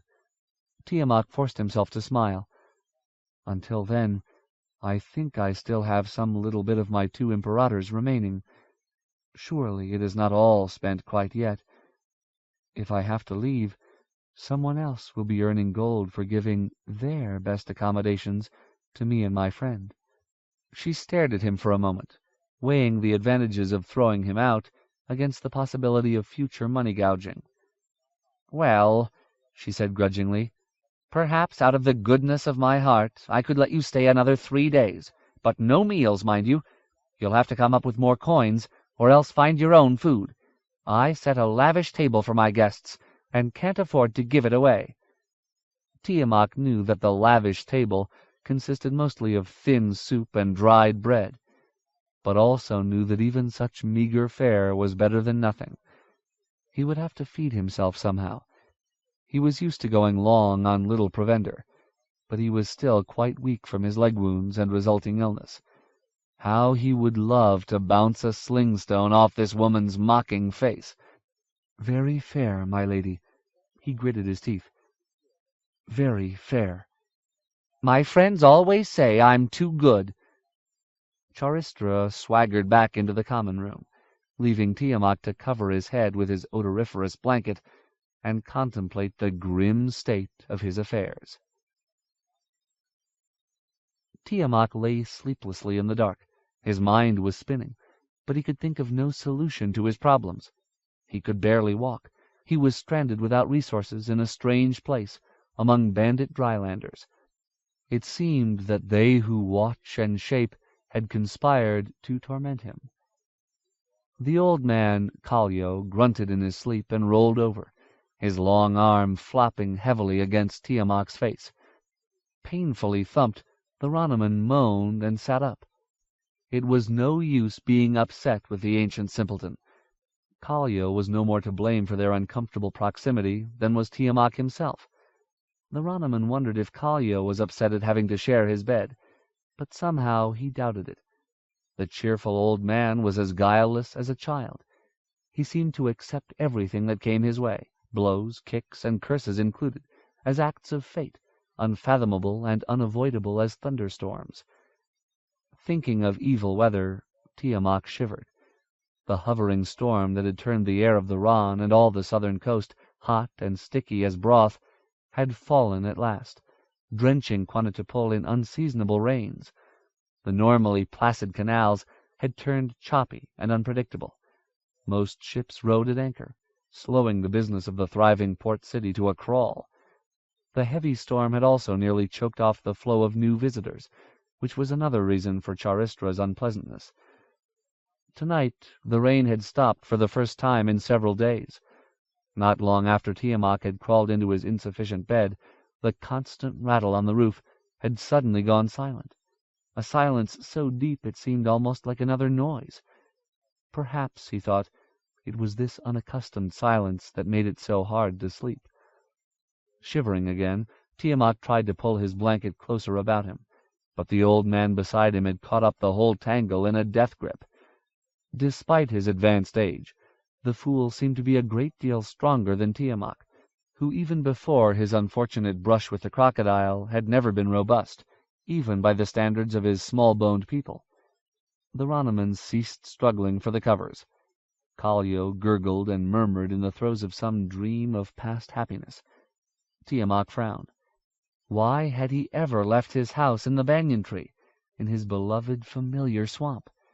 It was not much, but it was his, and unlike this draughty, damp boathouse, it had always been warm. This was more than just night-cold, he realized suddenly, racked by more shivers. There was a chill in the air that pierced the chest like daggers. He initiated another doomed struggle for blankets, then sat up again in despair. Perhaps the door had been left open? Giving vent to a full-throated groan of anguish, he crawled away from his bed, forcing himself to stand. His leg throbbed and burned. The tosspot healer had said that his poultices would take the pain away soon enough, but Tiamat had little faith in such an obvious drunkard, and so far his doubts had been borne out. He limped slowly across the rough wood floor, doing his best to avoid the two upended boats that dominated the room. He managed to stay near the wall, and thus evade these large obstacles, but a hard stool leaped up before him and cruelly battered his good shin, so that for a moment Tiamat had to stop and bite his lip as he rubbed the leg, holding in a screech of pain and anger that he feared would have no ending. Why had he, and he alone, been singled out for such ill treatment? When he could walk once more, he continued with even more care, so that his journey to the door seemed to take hours. When he reached it at last, he discovered to his immense disappointment that the door was shut. There seemed little more he could do to prevent himself from spending a sleepless and freezing night. As he thumped his hand against the frame in frustration, the door swung open to reveal the empty pier outside, a dim gray rectangle in the moonlight. A blast of chill air rolled over him, but before he could grasp the elusive handle and pull the door closed again, something caught his eye. Baffled, he took a couple of limping steps out through the doorway. There was something odd about the fine mist that floated down through the moonlight. A long moment passed before Tiamat realized that it was not rain that dotted his outstretched palm, but rather tiny flakes of white. He had never seen this thing before. No Ronoman ever had. But he was unusually well read, and had also heard it described many times in his student days. It took only a moment for him to understand the significance of the downy flakes and the vapor that rose from his own lips to drift and dissipate on the night air. Snow was falling on Quantittapole, in the heart of summer.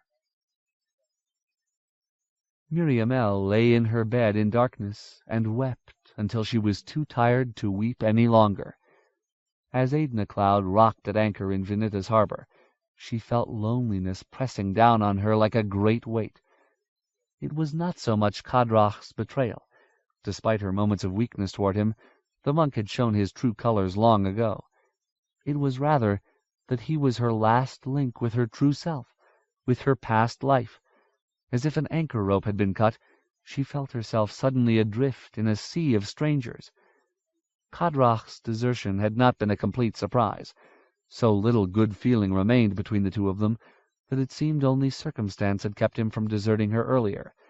She looked back on the cool deliberateness he had shown in selecting his traveling cloak before they left the boat, and saw that he had clearly anticipated this escape. at least from the moment they had been summoned down to Vinita. In a way, he had tried to warn her, hadn't he? On the deck, he had asked her to listen, saying, "This last time." The monk's betrayal was unsurprising, but the pain was no less heavy for that. A long-anticipated blow had fallen at last. Desertion and indifference. That seemed to be the thread that ran through her life. Her mother had died. Her father had changed into something cold and uncaring. Her uncle Joshua had only wished her out of his way. He would deny it, no doubt, but it had been plain in his every word and expression. For a while she had thought Denivin and his master the lector could shelter her, but they had died and left her friendless. Although she knew it was not even remotely their fault, she still could not forgive. No one would help her. The kinder ones, like Simon and the Troll, or dear old Ducas Grimnur, were absent or powerless. Now Kadrach, too, had left her. There must be something inside of her that pushed others away, Miriamele brooded, some stain like the dark discoloration in the white stone canals of Merimund, hidden until the tide went out. Or maybe it was not in her at all, but in the souls of those around her, those who could not stay rooted to obligation, who could not remember their duty to a young woman. And what of Aspidas, the Golden Earl? She had little hope that he would prove more responsible than the others, but at least he cared for her. At least he wanted her for something. Perhaps when all was over, when her father had reshaped the world in whatever way pleased his corrupt fancy, she would be able to find a home somewhere. She would be happy with a small house by the sea, would gladly shed her unwanted royalty like an old snakeskin. But until then, what should she do? Miriamele rolled over and pushed her face into the rough blanket, feeling the bed and the entire ship moving in the sea's gentle but insistent grip. It was all too much, too many thoughts, too many questions. She felt quite strengthless. She wanted only to be held, to be protected, to let time slip away until she could wake into a better world. She cried quietly, fretfully, anchorless on the edge of sleep. The afternoon slipped past. Miriamele lay in the darkness of her cabin, wandering in and out of dreams. Somewhere above, the lookout cried sunset. No other sound intruded but the lap of waves and the muffled cry of seabirds. The ship was all but deserted, the sailing men ashore in Vinita. Miriamele was not surprised when the cabin door quietly opened at last, and a weight pressed down on the bed beside her. Aspida's finger traced her features. Miriamele turned away, wishing she could pull the shadows over her like a blanket, wishing she were a child again, living beside an ocean that was still innocent of Kilpa, an ocean upon whose waves storms touched only lightly and disappeared at the sun's golden rising.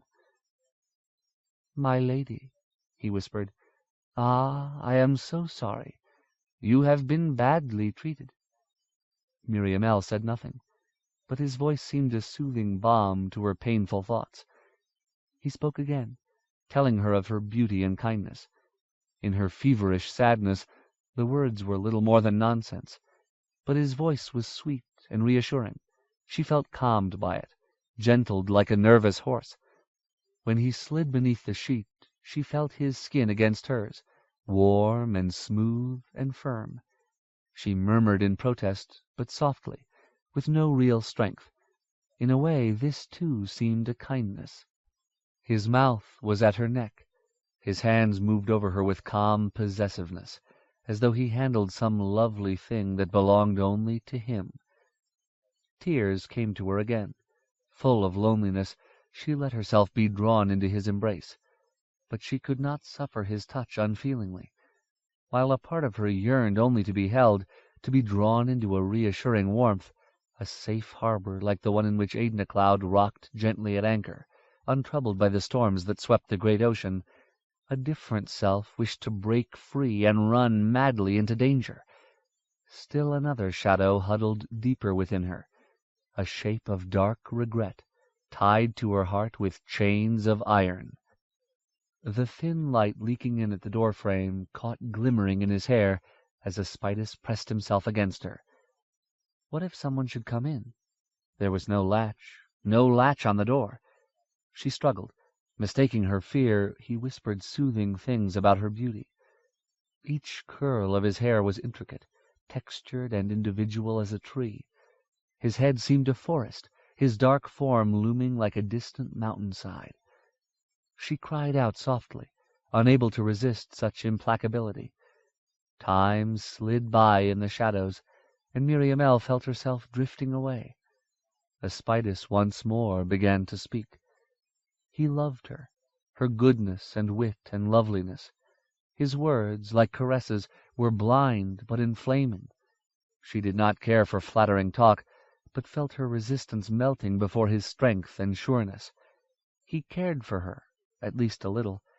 He could hide her away in darkness, pull it around her like a cloak. She would disappear into the deeps of a sheltering forest until the world was right again. The boat swayed gently on the cradling waters. He would protect her from those who would harm her, he said. He would never desert her. She gave herself up to him at last. There was pain, but there were also promises. Miriamele had hoped for nothing more. In a way, it was a lesson the world had already taught her. Awash with strange new feelings, not completely comfortable with any of them, Miriamele sat quietly across the dining table from Aspides, pushing food from one side of her plate to the other. She could not understand why the Earl had forced her to come sit with him in the brightly candlelit room. She could not understand why she was not even slightly in love. A soldier rapped at the doorway, then entered. "We've caught him, lord," the guardsman said. His satisfaction at having redressed the earlier error of the monk's escape was plain in his voice. Miriamele, seated across the table from Earl Aspides, felt herself stiffen. The guardsman stepped aside, and two of his fellows brought Kadrach in, slumped between them. The monk seemed to be having trouble keeping his head up. Had they beaten him? Miriamele felt a sickening pang of regret. She had half hoped that Kadrach would just vanish, so that she would never have to see him again. It was easier to hate him when he was not around.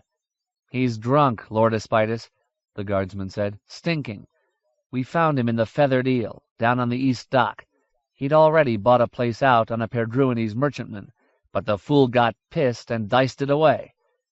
Kadrach looked up blearily, his face slack with despair. Even from across the table Miriamele could smell the stink of wine. "Was 'bout to win it back, too. Would've." He shook his head. "Maybe not. Luck's gone bad. Water's rising." Aspides rose and strode around the table.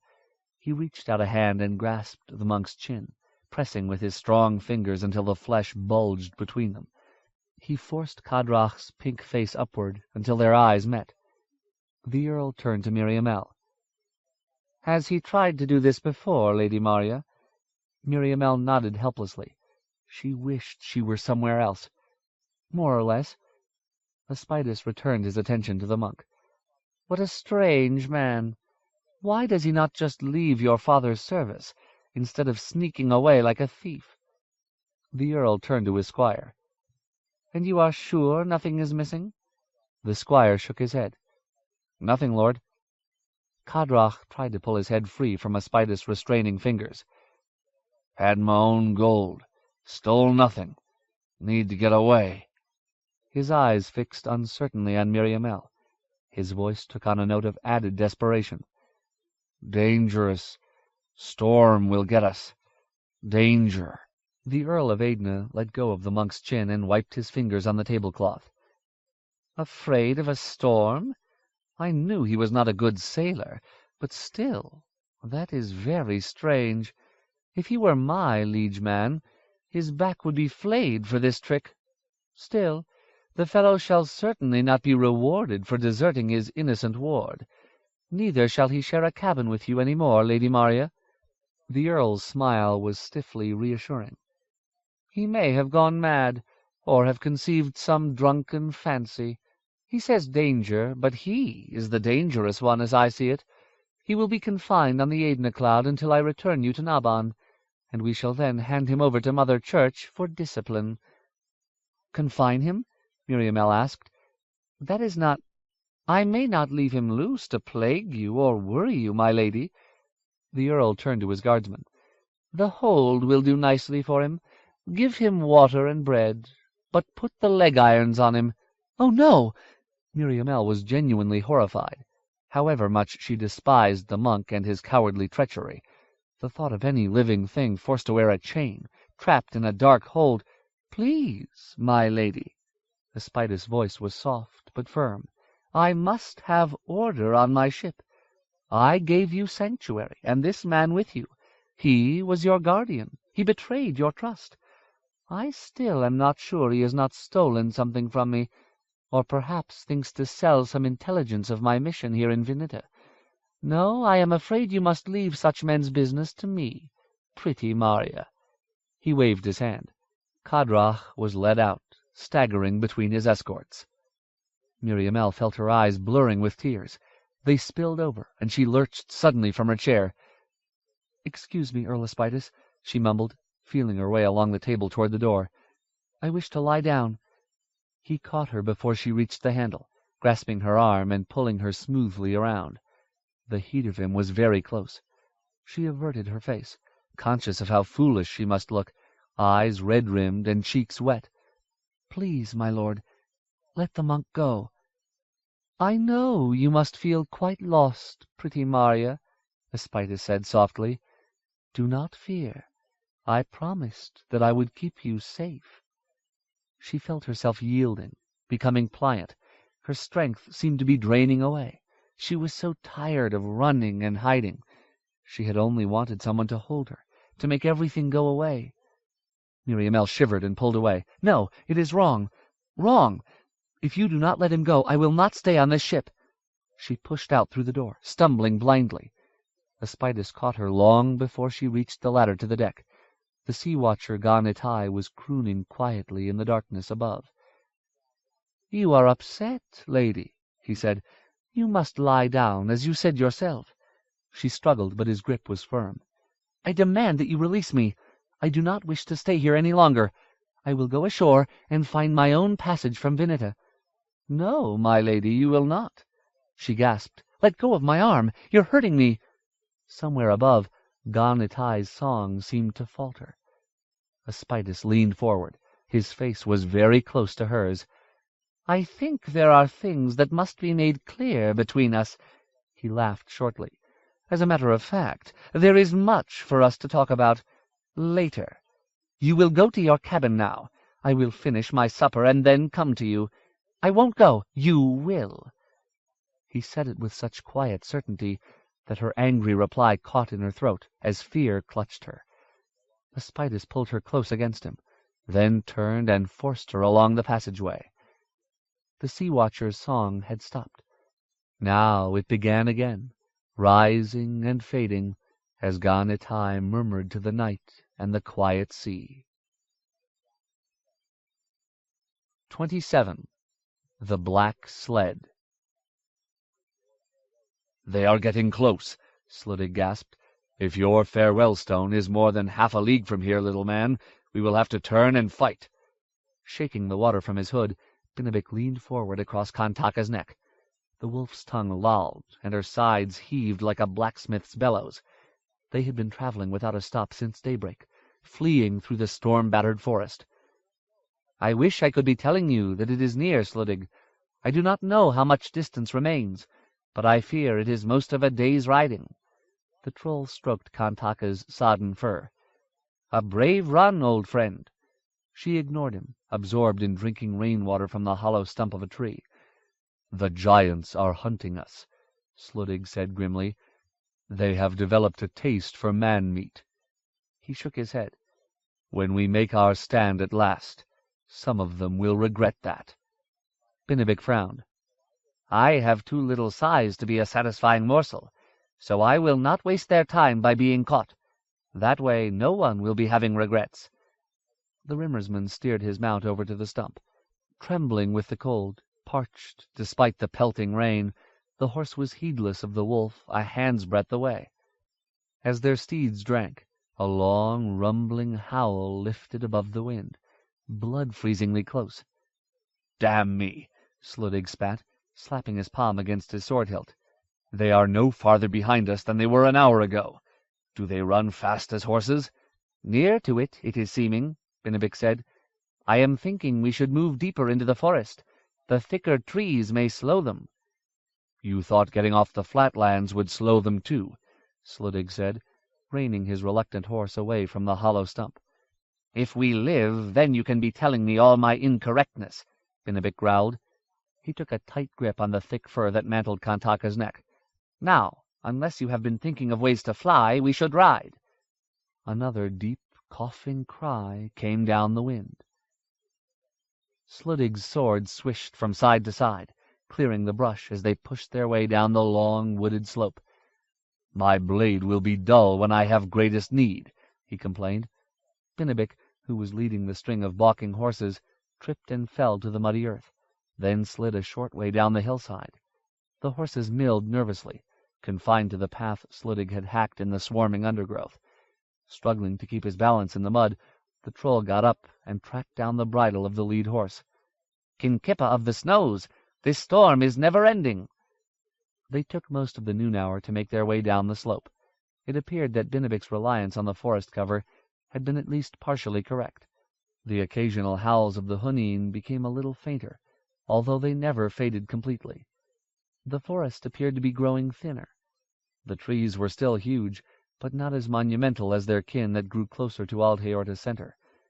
The trees, alder and oak and tall hemlock, were garlanded in looping vines.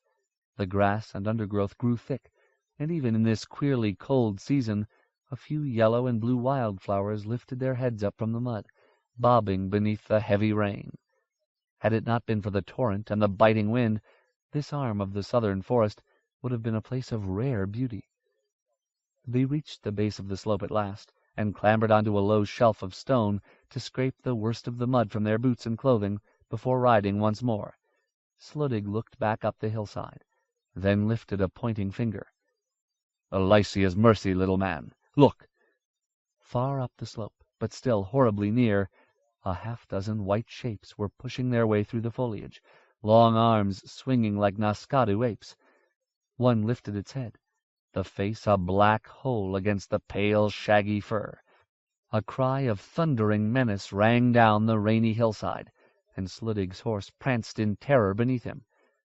It is a race, Benedict said. His round brown face had gone quite pale. For this moment they are having the best of it. Kantaka leaped from the shelf of stone, bearing the troll with her. Sluddig and his mount were just behind, leading the other horses. Hooves drummed on the sodden ground. In their haste and ill-suppressed fear, it was some while before they noticed that the ground, while still overgrown, had become unusually flat. They rode beside long empty river-beds that were now filled anew with rushing, foaming rainwater. Here and there bits of root-gnawed stone stood along the banks, covered with centuries of moss and clinging vines. "These look like bridges, or the bones of broken buildings," Sluddig called as they rode. "They are," Benedict replied. "It means we are nearing our goal, I hope. This is a place where once the Scythi had a great city." He leaned forward, hugging Kantaka's neck as she leaped over a fallen trunk. "Do you think it will keep the giants at bay?" Sluddig asked. "You said that the diggers did not like the places that the Scythi lived." "They do not like the forest, and the forest does not like them," the troll said, gentling Kantaka to a halt. "The giant Hunin seem to be having no such trouble, perhaps because they are less clever, or less easily frightened, or because they are not digging. I do not know." He tilted his head, listening. It was hard to hear anything over the relentless hissing patter of rain on leaves, but for the moment the surroundings seemed innocent of danger. "We will follow the flowing water." He pointed to the new-grown river hurrying past them, laden with broken branches knocked loose by the storm. "Sesuadra, the stone of farewell, is in the valley beside the forest's ending, very close to the city Enki-e-Shausea, on whose outskirts we are sitting." He gestured around him with his stubby, mittened hand. "The river must be flowing down to the valley, so it is sense for us to accompany it." "Less talking, then. More accompanying," Sluddig said. "I have been speaking in my day," Benedict said with a certain stiffness, "to more appreciative ears." With a shrug, he urged Kantaka forward. They rode past countless remnants of the vast and long untenanted city. Fragments of old walls shimmered in the undergrowth, masses of pale, crumbled brick, forlorn as lost sheep. In other spots the foundations of eroded towers lay exposed, curved and empty as ancient jawbones, choked with parasitic moss. Unlike Da'ai Chiquiza, the forest had done more than grow into Enkiei Shausea. There was virtually nothing left of this city but faint traces. The forest, it seemed, had always been a part of the place, but over the millennia it had become a destroyer, smothering the elaborate stonework in a mass of snaking foliage, enfolding it with roots and branches that patiently unmade even the matchless products of the Scythi builders, returning all to mud and damp sand. There was little inspiration in the crumbling ruins of Enkiei Shausea. They seemed only to demonstrate that even the Scythi were bound within the sweep of time, that any work of hands, however exalted, must come at last to ignoble result. Binabik and Sluddig found a clearer path running beside the river bank, and began to make better time, winding their way through the rain-soaked forest. They heard nothing but the sounds of their own passage, and were glad of it. Just as the troll had predicted, the land began to slope more acutely, falling away toward the southwest. Despite its swerving course, the river was moving in that direction as well, the water gaining speed and becoming possessed of what almost seemed like enthusiasm. It positively threw itself at its banks, as if desiring to be everywhere at once. The gouts of water that flew up at obstructions in the riverbed seemed to leap higher than they normally should, as though this watercourse, granted a temporary life, labored to prove to some stern riverine deities its fitness for continued survival. "Almost out of the forest," Binabik panted from Kantaka's bobbing back. "See how the trees are now thinning? See, there is light between them ahead." Indeed, the stand of trees just before them seemed poised at the outermost rim of the earth. Instead of more mottled green foliage, beyond them lay only a wall of fathomless, featureless gray, as though the world's builders had run short of inspiration. "You are right, little man," Sluddig said excitedly. "Forest's End. Now, if we are within a short ride of this sanctuary of yours, we may shake those Horsen giants after all." "Unless my scrolls are none of them correct," Binabik replied as they cantered down the last length of slope. "It is not much distance from the forest's edge to the Stone of Farewell." He broke off as they reached the final line of trees. Kantaka stopped abruptly, head held low, sniffing the air. Sluddig reined up alongside. "Blessed Euceres," the Rimmersman breathed. The slope abruptly fell away before them, dropping at a much steeper angle to the wide valley below. Sesuadra loomed there, dark and secretive in its shroud of trees, a bony thrust of stone standing far above the valley bottom. Its height was particularly apparent because it was entirely surrounded by a flat plain of water. The valley was flooded. The Stone of Farewell, a great fist that seemed to defy the rain-lashed skies, had become an island in a gray and restless sea. Binabik and Sluddig were perched at the forest's edge, only a half-league away from their goal, but every cubit of valley floor that lay between was covered by fathoms of floodwater. Even as they stared, a roar echoed through the forest behind them, distant, but still frighteningly close. Whatever magic remained to Enkiei Shausea was too weak to discourage the hungry giants. "Aid on, troll! We are caught like flies in a honey jar," Sluddig said, a tremor of fear creeping into his voice for the first time. "We are backed against the edge of the world. Even if we fight and stave off their first attack, there is no escape." Binabik stroked Kantaka's head. The wolf's hackles were up. She whimpered beneath his touch, as though she ached to return the challenge floating down the wind. "Peace, Sluddig. We must be thinking." He turned to squint down the precipitous slope. "I fear you are right about one thing. We are never to be leading horses down this grade." "And what would we do at the bottom in any case?" Sluddig growled. Rain dribbled from his beard braids. "That is no mud puddle. This is an ocean. Did your scrolls mention that?" Binabik waggled his head angrily. His hair hung in his eyes, pasted to his forehead by the rain. "Look up, Sluddig, look up.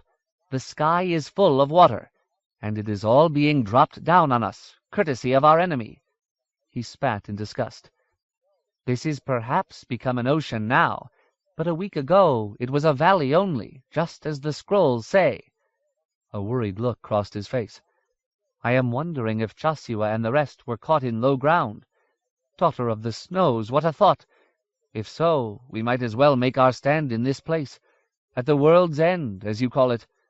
Thorn's journey will stop here." Sluddig flung himself down out of the saddle, skidding briefly in the mud.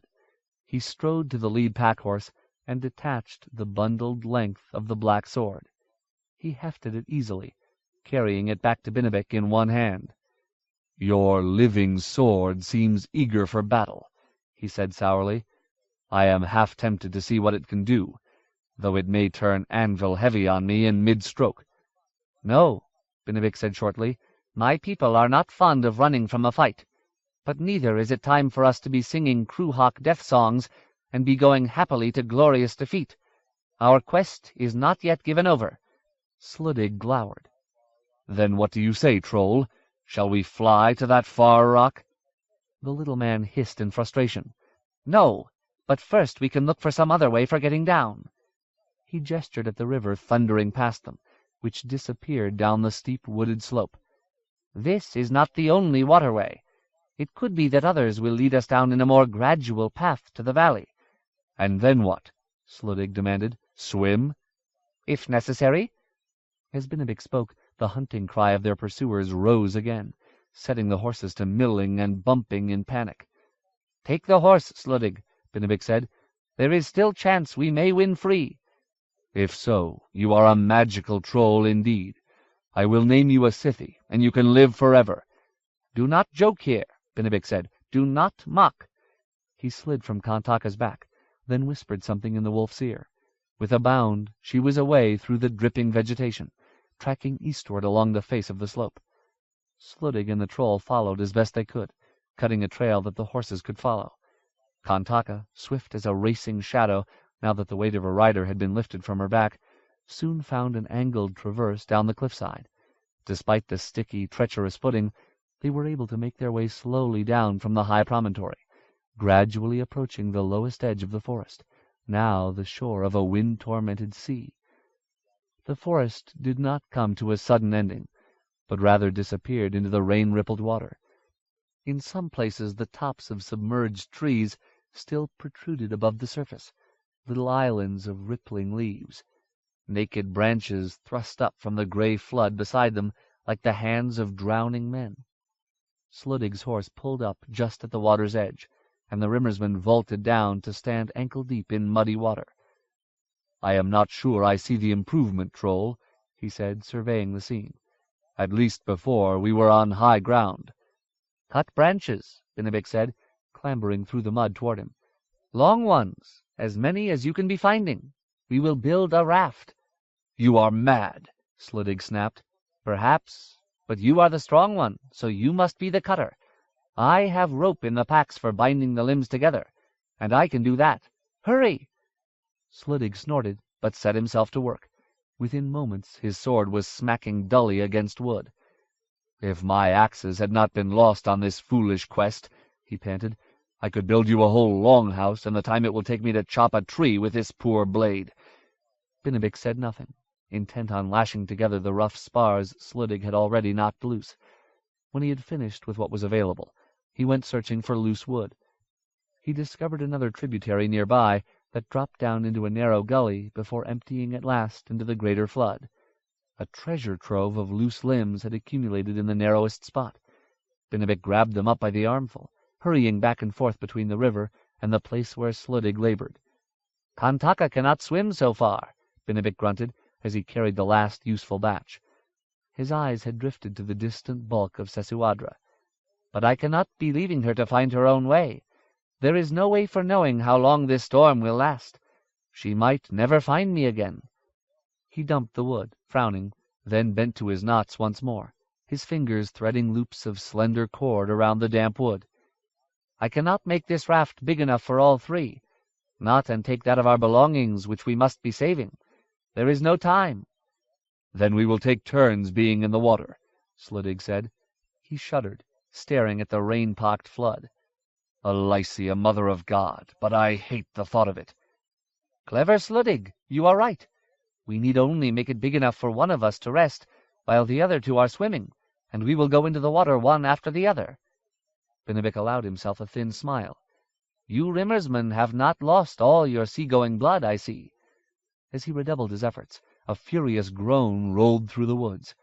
They looked up, startled, to see a massive white shape on the promontory only a few short furlongs away.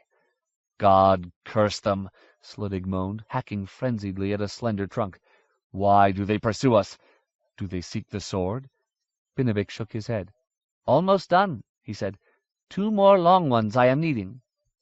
The white figure on the hillside above quickly became several figures, a pack of furious ghosts that raised their long arms against the storming sky.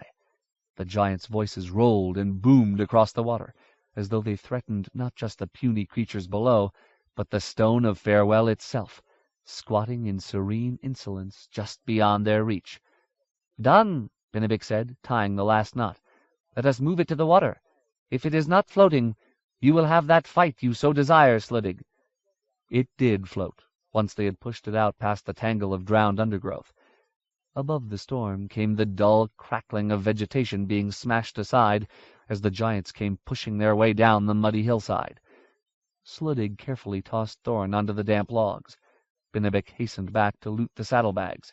He dragged one leather sack over unopened and flung it out to Sluddig, who stood waist-deep in the murky water. Those things are belonging to Simon, the troll called. They should not be lost. Sluddig shrugged, but pushed the bag on beside the wrapped sword. What about the horses? Sluddig shouted. The howl of their pursuers was growing louder. What can we do? Bennebic said helplessly. We must set them free. He drew his knife and slashed the bridle traces from Sluddig's mount, then rapidly cut the belly straps of the pack horses as well, so that their burdens slid down onto the muddy turf. Hurry, troll, Sluddig cried. They are very close. Bennebic looked around, his face screwed up in desperate thought. He bent and rifled one last saddlebag, pulling a few articles out before pelting down the slope once more and out into the water. Get on, growled Sluddig. Kantaka, Bennebic shouted. Come! The wolf snarled as she turned to face the ruckus of the oncoming giants. The horses were rushing in all directions, whinnying with fright. Suddenly, Sluddig's mount broke away through the trees toward the east, and the others swiftly followed. The giants were now quite plain, a few hundred paces up the hill and descending rapidly, their leathery black faces gaping as they howled their hunting song. The Hunnin carried great clubs, which they whickered back and forth like hollow reeds, smashing a pathway through the knotted trees and shrubbery. Kantaka! Bennebic shouted, panic in his voice. Amaninit! Amasosa! The wolf turned and bounded toward them, breasting the water, then paddling furiously. Sluddig pushed off, taking a few more steps down the submerged slope until his feet no longer touched the bottom. Before they were 30 cubits from the water's edge, Kantaka had caught them. She scrambled over Sluddig's back onto the raft, setting it rocking treacherously and almost sinking the Rimmersman. No, Kantaka! Bennebic cried. Let her be, Sluddig gurgled. Reach down and paddle. The first giant burst from the forest behind them, howling with rage. His shaggy head twisted from side to side, as if he sought some other angle to head off his prey's escape. When none was apparent, he strode forward into the water. He went several steps before he suddenly fell forward with a splash, disappearing from view for a moment beneath the water. When he surfaced an instant later, he was thrashing madly, dirty white fur festooned with branches. He raised his chin and barked thunderously at the storm, as though demanding help. His fellows swarmed on the shore behind him, hooting and groaning with frustrated bloodlust. The first giant swam awkwardly and unhappily back to the shallows. He stood up, streaming with water, and reached down an ape-like arm to pull loose a massive tree limb thick as a man's leg. Grunting, he flung it through the air. The limb hit the water beside the raft with a tremendous splash, tearing Sluddig's cheek with a jutting branch and nearly upsetting the crude boat. Stunned, Sluddig foundered. Bennebic disentangled himself from Kantaka and leaned forward, hooking the toes of his boots into gaps between the beams of the pitching raft. The little man clutched the Rimmersman's wrist with both hands until Sluddig recovered. The giants hurled more missiles, but none came as close as the first. Their thwarted bellows seemed to rumble across all the flooded valley. Cursing giants and rafts equally, Sluddig pushed off with his long conic spear until they at last floated free of clinging branches. He began to kick, pushing the raft and its unlikely cargo out across the chill grey water toward the shadowy stone. Ylair rode east from his ancestral home of Nod Mullach beneath night skies aflicker with strange lights. The countryside around his captured stronghold had proved less hospitable than he had hoped. Many of his people had already been driven away by the misfortunes of war and the terrible weather, and those who remained were reluctant to open their doors to a stranger, even if that stranger claimed to be the ruling count. Occupied Erchester was a land held prisoner more by fear than by enemy soldiers. Few others were abroad by night, which was when Ylair did most of his traveling. Even Skali of Kaldskreike's men, despite their conquerors' crowns, seemed reluctant to stir forth, as if taking on the character of those they had conquered. In this grim summer of snow and restless spirits, even the war's victors bowed before a greater power. Ylair was more than ever certain that he must find Joshua, if the prince still lived. Maegwyn might have sent him on this quest because of some odd or spiteful notion, but now it seemed laughably apparent that the north of Ostenard had fallen beneath a shadow of more than human origin, and that the riddle of the sword Brightnail might very well have something to do with it. Why else would the gods have arranged that Ylair should be in that monstrously strange city beneath the ground, or that he should meet its even stranger denizens? The Count of Nod Mullach was a pragmatist by nature. His long years of service to the king had hardened his heart to fantasy, but at the same time his experience of diplomacy had also made him mistrustful of excessive coincidence. To suggest that there was no overriding supernatural element to the summer that was winter, the reappearance of creatures out of legend, and the sudden importance of forgotten but near mythical swords, was to close one's eyes to a reality as plain as the mountains and the seas. Also, despite all his endless days in the court of Erkenland, Naban, and Perdruin, and for all his cautious words to Maegwyn, Ylair was a Erchesterman. More than any other mortal men, the Ernesteri remembered. As Ylair rode into Erkenland, across bleak Otanyat, toward the battle site of Ach Samrath, the storm grew stronger. The snow, however unseasonable, had until now fallen only moderately, as it might in the early days of Novander. Now the winds were rising, changing the flat countryside into a flurrying landscape of white nothingness. The cold was so fierce that he was forced to abandon night riding altogether for a few days, but he worried little about being recognized. The roads and countryside were all but deserted, even at grey, blustery noon. He noted with sour satisfaction that Otanyat, the earldom of Guthwolf, one of High King Elias' favourites, was as storm-wounded as any of Ernester. There was some justice, after all. Trekking endlessly through white emptiness, he found himself thinking often of his people left behind, but especially of Maegwyn. Although in some ways she had become almost as wild and intractable as a beast since the death of her father and brother, he had always felt great affection toward her. That was not yet gone, but it was hard not to feel betrayed by her treatment of him, no matter how well he thought he understood its cause.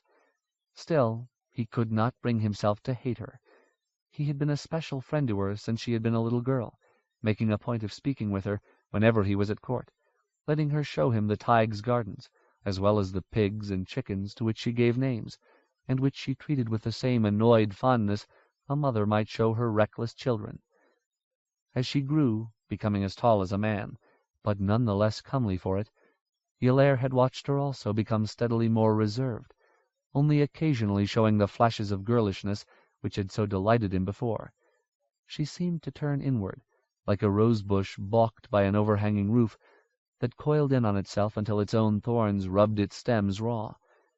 She still reserved special attention for Ylair, but that attention was more and more confusing, more and more made up of awkward silences and her angry self-recriminations. For a while he had thought she cared for him as more than just a friend of her family and distant kinsman. He had wondered whether two such solitary folk could ever find their way together. Yulair, for all his easy speech and cleverness, had always felt that the best part of himself was hidden far beneath the surface, just as his quiet hill-keep at Nod Mulach stood remote from the bustle of the Tig. But even as he had finally begun to think in earnest about Maegwyn, even as his admiration for her honesty and for her impatience with nonsense had begun to ripen into something deeper, she had turned cold to him. She seemed to have decided that Yulair was only another of the legion of idlers and flatterers that surrounded King Luth. One long afternoon in eastern Otanyat, as the snow stung his face and he wandered far away in thought, he suddenly wondered, was I wrong? Did she care for me all that time? It was a horrifying thought, because it suddenly turned the world he knew on its head and gave vastly different meaning to everything that had transpired between them since Maegwyn had become a woman. Have I been blind? But if that were so, why should she act so backwardly to me? Have I not always treated her with respect and kindness? After turning the idea over in his head for a long hour, he put it away again. It was too uncomfortable to consider any longer here in the middle of nowhere, with months or more between now and when he could see her again. And she had sent him away in anger, had she not? The wind picked restlessly at the unsettled snow. He rode past Samrath on a morning when the storm had abated somewhat, stopping his horse on a rise above the ancient battlefield where Prince Sinach and 10,000 of his Hernesteermen had been destroyed by Fingil of Rimmersgard and the treachery of the Thrithing's lord Nianort. As on the few other occasions he had visited this site, Yulair felt a shiver climb through him as he looked down at the great flat field. But this time it was not prompted by the grisly past. With the freezing wind on his face and the cold, blank face of the north staring down at him, he suddenly realized that by the time this new and greater war had ended, whether on a battlefield or beneath a remorseless tide of black winter, it might be in a frenzy of death that would make Samrath seem a petty dispute. He rode on, his anger turning to ice inside him. Who had set this great thing in motion? Who had set this evil wheel to turning? Had it been Elias, or his pet serpent Priorites? If so, there should be a special hell prepared for them. Yulair only hoped he would be around to see them sent there, maybe on the end of Prester John's bright nail, if the subterranean Dwaros spoke rightly.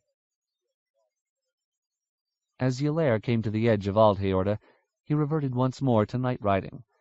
The storm's teeth seemed a little duller here in Elias' realm, only a dozen leagues from the outskirts of Erchester, and he also thought it safer not to count on the infrequency of meeting other travelers any longer. Here that infrequent other traveler was likely to be one of the High King's Erkengard. Beneath the shadow of the great wood, the silent, snow-blanketed farmlands seemed to wait apprehensively for whatever might come next, as though this storm were only the precursor of some darker deed. Yulair knew that these were his own feelings, but also felt strongly that they were not his alone. A sense of dread hung over Erkenland, filling the air like a terrible, will-sapping fog. The few lone farmers and woodsmen whose wagons he saw on the road did not respond to his greetings, except to make the sign of the tree as they passed him on the moonless roads, as though Yulair might be some demon or walking dead man. But their torches revealed that it was their own faces that had gone slack and pale as the masks of corpses, as though the fearful winds and constant snow had leached the very life from them. He approached Visterborg.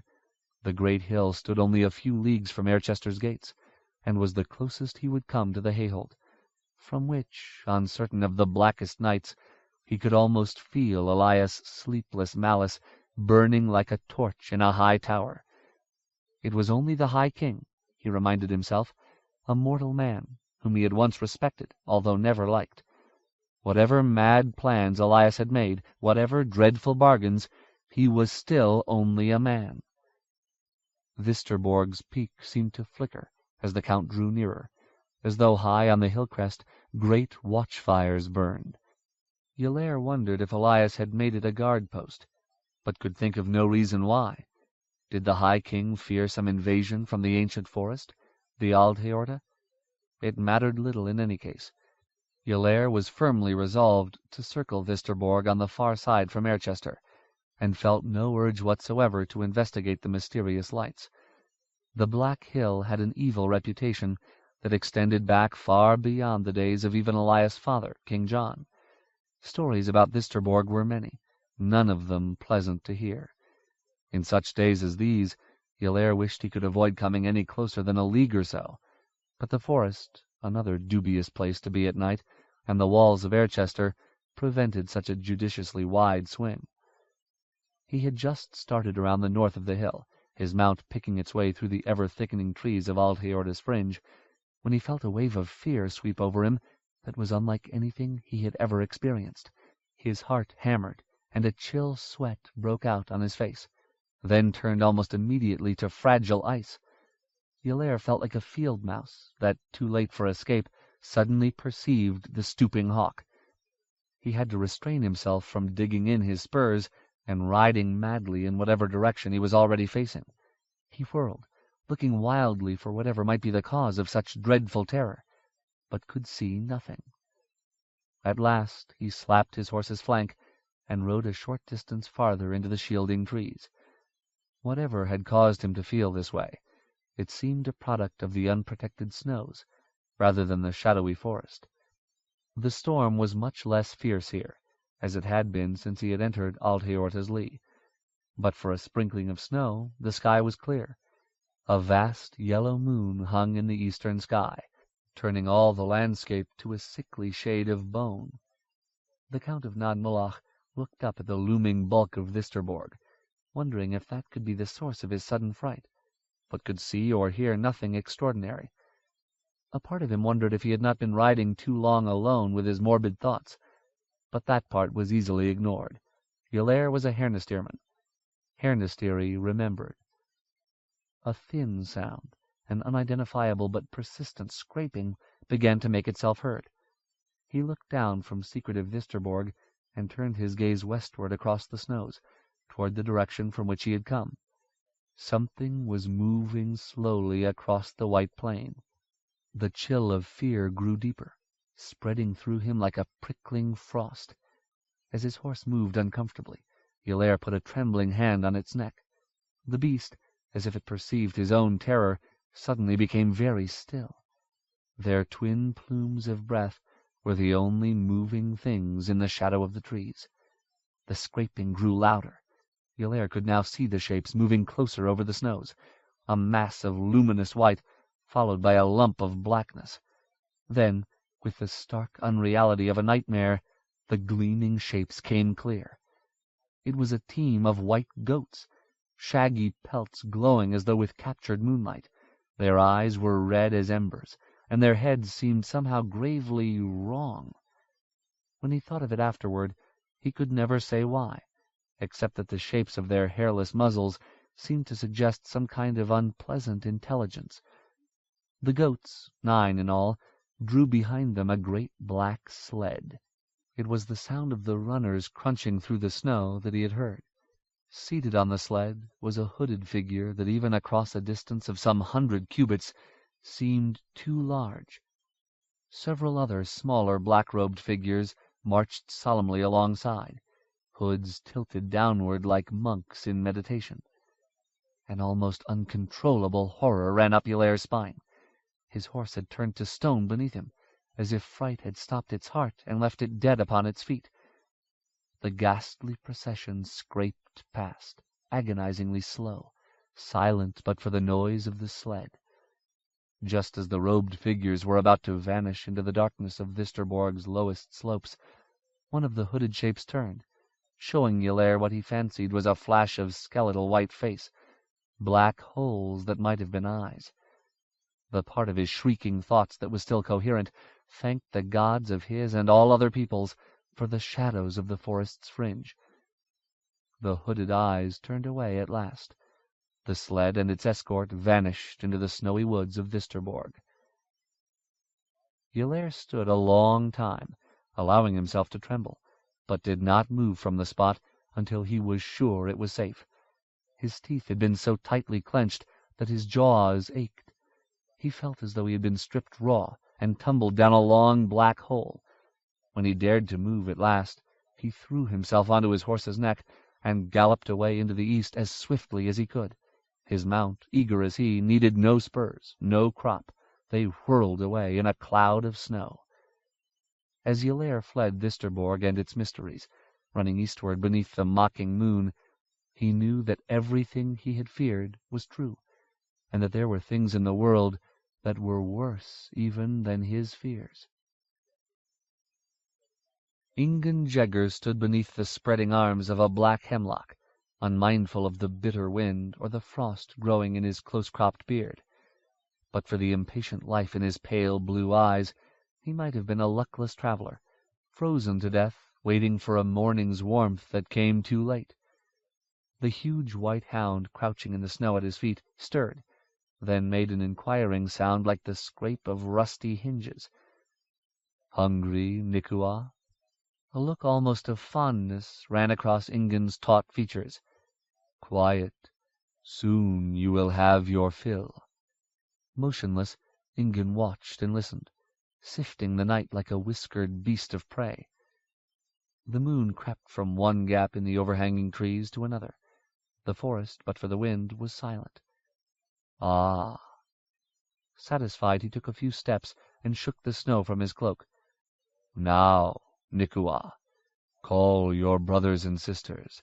Howl up the storm spike pack. It is time for the last chase." Nikua leaped up, quivering with excitement.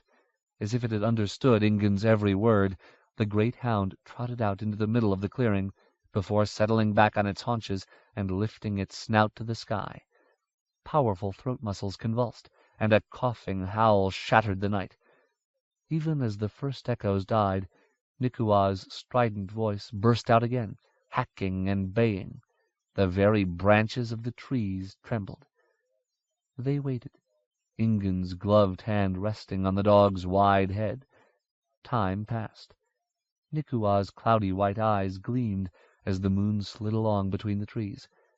At last, as night's coldest hour crept in, the faint cries of hounds came sweeping down the wind.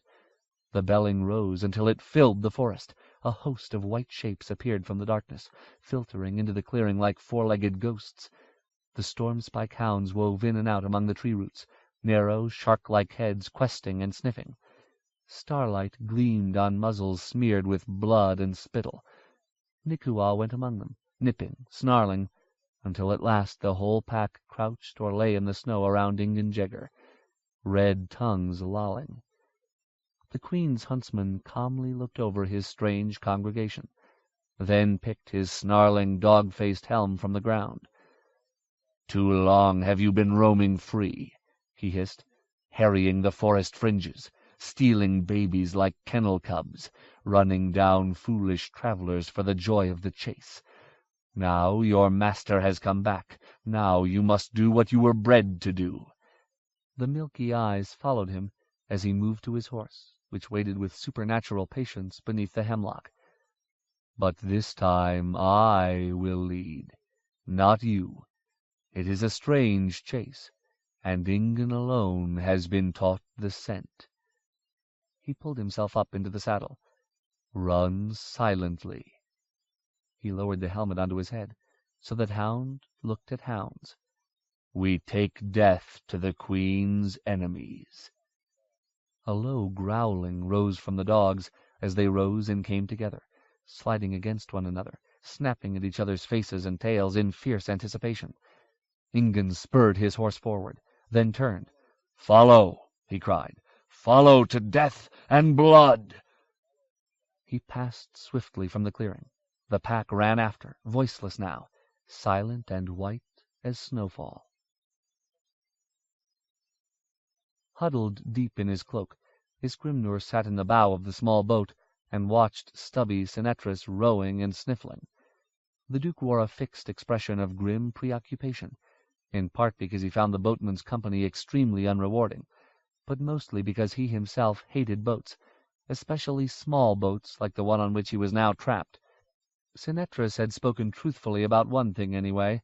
This was no time to be on the water. A great storm was flailing the entire length of the coast. The choppy water of Firanos Bay constantly threatened to swamp them, and Senetris had not stopped moaning since their hull had first touched the water a week before, some 30 leagues northward. The Duke had to admit that Senetris was a talented boatman, if only in the defense of his own life. The Naban man had handled his craft well under terrible conditions. If only he would stop sniveling.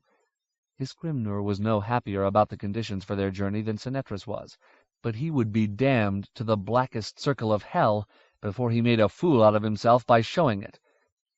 "How far to Quanitipul?" he shouted over the noise of wind and waves. "Half a day, Master Monk," Senetris called back, eyes red and streaming. "We will stop soon to sleep. Then we can be there by midday tomorrow." "Sleep!" Iskrimnur roared. "Are you mad? It is not even dark yet. Besides, you will only try to sneak away again, and this time I will not be so merciful. If you cease your self-pitying nonsense and work, you can sleep in a bed tonight." "Please, holy brother," Senetris almost shrieked, "do not force me to row in darkness. We will run onto the rocks. Our only beds will be down among the kilpa."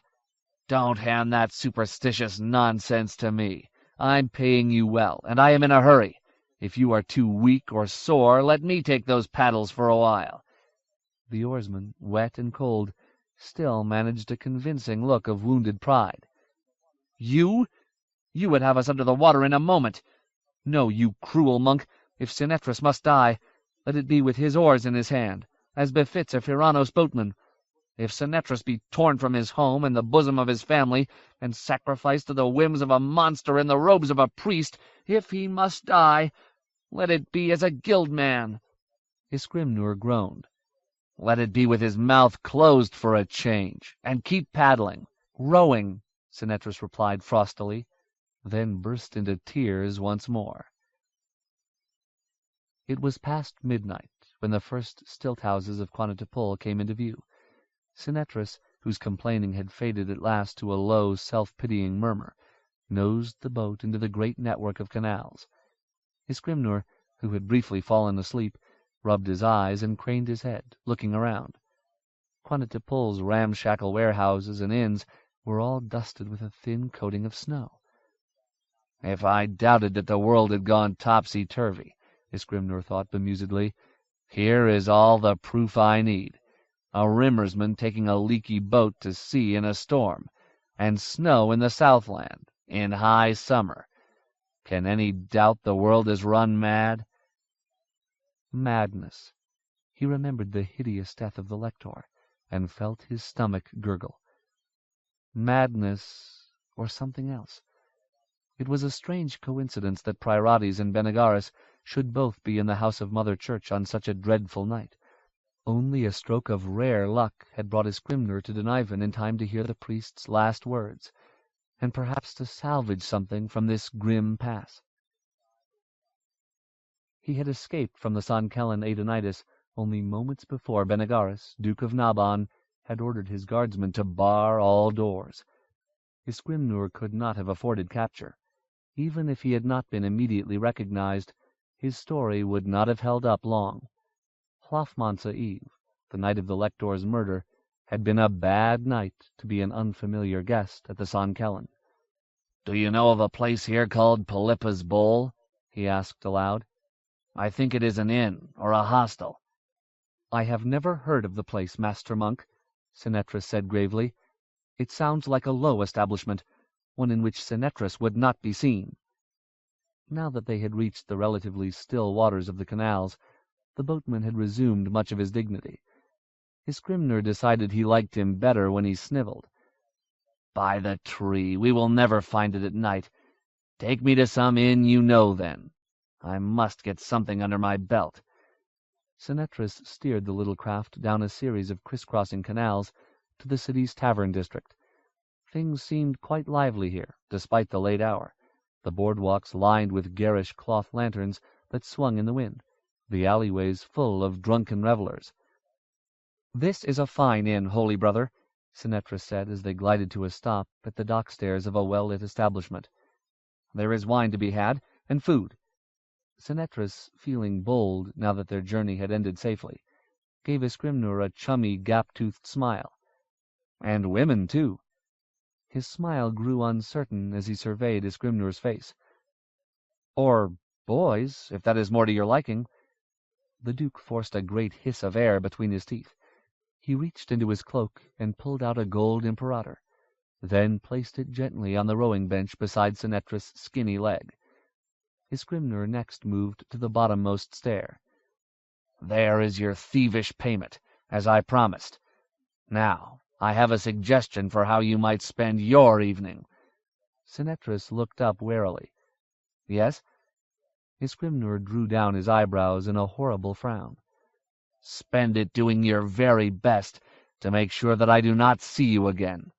Because if I do," he lifted his hairy fist, "I will roll your eyeballs around in your pointy head. Understood?" Sinetras dropped his oar-blades and backed water hastily, so that Iskrymnur had to quickly swing his other foot up onto the stairs. "So this is how you monks treat Sinetras after all his favors?" the boatman said indignantly, puffing up his thin chest like a courting pigeon. "No wonder the church is in bad repute, you bearded barbarian!" He splashed off into the darkened canal. Iskrymnur laughed harshly, then stumped up the stairs to the inn. After several fitful nights in the grasslands, nights in which he had been forced to keep a careful watch on the treacherous Sinetras, who had several times tried to slip away and leave Iskrymnur stranded on the bleak wind-swept coast of Fyranos Bay, the Duke of Elbritshalla took his sleep in full measure. He remained in bed until the sun was high in the sky, then broke his fast with a manly portion of bread and honey, accompanied by a stoup of ale. It was nearly noontide before he obtained directions to Pelippa's bowl from the innkeeper, and was out on the rainy canals once more. His boatman this time was Oranaman, who, despite the bitter wind, wore only a loincloth and a broad-brimmed hat with a red, drizzle-soaked feather drooping from the band. The boatman's sullen silence was a pleasant change from the ceaseless carping of Sinetras. Iskrymnur settled back to fondle his new-sprouted beard and enjoy the sodden sights of Quantittipol, a city he had not visited for many years. The storm had obviously cast a pall over the trading city. Unless things had changed greatly since his last sojourn, there should be many more boats out on the water at midday, many more folk wandering Quantittipol's exotic byways. Those who were about seemed to be hurrying to their destinations. Even the ritual cries of greeting and challenge that rang between canal boats seemed unusually muted. Like insects, the residents seemed chilled almost to immobility by the snow that melted in patches on their wooden walkways, and the wind-borne sleet that stung exposed limbs and filled the canals with circular ripples. Here and there among the sparse crowds, Iskrymnur saw small gatherings of fire dancers, the religious maniacs who had gained their notoriety by self-immolation. They had become a familiar sight to the Duke since he had first reached Naban. These wild-eyed penitents, uncaring of the cold, stood on the walkways near busy canal intersections and shouted the praises of their dark master, the Storm King. Iskrymnur wondered where they had heard that name. He had never heard it spoken south of the Frost March before, even in a children's bogey story. It was no coincidence, he knew, but he could not help musing on whether these robed lunatics were the pawns of someone like Priorades, or true visionaries. If the latter was the case, then the end they foresaw might be real. Iskrymnur shuddered at this thought, and made the sign of the tree on his breast. Black times these were. For all their shouting, though, the fire-dancers did not seem to be engaging in their familiar trick of setting themselves aflame. The Duke smiled sourly. Perhaps it was a little too damp today. The boatman stopped at last before an unprepossessing structure in the warehouse district, far from the centers of commerce. When Iskrymnur had paid him, The little dark man reached up with his gaff hook and pulled down the rope ladder from the dock. The Duke was scarcely halfway up the swinging ladder before the boatman had turned around and was coasting out of sight down a side canal. Huffing and cursing his fat belly, Skrymner at last made his way up onto the more trustworthy footing of the dock. He rapped at the weather-worn door, then waited a long time in the freezing rain, without answer, growing increasingly cross. At last the door swung open, revealing a frowning woman of middle age. "I don't know where the half-wit is," she told Skrymner, as though he had asked. "It's not enough that I have to do every other lick of work here, but now I have to answer the door as well." For a moment the Duke was so taken aback that he almost apologized. He struggled with his impulse toward chivalry. "I want a room," he said at last. "Well, come in then," the woman said doubtfully, opening the door wider. Beyond lay a makeshift boathouse that stank of tar and old fish. A couple of hulls were laid out like casualties of battle. In the corner a brown arm protruded from a huddle of blankets. For a moment Skrymner thought it was a corpse that had been carelessly thrown into the doorway. When the arm moved, pulling the blankets closer, he realized that it was only someone sleeping. He had a sudden premonition that he might not find the accommodations here up to the best standards, but he forced the thought down. "You're getting fussy, old man," he chided himself. "On the battlefield you've slept in mud and blood and the nests of biting flies." He had a mission, he reminded himself. His own comfort was secondary. "By the way," he called after the innkeeper, whose brisk steps had taken her almost the entire length of the dooryard, "I'm looking for someone." Suddenly he could not recall the name Denivin had told him. He stopped, running his fingers through his damp beard, then remembered. "Tiamak. I'm looking for Tiamak." When the woman turned, her sour expression had been supplanted by a look of greedy pleasure. "You?" she said. "You're the one with the gold?" She opened her arms wide as though to embrace him. Despite the dozen cubits that separated them, the Duke took a step backward, repelled. The bundle of blankets in the corner began to wiggle like a nest of piglets, then fell away. A small and very thin Ronaman sat up, eyes still half closed from sleep. "I am Tiamak," he said, trying to stifle a yawn. As he surveyed Skrymner, the marshman's face seemed to show disappointment, as though he had expected something better. The Duke felt his annoyance returning. Were all these people mad? Who did they think he was, or expect him to be? "I bring you tidings," Skrymner said stiffly, uncertain of how to proceed. "But we should talk in private." "I will show you to your room," the woman said hastily, "the finest in the house, and the little brown gentleman, another honored guest, can join you there." Skrymner had just turned back to Tiamak, who seemed to be dressing awkwardly beneath the blankets, when the inside door of the inn thumped open and a horde of children barged through, whooping like Thrithing's men at war. They were pursued by a tall, white-haired old man, who grinned from ear to ear as he pretended to stalk them. They fled him with shrieks of delight, and crashed through the door leading out to the dock. Before he could pursue them any further, the landlady stepped before him, fists on hips. "Damn you for a simple ass, Kallio! You are here to answer the door."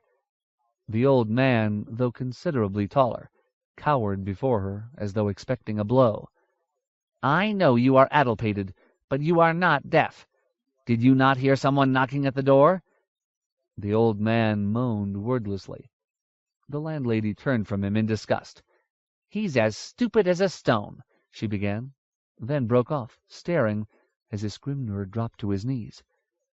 The Duke felt the world tilt, as though giant hands had lifted it. It took long moments before he could speak, moments in which the landlady, the little Ronaman, and the old doorkeeper looked at him with varying degrees of uneasy fascination. When Skrymner spoke, it was to the old man. "My lord Kamaris," he said, and felt his voice catch in his throat. The world had gone mad. Now the dead lived again. "Merciful Elysia, Camaris, do you not remember me? I am Isgrimnur. We fought for Prester John together. We were friends. Ah, God, you live! How can that be?" He reached his hand out to the old man, who took it as a child might take something shiny or colorful offered by a stranger. The old man's grip was calloused, with a great strength that could be felt even as his hand lay flaccidly in Isgrimnur's own. His handsome face showed only smiling incomprehension. "What are you saying?" the landlady said crossly. "That's old Kallio, the doorkeeper. Been here for years. He's a simpleton." "Camaris," Isgrimnur breathed as he pressed the old man's hand to his cheek, wetting it with tears. He could scarcely speak. "Oh, my good lord, you live." 28. Sparks. Despite the unceasing loveliness of Jao Tinukai, or perhaps because of it, Simon was bored. He was also unutterably lonely. His imprisonment was a strange thing. The Scythi did not hinder him, but other than Jiriki and Aditu, they continued to show no interest in him either. Like a queen's lapdog, he was well fed and well cared for, allowed to roam wherever he could go, but only because the outside world was beyond his reach. Like a prize pet, he amused his masters, but was not taken seriously. When he spoke to them, they responded politely in Simon's own Westerling speech, but among themselves they spoke the liquid Scythi tongue.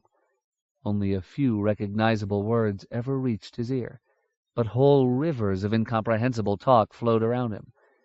The suspicion that they might be discussing him in their private conversations infuriated him. The possibility that they might not, that they might never think of him except when in his presence, was somehow even worse. It made him feel insubstantial as a ghost. Since his interview with Amirasu, the days had begun to flit past even more rapidly. As he lay in his blankets one night, he realized he could no longer say for certain how long he had been among the Scythi. Aditu, when asked, claimed not to remember. Simon took the same question to Jiriki, who fixed him with a look of great pity, and asked whether he truly wished to count the days. Chilled by the implication, Simon demanded the truth. Jiriki told him that a little over a month had passed. That had been some days ago. The nights were the most difficult. In his nest of blankets in Jiriki's house, or roaming the soft, damp grass beneath strange stars, Simon tormented himself with impossible plans for escape, plans that even he knew were as impractical as they were desperate. He became more and more morose. He knew Jiriki was worried for him, and even Aditu's quicksilver laugh seemed forced. Simon knew that he was speaking constantly of his misery, but could not hide it. Moreover, he did not want to hide it. Whose fault was it that he was trapped here? They had saved his life, of course. Would it truly have been better to die by freezing or slow starvation, he chided himself, rather than living as a pampered, if restricted guest in the most wonderful city in Ostenard?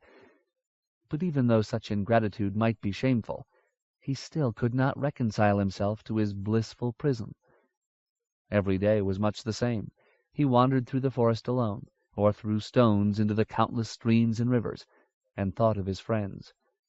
In the sheltering summer of Jao Tinukai, it was hard to imagine how they must all be suffering in the dreadful winter outside. Where was Binabik, Miriamel, Prince Joshua? Did they even live? Had they fallen beneath the black storm? Or did they still struggle? Growing ever more frantic, he begged Jiriki to let him speak to Amirasu again, to plead for her help in setting him free. But Jiriki declined. "It is not my place to instruct First Grandmother. She will act in her own time, when she has thought carefully. I am sorry, Showman, but these matters are too important to hurry." "Hurry!" Simon raged. "By the time anyone does anything in this place, I will be dead." But Jiriki, although visibly saddened, remained adamant. Balked at every turn, Simon's anxiousness began to turn to anger. The reserved Scythi came to seem smug and self-righteous beyond enduring. while Simon's friends were fighting and dying, engaged in a dreadful losing battle with the Storm King, as well as with Elias. These foolish creatures wandered through their sunlit forest, singing and contemplating the trees. And who was the Storm King, anyway, but a Scythe? No wonder that his fellows were keeping Simon prisoned, while the world outside withered before Inaluki's cold wrath. So the days spun by, each more and more like its predecessor, each increasing Simon's disaffection. He ceased taking his evening meal with Jiriki, preferring a more solitary appreciation of the songs of crickets and nightingales. Resentful of Aiditu's playfulness, he began to avoid her. He was sick of being teased and fondled. He meant no more to her, he knew, than the lapdog did to the queen. He would have no more. If he must be a prisoner, he would act like one. Jiriki found him sitting in a copse of larch trees, sullen and prickly as a hedgehog. The bees were mumbling in the clover, and the sun streamed down through the needles, cross-hatching the ground with slivers of light. Simon was chewing on a piece of bark. "Showman," the prince said, "may I speak to you?" Simon frowned.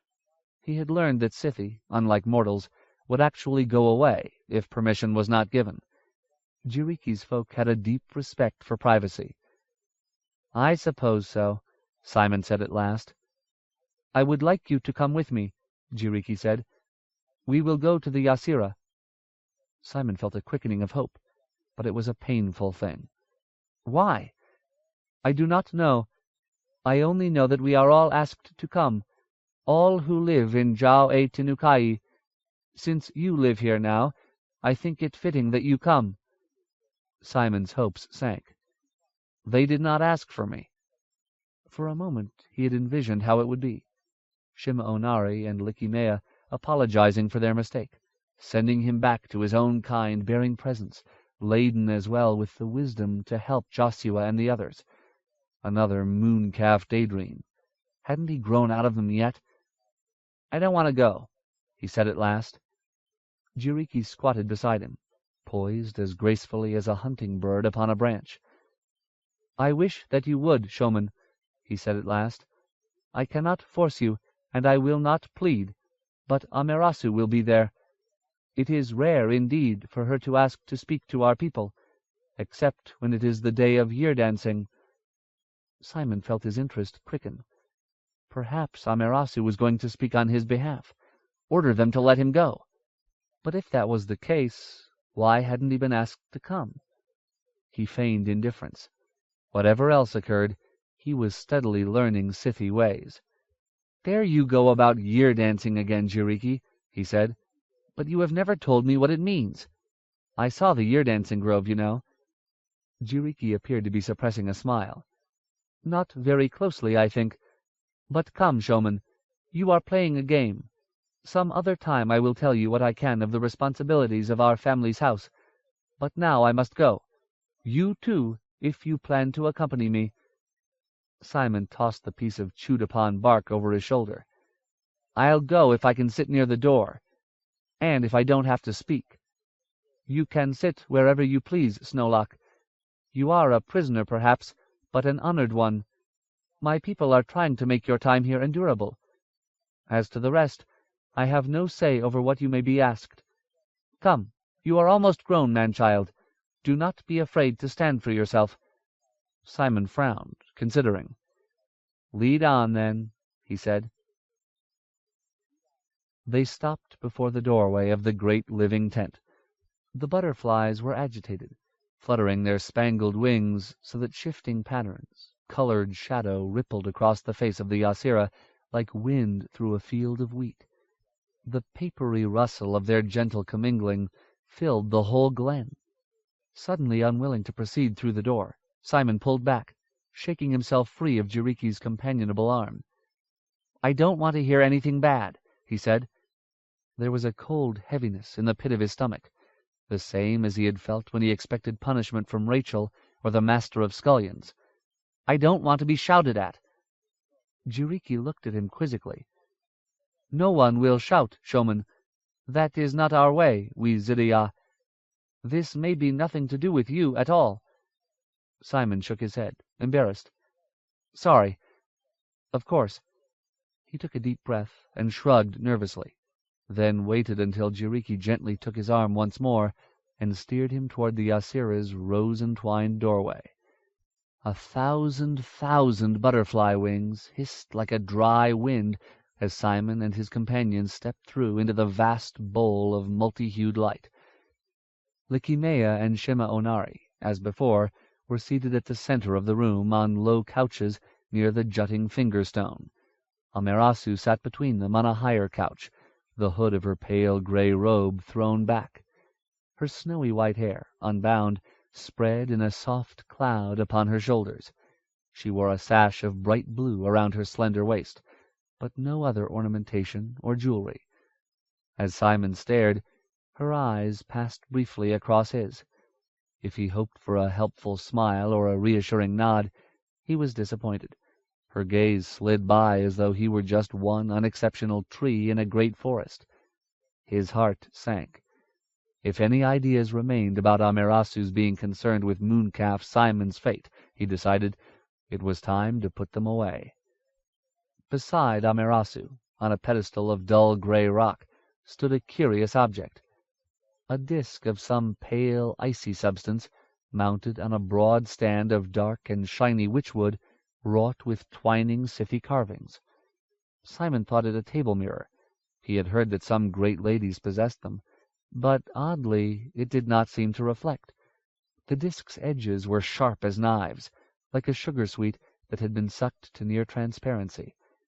Its color was the frosty near white of a winter moon, but other, deeper hues seemed to move sleepily within it. A wide, shallow bowl of the same translucent substance lay before the stone disk, nestled in the carved stand. Simon could not stare at the thing too long. The changing colors disturbed him. In some strange manner, the shifting stone reminded him of the gray sword's sorrow, and that was a memory he did not wish reawakened. He turned his head away and looked slowly around the great chamber. As Jiriki had suggested, all the residents of Jiao-e Tenukai seemed to have come to the Asira this afternoon. Dressed in their emphatically colorful manner, plumed like rare birds, still the golden-eyed Scythes seemed unusually reserved, even by the standards of a retiring folk. Many eyes had turned toward Simon and Jiriki upon their entrance, but no one gaze had lingered long.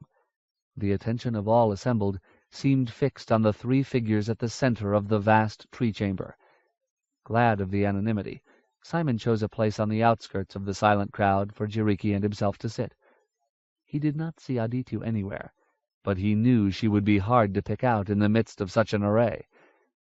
For a long time there was no movement or speech, although it seemed to Simon that there were hidden currents moving just beneath his own understanding, subtle communications shared by everyone in the room but him.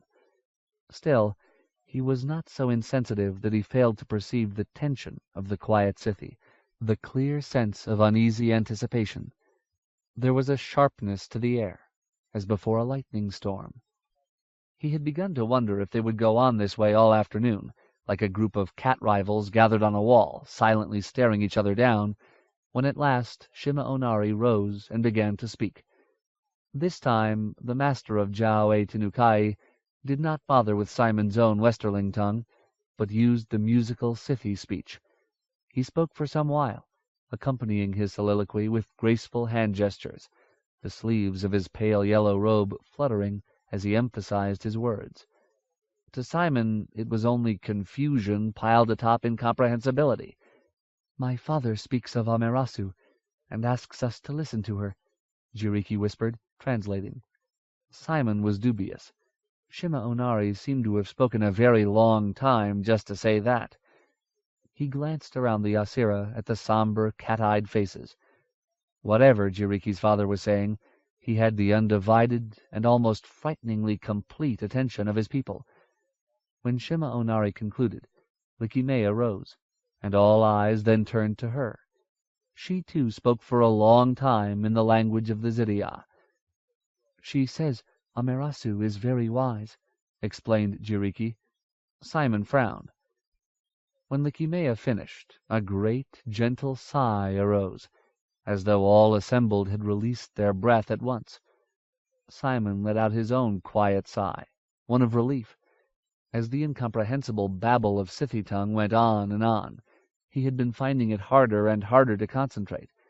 Even the butterflies were moving restlessly above, the colorful sun patterns made by their wings swimming back and forth across the great chamber. At last Amaterasu stood.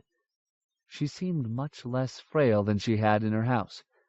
Simon had thought her then like a martyred saint, but now he saw in her a touch of the angelic, a power that smoldered low, but which could burst out into pure white light.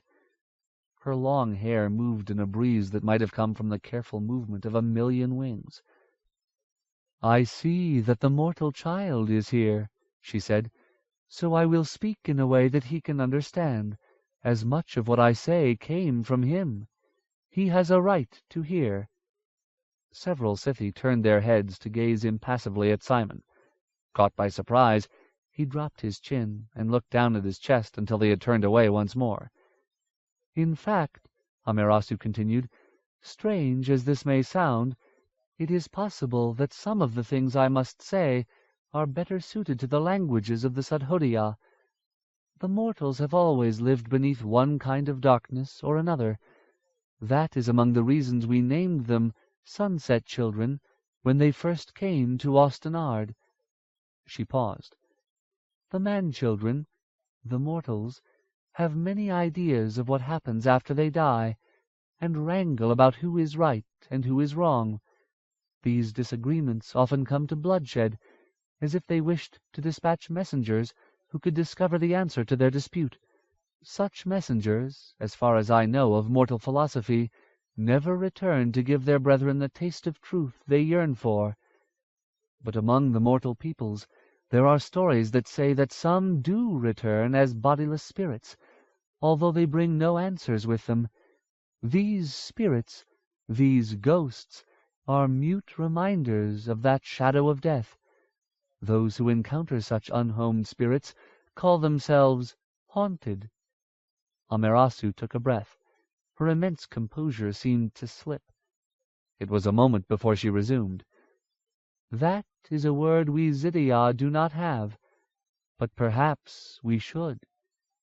The silence, but for the murmur of delicate wings, was absolute. "We fled out of the uttermost east, thinking to escape that unbeing that overwhelmed our garden land. The story is known to all but the mortal boy. Even those of our children born after the flight from Asua take it in with their mother's milk, and so it will not be told again here. When we reached this new land, we thought we had escaped that shadow, but a piece of it came with us. That stain, that shadow, is part of us, just as the mortal men and women of Austenard cannot escape the shadow of their own dying. We are an old people. We do not fight the unfightable. That is why we fled Venyadose, rather than be unmade in a fruitless struggle.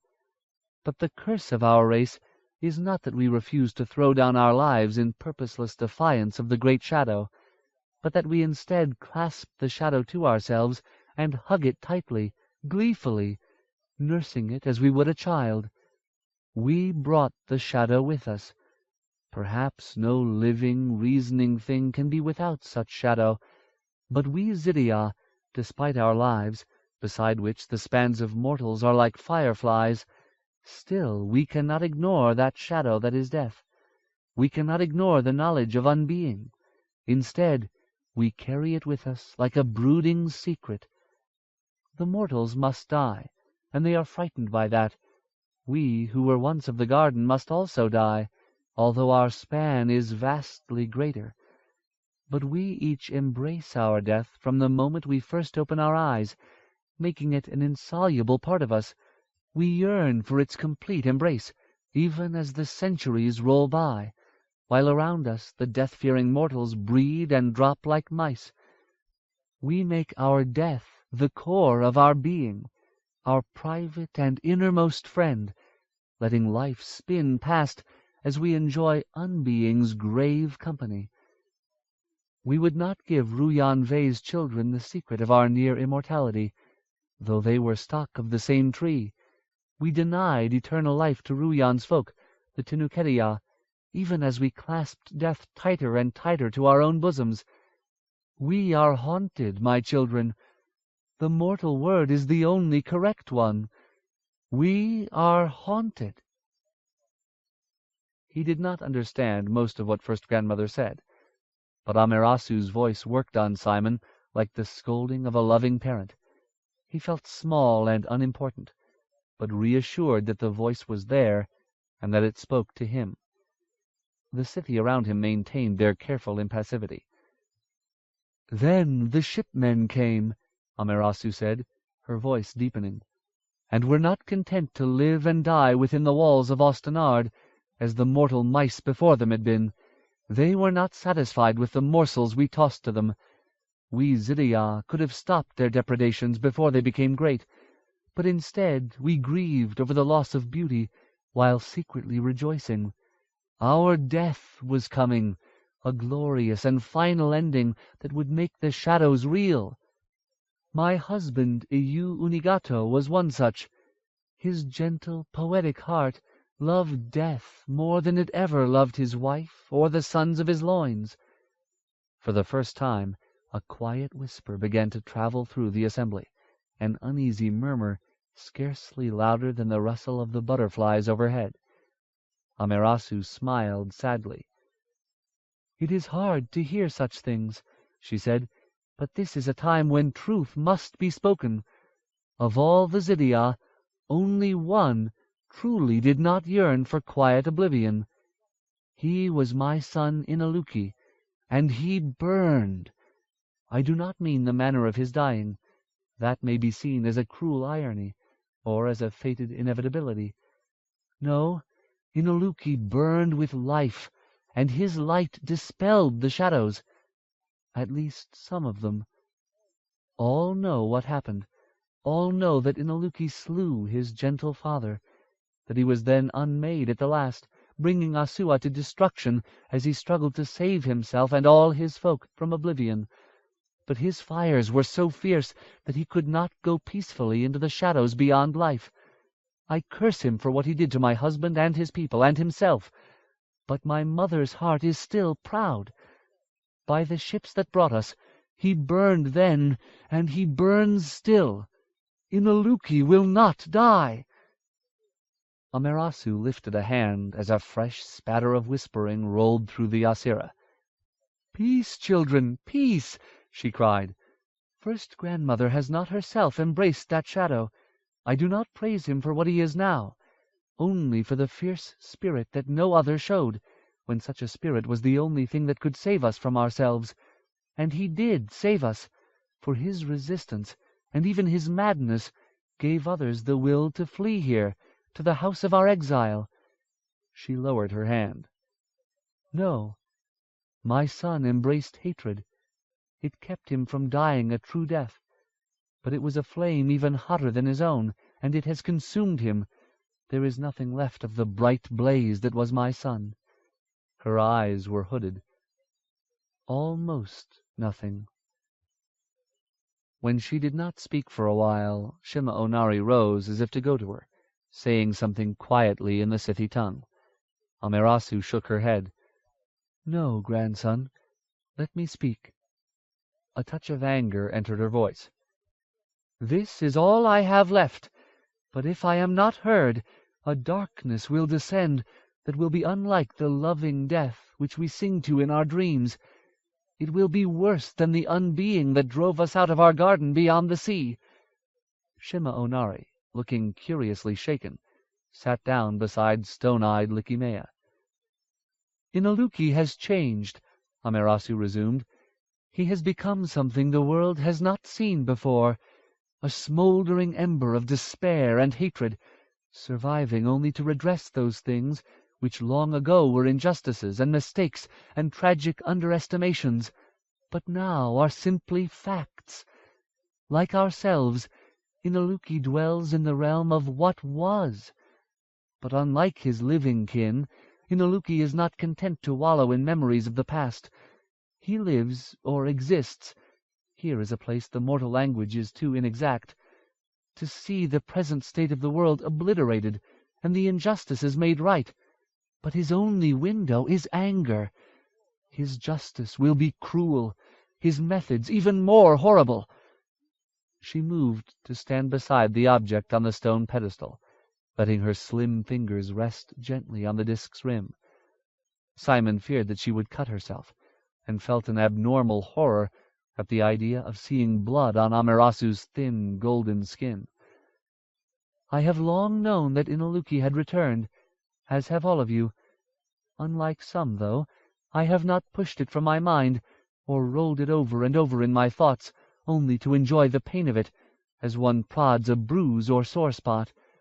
I have wondered, I have thought, and I have spoken with those few who could help me, trying to understand what might be growing in the shadows of my son's mind. The last of those who brought me knowledge was the mortal boy Showman, although he did not realize, and still does not, half of what I gleaned from him. Simon again felt eyes upon him, but his own were helplessly fixed to Amarasu's luminous face, framed in the great white cloud of her hair. "That is just as well," she said. "The man-child has been fate-battered and chance-led in many curious ways, but he is no spell-wielder or great hero. He has fulfilled his responsibilities admirably, but needs no more heaped upon his young shoulders. But what I learned from him has, I think, taught me the true shape of Inaluki's plan." She took a deep breath, summoning strength. "It is terrible. I could tell you, but words may not suffice. I am the eldest of this tribe. I am Amarasu the shipborn. Still, there would be some who would secretly doubt, and others who would continue to turn their faces away. Many of you would prefer to live with the beauty of imagined shadows, instead of the ugly blackness at the core of this shadow, of the shadow that my son spreads over us all. So I will show you what I have seen. Then you will see too. If we can still turn our heads away, my children, at least we cannot continue to pretend. We may keep out the winter for a while, but at last it will engulf us too." Her voice suddenly rose, plaintive but powerful. "If we are running joyfully into the arms of death, let us at least admit that is what we do. Let us for this once see ourselves plainly, even at the ending of things." Amarasu let her gaze drop, as though great weariness or sorrow had overtaken her. There was a moment of silence. Then, just as a few quiet conversations had begun, she lifted her face to them once more, and placed her hand on the pale moon-disk. "This is the mist-lamp, brought by my mother Senditu out of Tumatai as the creeping hoar-frost swallowed that city. As with the scales of the greater worm, as with the speak-fire, the singing shard, and the pool in Great Asua, it is a door to the road of dreams. It has shown me many things. Now it is time to share those visions." Amarasu reached down, lightly touching the bowl before the stone disk. A blue-white flame sprang up and hovered wickless above the bowl's pale rim. The disk began to gleam with a secretive light. Then, even as it grew brighter, the entire chamber of the Asira started to darken, until it seemed to Simon that the afternoon had truly withered away, and the moon had fallen from the sky to hang there before him. "These days the dreamlands have drawn nearer to our own," Amarasu said, "just as Inaluki's winter has surrounded and worn away the summer." Her voice, though clear, seemed but a whisper. "The dreamlands are troubled, and there will be moments when it is difficult to stay upon the road. So please lend me your thoughts and quiet assistance. The day is long past when the daughters of Genjiana could speak as effortlessly through the witnesses as from ear to ear." She waved a hand over the disk, and the room grew darker still. The tender scraping of butterfly wings increased, as though the creatures felt change in the air. The disk glowed. A bluish stain like fog crept across its face. When it passed, the mist lamp had turned black. In that blackness a scattering of icy stars appeared, and a pale shape began to grow, sprouting up from the base of the lamp's disk. It was a mountain, white and sharp as a tusk, bleak as bone. Nakiga, Amaterasu said from the darkness.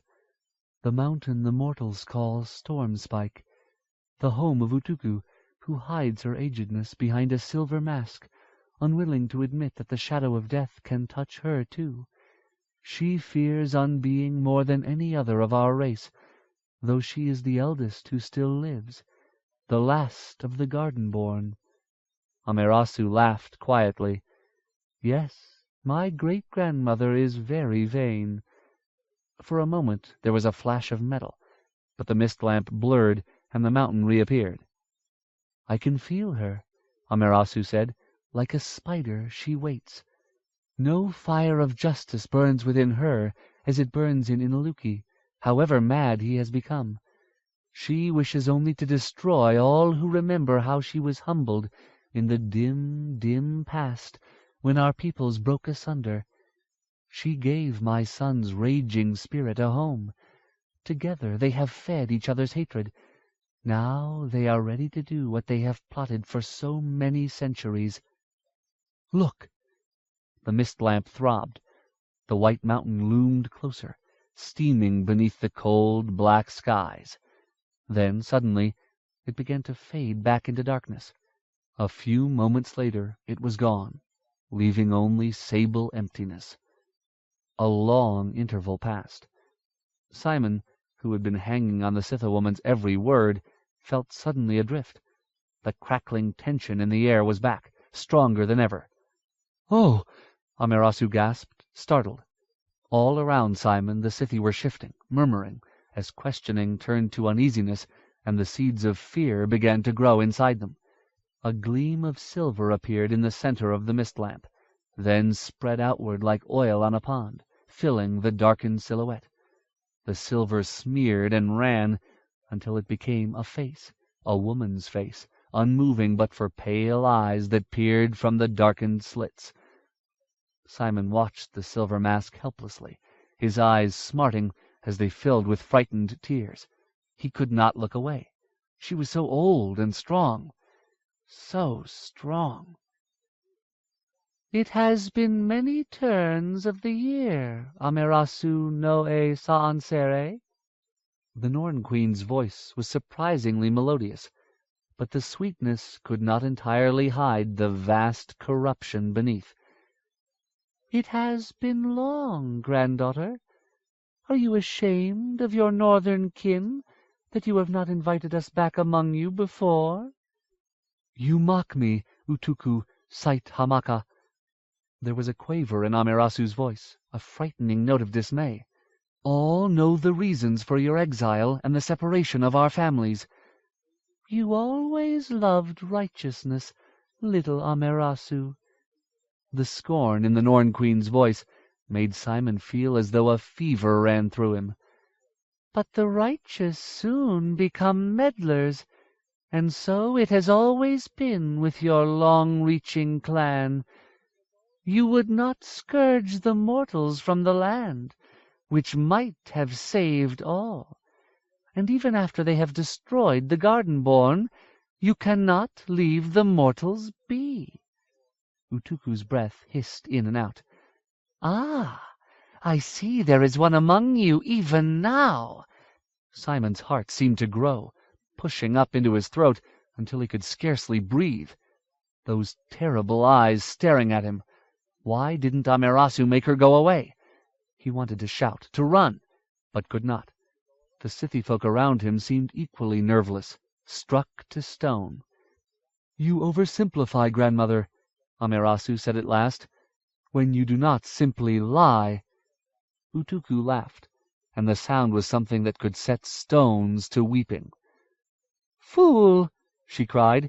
"I oversimplify? You have overreached.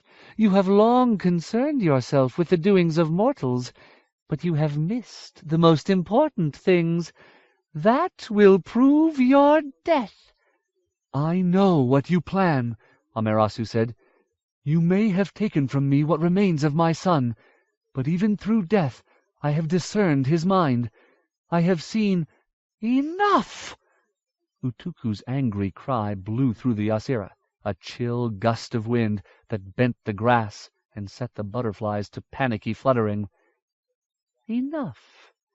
You have spoken your last and condemned yourself. It is death." Terrifyingly, Amaterasu began to quiver in the dim light, struggling against some invisible restraint, her eyes wide, her mouth moving without sound. "And you will not interfere further, any of you." The Norn Queen's voice was rising to a dreadful pitch. "The false peace is over. Over! Nakiga renounces you all." All around the Asira, the city were shouting with amazement and anger. Likimea rushed forward to the darkened figure of Amaterasu, even as Utuku's face shimmered and vanished from the mist lamp. The witness fell dark for a moment, but only a moment. A tiny spot of red kindled in the lamp's center, a small spark which grew steadily until it was a rippling blaze that outlined the startled features of Jiriki's parents and mute Amaterasu with scarlet light. 2 dark holes opened in the flame, lightless eyes in the face of fire. Simon felt himself seized in a grip of frozen horror, clutched so tight by it that his muscles quivered. Chill dread beat outward from that wavering face, as heat would rise from an ordinary fire. Amaterasu stopped struggling, becoming as still as if she had turned to stone.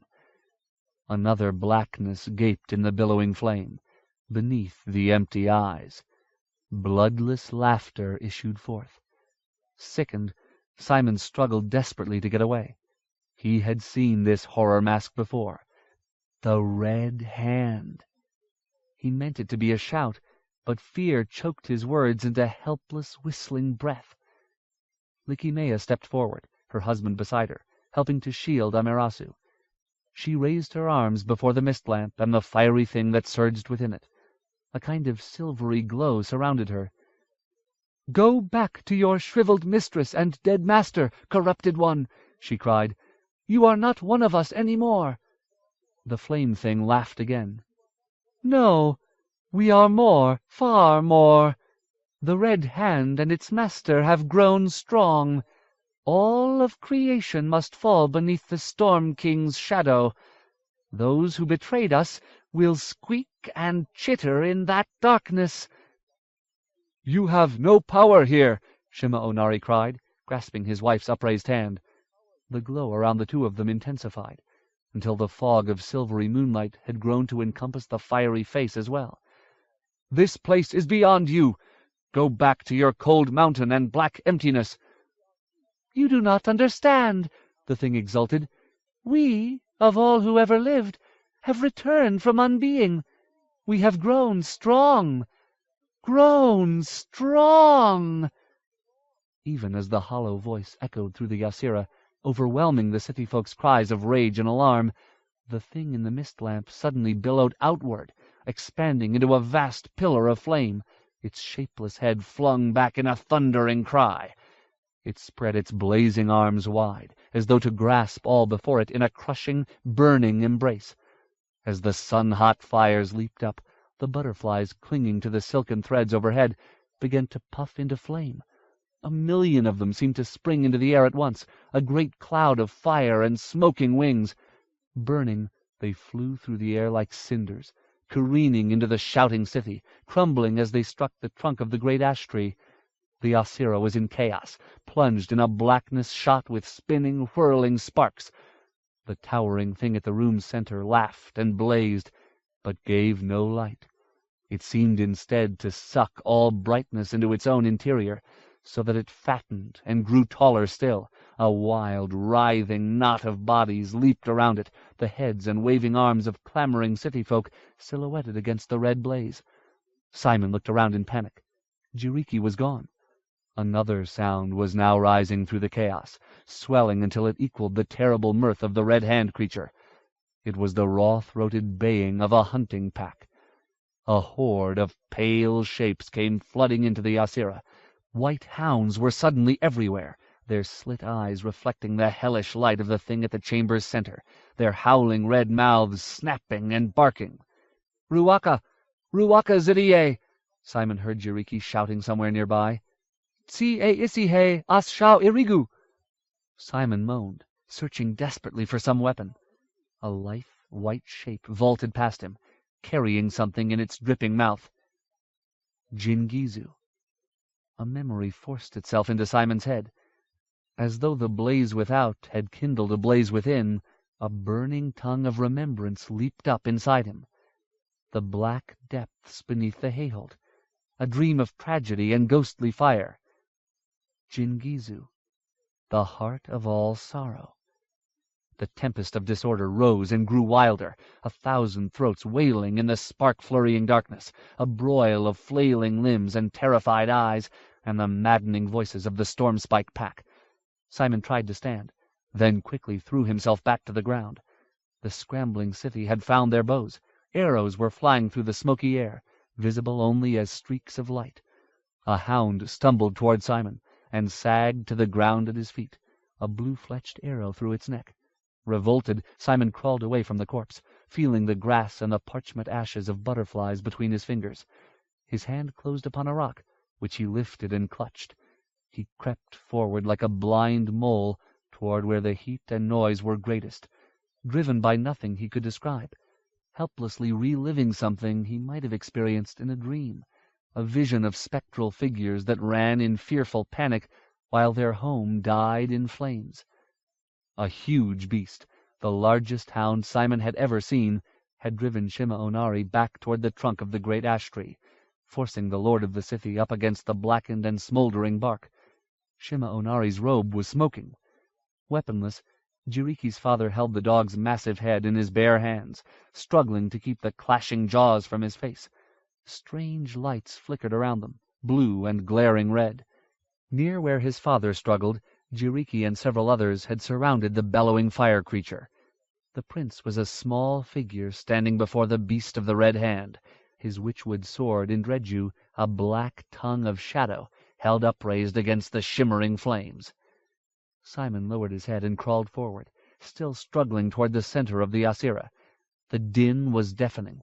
Bodies pushed past him, some of the Scythi racing forward to help Jiriki fight the invader, others running like maddened creatures, their hair and clothes afire.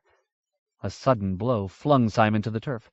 One of the dogs was upon him, its corpse-like snout thrusting for his throat, blunt claws scraping at his arms as he tried frantically to twist out from under it. He groped unseeing until he found the stone that had slipped from his grasp, then struck at the creature's head. It yelped wetly and dug its teeth into his shirt, gouging his shoulder as it tried to reach his neck. He struck again, struggled to free his weary arm, then brought the stone down once more. The dog went limp and slid down his chest. Simon rolled over and kicked the body away. A scream abruptly shuddered out, overtopping the tumult, and a wintry wind howled through the Asira, a freezing gale that seemed to pass right through him. Fanned by that wind, the fiery figure at the center of the chamber grew even larger for a moment, then fell back into itself in a burst of billowing flame. There was a sound like thunder. Then Simon felt a great percussive slap against his ears as the creature of the red hand vanished in a rain of hissing sparks. Another rush of wind threw Simon and many others flat on the ground as air hurried to fill the space where the blazing thing had been. After that, a strange sort of quiet came down over the Asira. Stunned, Simon lay on his back, staring upward. The sheen of natural twilight slowly returned, gleaming through the mighty tree, whose limbs were now empty of living butterflies, but studded with their blackened remains. Groaning, Simon clambered up onto his shaky legs. All around him, the inhabitants of Jiao-e-Tenukai were still milling in shocked disorder. Those Scythi who had found spears and bows were putting an end to the remaining dogs. Had that terrible scream been the fire creature's death shriek? Had Jiriki and the others somehow destroyed it? He stared into the cloudy murk in the middle of the chamber, trying to see who it was that stood beside the mist lamp. He squinted and took a step forward. Amaterasu was there, and someone else. Simon felt his heart lurch. A figure with a helmet made in the image of a snarling dog stood at First Grandmother's shoulder, wreathed in the smoke curling up from the scorched earth. One of this intruder's leather-clad arms was around her waist, clutching her slight, sagging form as closely as it might hold a lover. The other hand slowly lifted the hound helm free, revealing the tanned mask of Ingen Jegger. "Nikuwa!" he shouted. "Yinva! Come to me!" The huntsman's eyes gleamed scarlet, reflecting the smoldering bark of the great tree. Near the trunk of the ash, the huge white hound rose unsteadily. Its fur was scorched and blackened, its ragged maw all but toothless. Shima Onari remained unmoving on the ground where the beast had crouched, a bloodied arrow clutched in the city lord's fist. The dog took a step, then fell clumsily and rolled onto its side. Innards gleamed from the opening in its belly as Nikuwa's broad chest moved slowly up and down. The huntsman's eyes widened. "You've killed him!" Ingen screamed. "My pride! The best of the kennels!" He carried Amaterasu before him as he took a few steps toward the dying hound. First Grandmother's head bobbed limply. "Nikuwa," Ingen hissed, then turned and looked slowly around the Asira. The Sithis stood unmoving all around, their faces blood-stained and ash-smeared, as they silently returned the huntsman's stare. Ingen Jegger's thin mouth contorted in sorrow. He lifted his eyes to the scorched limbs of the ash tree and the gray sky above. Amaterasu was pinned against his chest, her white hair curtaining her face. "Murder!" he cried. Then there was a long moment of silence. "What do you want from First Grandmother, mortal?" It was Likimea who spoke so calmly. Her white dress was smeared with ashes. She had come to kneel beside her fallen husband, and she held his reddened hand in hers. "You have caused enough heartache. Let her go. Leave this place. We will not pursue you." Ingen stared at her as at some long-forgotten landmark seen after a hard journey. His frown stretched into a ghastly smile, and he shook Amaterasu's helpless form until her head wobbled. He lifted his hound helm. The fist that clutched it was crimson-drenched, and waved it in mad joy. "The forest witch is dead," he howled. "I have done it. Praise me, mistress. I have done your bidding." He lifted his other hand to the skies, letting Amaterasu slump to the ground like a discarded sack. Blood shone dully on her gray robe and golden hands. The translucent hilt of the crystal dagger stood out from her side. "I am immortal!" cried the Queen's huntsman. Simon's choked gasp echoed in the terrible silence. Ingen Jegger slowly turned. Recognizing Simon, the huntsman curled his mouth in a lipless smile. "You led me to her, boy." An ash-darkened figure rose from the smoking clutter at Ingen's feet. "Venya-san!" Jiriki shouted, and drove Indreju squarely into the huntsman's midsection. Driven backward by the impact of Jiriki's blow, Ingen at last staggered to a halt, bending over the length of the blade which had been wrenched from its owner's hand. He gradually straightened, then coughed.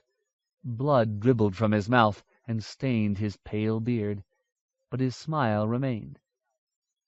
"The time of the dawn, children, is over," he rasped. There was a humming sound. Suddenly a half-dozen arrows stood in Ingen's broad trunk, sprouting on all sides like hedgehog quills. "Murder!" It was Simon who shouted this time. He leaped to his feet, his heartbeats sounding loud as war drums in his ears.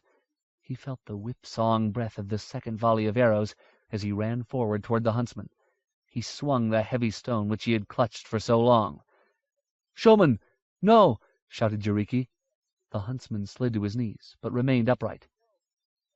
"Your witch is dead," he panted. He raised a hand toward the approaching Simon.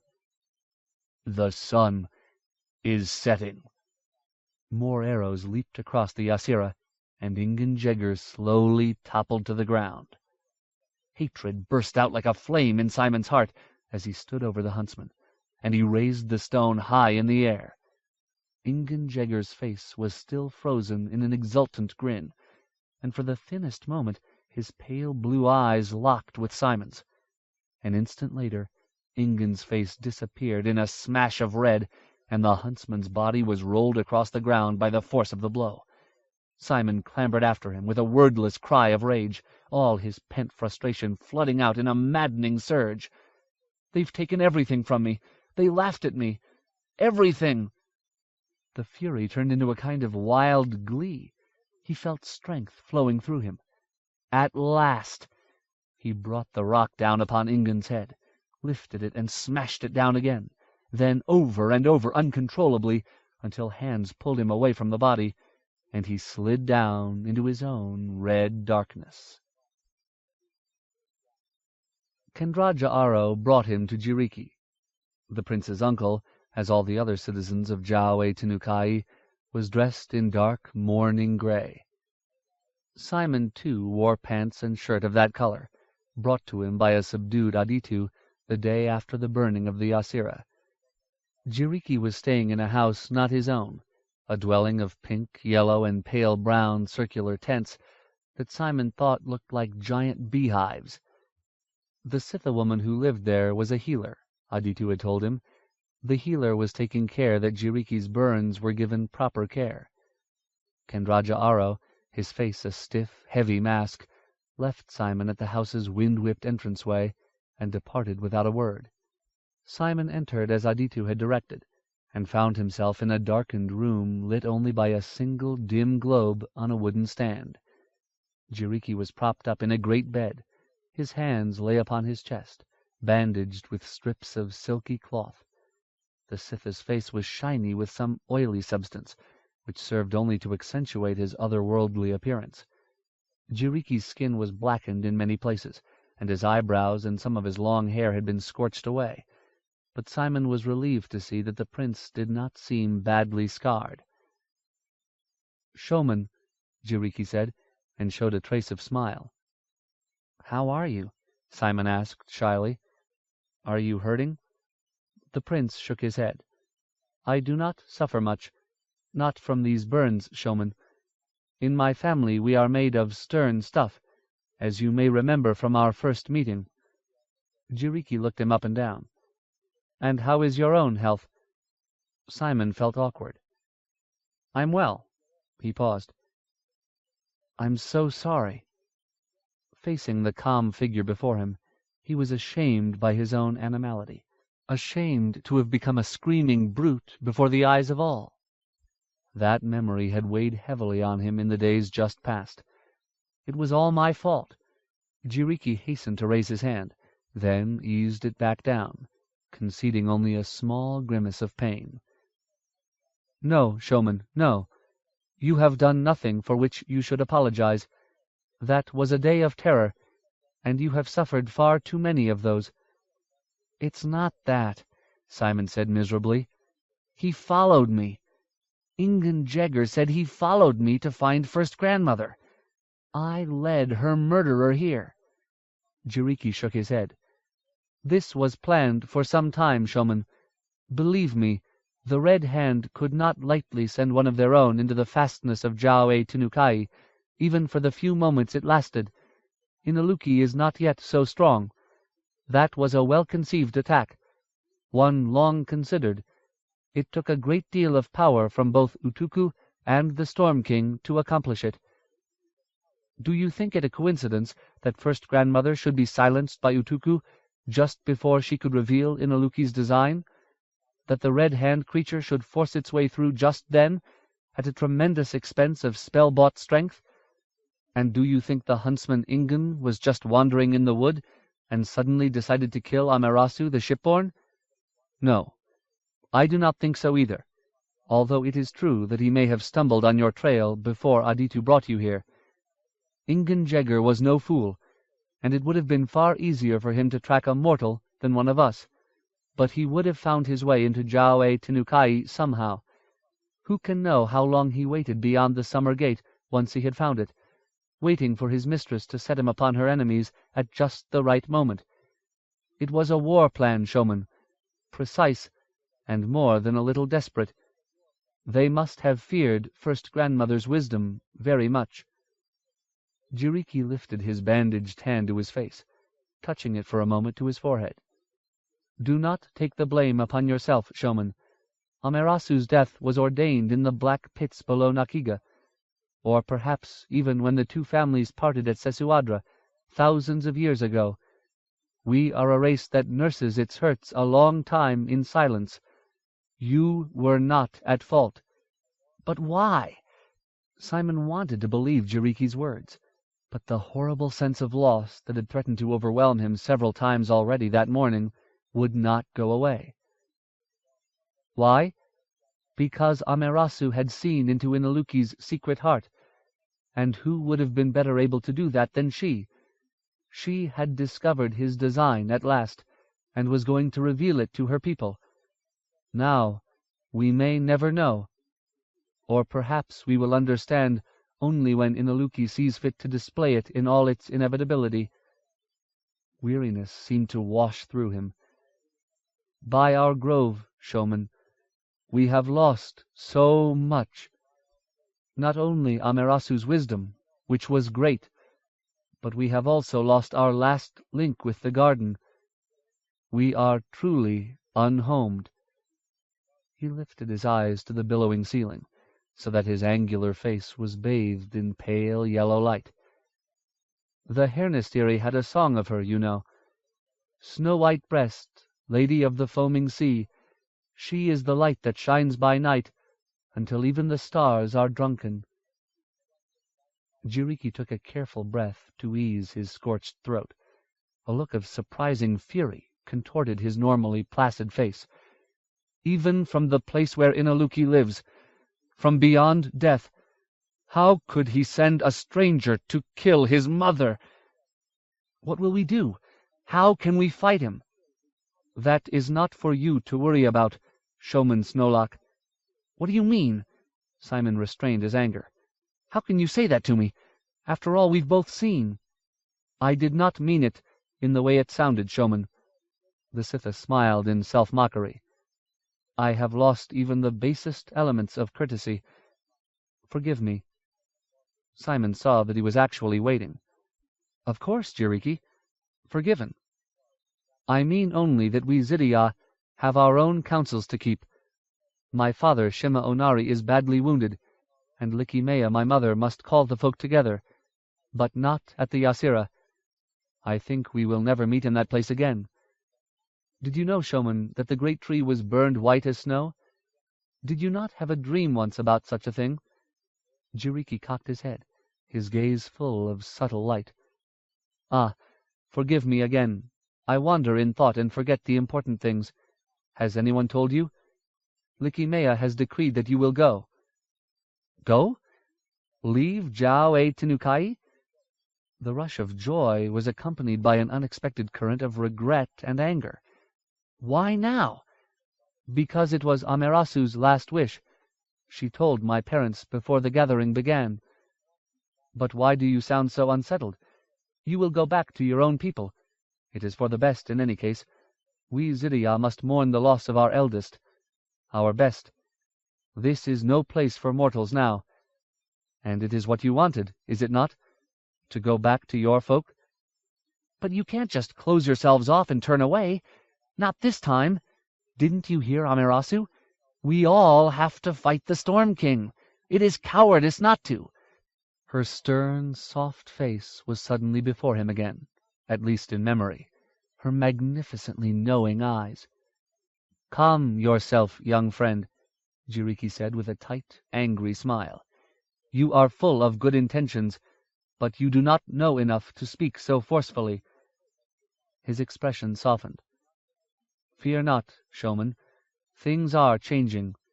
The Hikeriya have killed our eldest, struck her down in our own sacred house. They have crossed a line that cannot be recrossed.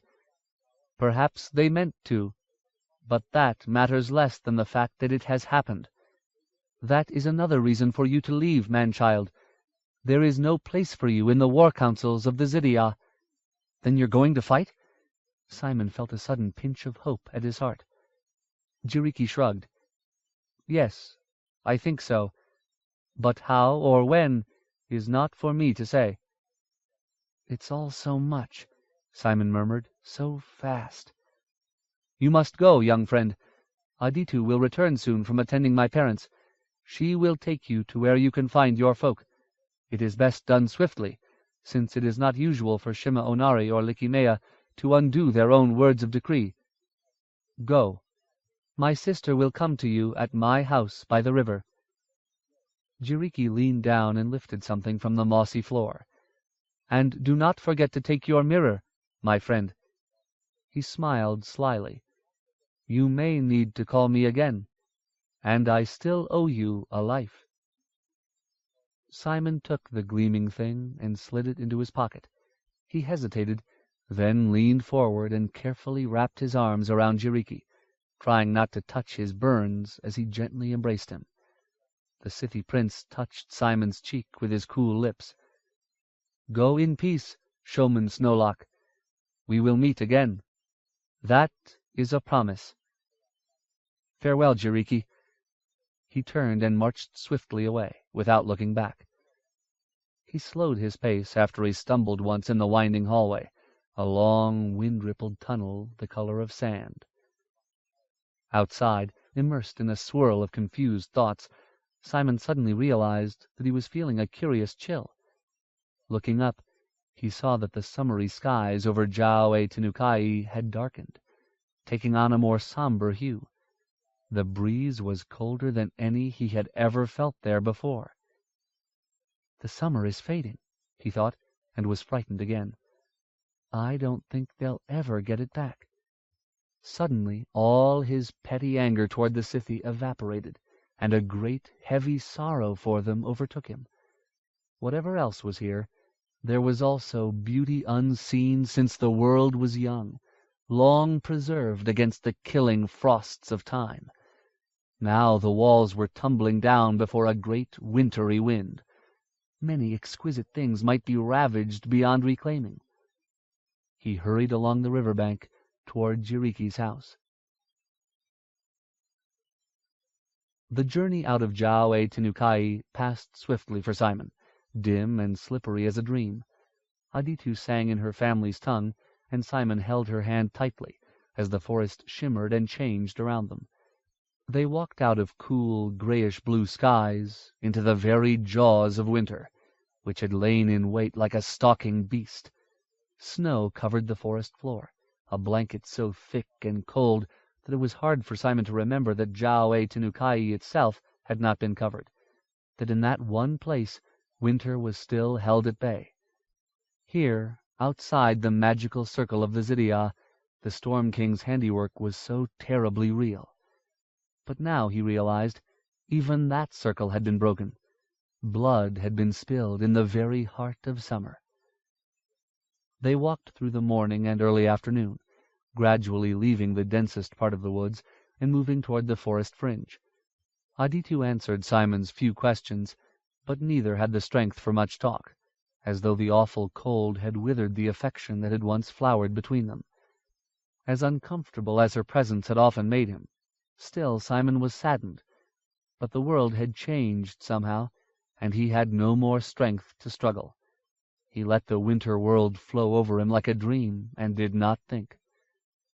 They walked for some hours beside a swift river, following it until they reached a long, gentle slope. Before them lay a vast body of water, as gray and mysterious as an alchemist's bowl. A shadowed, tree-covered hill jutted from it like a dark pestle. "There is your destination, Showman," Aditu said abruptly. "That is Sesuadra." "The Stone of Farewell?" Aditu nodded. "The leave-taking stone." The abstraction finally made real. Simon felt as though he were stepping from one dream into another. "But how will I get there? Am I supposed to swim?" Aditu said nothing, but led him down the slope to where the river rushed into the gray water, spilling across the rocks with a roar. A little distance along the shoreline, out of the way of the river's turbulent inflow, a small, silvery boat bobbed at anchor. "Once every 100 or so winters," she said, "when the rains are particularly fierce, the lands around Sesuadra flood. Although this is certainly the first time it has ever happened when Reniku, the summer lantern, was in the sky." She turned away, unwilling to share thoughts written on her face so that even a mortal could understand. "We keep these Hiyanha, these boats, here and there, so that Sesuadra will not be denied to those who wish to visit it." Simon put his hand on the little boat, feeling the smooth grain of the wood beneath his fingers. A paddle of the same silvery stuff lay in the hull. "And you're sure that's where I go?" he asked, suddenly unwilling to say goodbye. Aditu nodded. "Yes, showman." She shrugged off the bag she had been carrying on her shoulder and handed it to him. "This is for you. No," she corrected herself, "not for you. It is for you to take to your Prince Joshua from Amaterasu. She said she believed he would know what to do with it. If not now, then soon." "Amaterasu? She sent this?" Aditu put a hand on his cheek. "Not exactly, showman. First grandmother had asked me to take it if your imprisonment did not end. Since you have been released, I give it to you." She stroked his face. "I am glad for your sake that you are free. It pained me to see you so unhappy. It was good to know of you. A rare thing." She leaned forward and kissed him. Despite all that had happened, he still felt a quickening of his heart as her mouth touched his. Her lips were warm and dry, and tasted of mint. Aditu stepped away. "Farewell, Snowlock. I must go back and mourn." Before he could even lift his hand to wave, she turned and disappeared among the trees. He watched for some moments, looking for some sign of her slender form, but she was gone. He turned and clambered into the small boat and set the sack she had given him down in the hull. It was of good weight, but he was too weary and sore-hearted even to look at what might be inside. He thought it might be peaceful to fall asleep here in the boat, at the edge of the great forest. It would be a blessing to sleep and not wake for a year and a day. Instead, he picked up his paddle and pushed himself out onto the still water. The afternoon fell away, and the deep chill of evening came on. As Simon floated toward the growing shadow of Sesuadra, he felt the silence of the winter world envelop him, until he thought he might be the only living, moving thing upon the face of Austenard. For a long time he did not notice that there were torches bobbing before him on the twilit shoreline. When he saw them at last, he was already close enough to hear the voices. His arms were cold and numb. He felt as though he had no more strength left to paddle, but managed to push himself a few last strokes until a large, splashing shape, Sluttig, waded out from the rocky verge and pulled him into shore. He was lifted from the boat and half carried up the bank, then surrounded by an army of torchlit, laughing faces. They seemed familiar, but the sensation of dream was upon him again. It was not until he saw the smallest figure that he remembered where he was. He staggered forward and swept Binabik into his arms, crying unashamedly. "Simon, friend," Binabik chortled, thumping him on the back with his small hands. "Kinkippa is good, joyful. This is joyful. In the days since I was coming here, I had almost lost my hope to see you." Simon wept, unable to speak. At last, when he had cried himself dry, he set the little man down. "Binabik," he said, voice raw. "Oh, Binabik, I have seen terrible things." "Not now, Simon, not now." The troll took his hand firmly. Come up to the hilltop. Fires have been built there, and I am sure there is something cooking. Come." The little man led him. The crowd of familiar strangers fell in behind, talking and laughing among themselves. The flames of the torches hissed beneath a soft fall of snow, and sparks rose into the sky to drift and fade.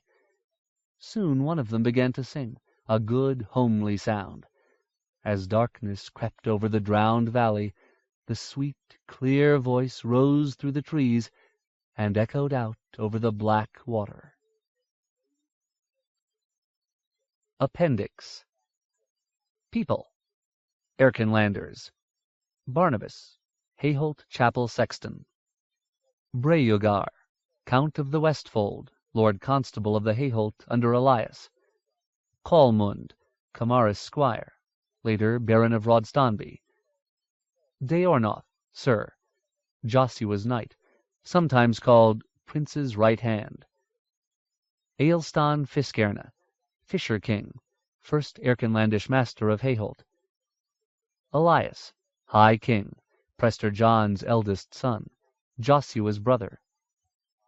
Ethelbarn, soldier, Simon's companion on journey from Naglamund.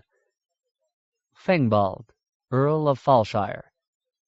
Gamwald, soldier dead from Norn attack in Aldheorta.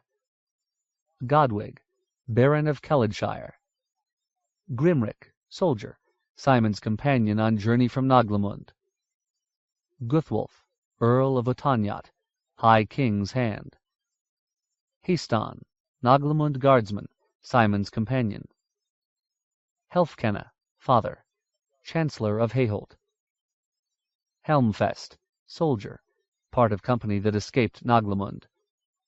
Hepzibah, castle chambermaid. Ielda, Falshire woman, Gudrinsit squatter. Inch, foundry master, once Dr. Morgeni's assistant. Jack Mundwoda, mythical forest bandit. Jael, castle chambermaid. Jacob, castle chandler. Jeremias, chandler's boy. John, King John Presbyter, High King. Joshua, prince, John's younger son, Lord of Naglamund, called Lackhand. Judith, cook and kitchen mistress. Longrian, Hodorundian monk. Lelith, Miriamel's handmaiden. Malachias, one of Miriamel's disguise names. Maria, one of Miriamel's disguise names. Master of Scullions, Simon's Hayholt master. Miriamel, princess, Elias' only child. Morgenes, doctor, scroll-bearer, King John's castle doctor, Simon's friend. Oskal, one of Mundwoda's mythical band. Austrail, Naglamund pikeman, son of Fiercefrom of Runchester. Rachel, mistress of chambermaids, called the Dragon. Reuben the bear, castle smith. Songfagal, Joshua's harper. Sarah, castle chambermaid. Shem horsegroom, castle groom. Simon, a castle scullion, given name Showman at birth. Strongyard, father, archivist of Naglamund. Towser, jester, original name Cruin. Hernestiri. Arnorin, Hernestiri minstrel. Bagba, cattle god. Briniach of the skies, sky god. Kadrach ek Kranir, brother, monk of indeterminate order. Crowban, old knight, advisor to King Luth. Kuam Earthdog, Hernestiri god of the earth, patron deity of miners. Yelair, Count of Nod Mulach, emissary of King Luth. Galsgaeth, ship's captain, called Old. Gwithin, prince, Luth's son, Maegwyn's half-brother. Hern, founder of Hernestir. Inowen, Luth's third wife. Luth ub Livin, king of Hernestir. Maegwyn, princess, Luth's daughter, Gwithin's half-sister. Mircha, rain goddess, wife of Briniach. Malachi, residence of Ylair's holding Nod Malach. Murhag One-Arm, a god. Rin of the Cauldron, a god. Sinach, prince. Battle of Ach Samrath, war leader, also at the Knock. Rimmer's men. Einskaldir, Rimmersgard chieftain. Elvrit, first Austenard king of Rimmer's men. Endi, child at Scodies. Fingil, king, first master of Hayholt, bloody king. Gudrun, Duchess of Elvritshalla, Isgrimnur's wife, Isorn's mother. Hengfisk, Hoderundian priest. Hjelden, king, Fingil's son, mad king. Ingunjegger, black rimmersman, master of Norn hounds. Ispeorn, Isgrimnur's father, first Rimmersgard duke under John, also his son's pseudonym. Isgrimnur, duke of Elvritshalla, Gutrun's husband. Isorn, Isgrimnur's and Gutrun's son. Yarnauga, scroll-bearer from Twingoldir. Nissa, Nisses, Hjelden's priest-helper, author of Dusvardenveerd. Skali, thane of Kaldskreika, called Sharp-Nose. Skendi, saint, founder of abbey. Skodi, young rimmerswoman at Grinsabi. Sludig, young soldier, Simon's companion. Storfot, thane of Vestvenby. Tonrud, thane of Skagi, Duchess Gutrun's uncle. Udun, ancient sky god. Nabanai, Anatoles, former imperator. Antippa, lady, daughter of Leobardus and Nessalanta. Ardrivus, last imperator, uncle of Camaris. Aspitus Preves, earl of Drina and Aedna. Benedrivana, Nabanai noble house, kingfisher crest. Benegaris, duke of Naban, son of Leobardus and Nessalanta. Camaris sa Vinita, brother of Leobardus, friend of Prester John. Clavian, Nabanai noble house, pelican crest. Claves, former imperator. Crexus the goat, former imperator. Denivan, Lector Ronessen's secretary. Domitis, bishop of St. Sutrin's Cathedral in Erchester. Elysia, mother of Euseres. Emeton, legendary knight. Florin, sir, famous Johannine knight of disgraced Solian house. Hylissa, Miriamel's late mother, Elias' wife, Nessalanta's sister. Ingedarina, noble family, Albatross house crest. Larexes III, former lector of Mother Church. Leobardus, duke of Naban, father of Benegaris, Varellin, Antippa. Nessalanta, duchess of Naban, Benegaris' mother, Miriamel's aunt. Nilin, Septi's companion. Nuani, Nuanis, ancient sea god of Naban. Pelippa, saint, noblewoman from Book of Adon, called Pelippa of the island. Previn, noble family, Osprey house crest, ochre and black. Prierates, father, priest, alchemist, wizard, Elias counselor. Ronessen, lector, born Oswine of Stanshire, an Erkenlander, head of church. Riapa, saint, called Riap in Erkenland. Rovales, Septi's companion. Septes, monk from abbey near Lake Mirma. Sullus, lord, Hayholt's Heron king, sometimes known as Sullus the Apostate.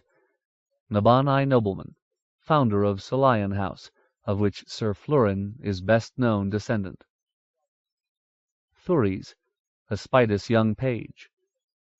Tiagaris, first imperator. Euseres Adon, Adonite religion's son of God. Veligus, escritor. Scythi. Aditu, daughter of Lycimea and Shema Onari, Jiriki's sister. Amerasu e Senditu Noe Saansere, mother of Inaluki and Hakatri, Jiriki's great-grandmother, also known as Amerasu Shipborn and first grandmother. Anai, Jiriki's lieutenant, hunting companion. Cloud Song, character in Aditu's song. Garden-born, all those whose roots can be traced to Venya Dose, the garden.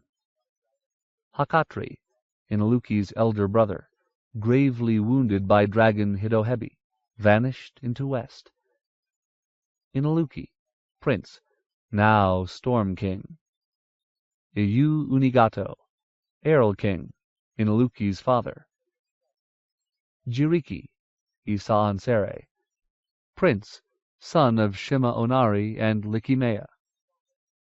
Kendraja Aro, Jiriki's uncle. Keushapo, companion of Simon and Jiriki on trip to Ermsheim. Lady Silvermask and Lord Red Eyes, Skodi's names for Utuku and Inaluki. Lantern Bearer, character in Aditu's song. Lycimea, queen of the Dawn Children, lady of the House of Year Dancing. Mayesa, Sitha woman.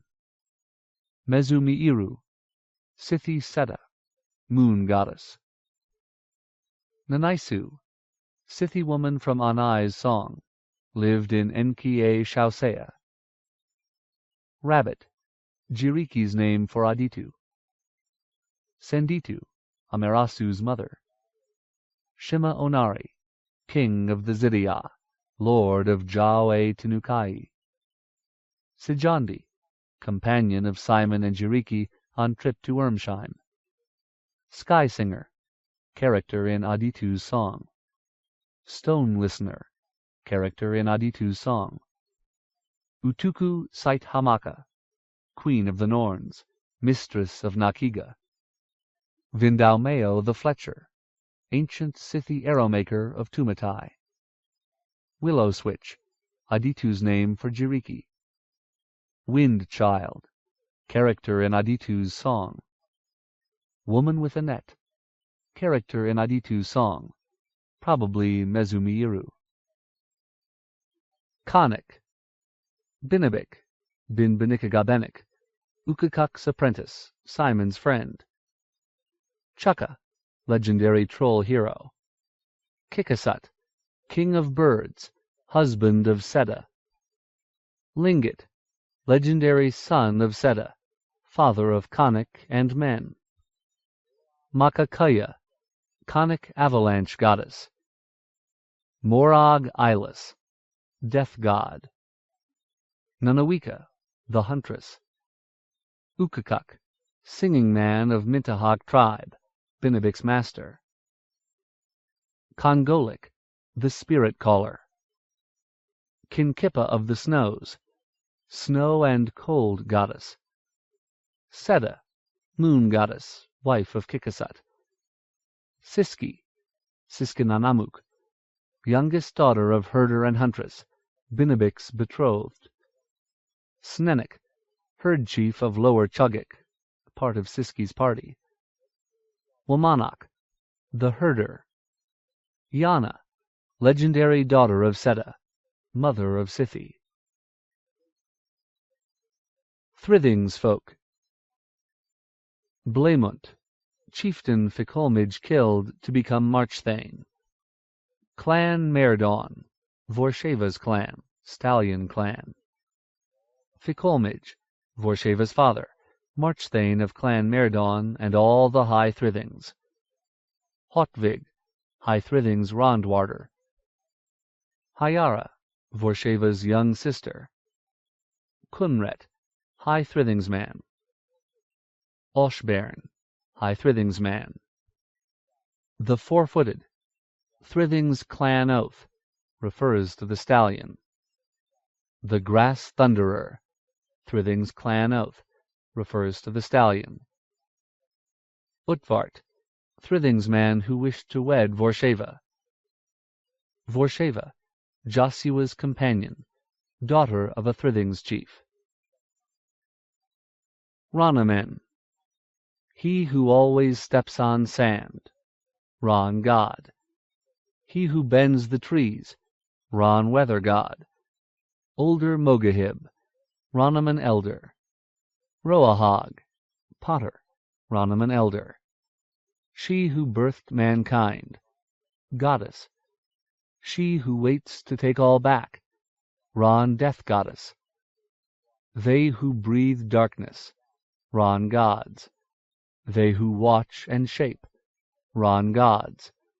Tiamak, scholar, correspondent of Morgenes. Tugamak, Tiamak's father. Perdruines, Alespo, Striawe's servant. Kallio, doorkeeper at inn called Pelippa's Bowl. Charistra, Zoroastra's niece, innkeeper of Pelippa's Bowl. Lenti, Striawe's servant, also known as Avi Steto. Midastri, trader, friend of Tiamak. Sinetris, boatman living on coast above Ron. Striawe, count, lord of Ansis Pelopé and all Perdruin. Talistro, sir, Johannine knight of Great Table. Zoroastra, proprietress of Pelippa's Bowl. Others. Gon Itai, Niski, Kilpa singer on Aidna Cloud. Hansa, a Hirka girl, one of Skodi's children. Imaion, a Dwaro. Lightless ones, dwellers in Stormspike. Ruyan Ve, also known as Ruyan the Navigator, led Tinukedia and others to Ostenard. Chauvene, a Dwaro. Vren, Hirka boy. Yisfidri, a Dwaro, Yishadra's husband, keeper of Pattern Hall. Yishadra, a Dwaro, Yisfidri's wife, keeper of Pattern Hall. Places. Abaingat, Hernestiri trading port, on Boralian River at coast. Aldheorta, large forest covering much of central Ostenard. Anatolian Road, main road into Naban from east, through Kamais Valley. Ansis Pelopé, capital and largest city of Perdruin. Asua the eastward-looking, Scythi name for Hayholt. Basia Saripra, harbor town on northern coast of Naban, in Bay of Emetan, means river mouth. Banifa Shazé, the Pattern Hall in Mezutua. Beralian, river on border of Hernestir and Erkenland, called Greenwada in Erkenland. Bay of Emetan, bay north of Naban. Bay of Firanos, bay south of Naban, location of southern islands. Belaiden, Nabanai town on Anatolian Road, in Kamais Valley. Blue Mud Lake, lake at eastern base of Trollfells, summer home of Connacht. Kelledshire, Erkenlandish barony west of Glenowent. Chidzik Ub Linget, Connacht's House of the Ancestor, on Mintahak in Yakanak. Kamais Valley, opening to Naban. Cronir, walled city on Hernestiri coast. Da'ai Chikiza, tree of the singing winds, abandoned Scythi city on east side of Waldhelm, in Aldheorta. Dilavi, hilly region of Hernestir, southwest of Hernesadark. Drina, former barony of Devasalis, given to Aspitus Preves by Benegaris. Enki Shausea, Scythi summer city east of Aldheorta, long ruined. Feathered Eel, tavern on Vinita. Feluwelt, Thrithing's name for part of northern meadowlands in shadow of Aldheorta. Gudrunset, squatter town near juncture of Steflad and Eimstrecke, settled by refugees from Erkenland. Garden that is vanished, Venya Dose. Gate of Rains, entrance to Jau e Tinukai. Granus Sacrana, town in Nabon's Kamais Valley. Gratuvask, Rimmersgard River that runs by Elvritshala. Granamen, southern island off tip of Nabon. Grinsabi, town in White Waste north of Aldheorta. Harborstone, a rocky promontory in Perdruin's Ansis Pelopé. Hasu Vale, valley on Erkenland's eastern borders. Huenshire, northern Erkenlandish town west of Naglamund. Hikahikayo, abandoned Dwaro city beneath Rimmersgard's Vestaveg Mountains, also one of Sithí 9 cities. Huelheim, mythical land of the dead from old Rimmersgard religion.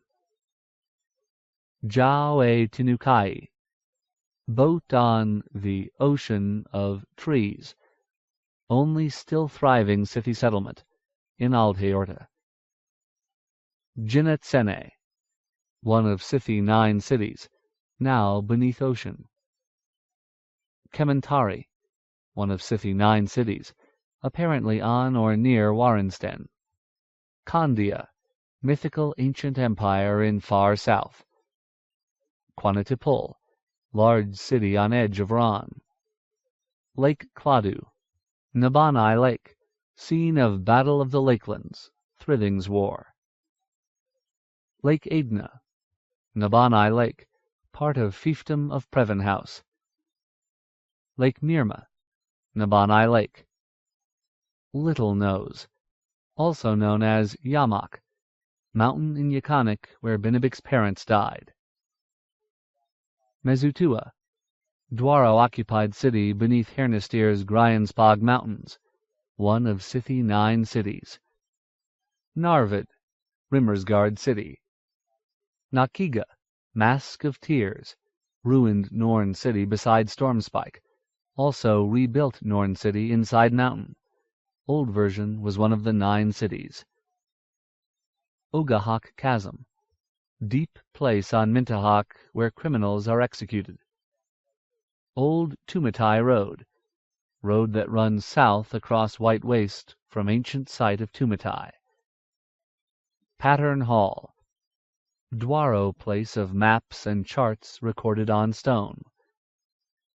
Pelippa's Bowl, inn at Quanitipul.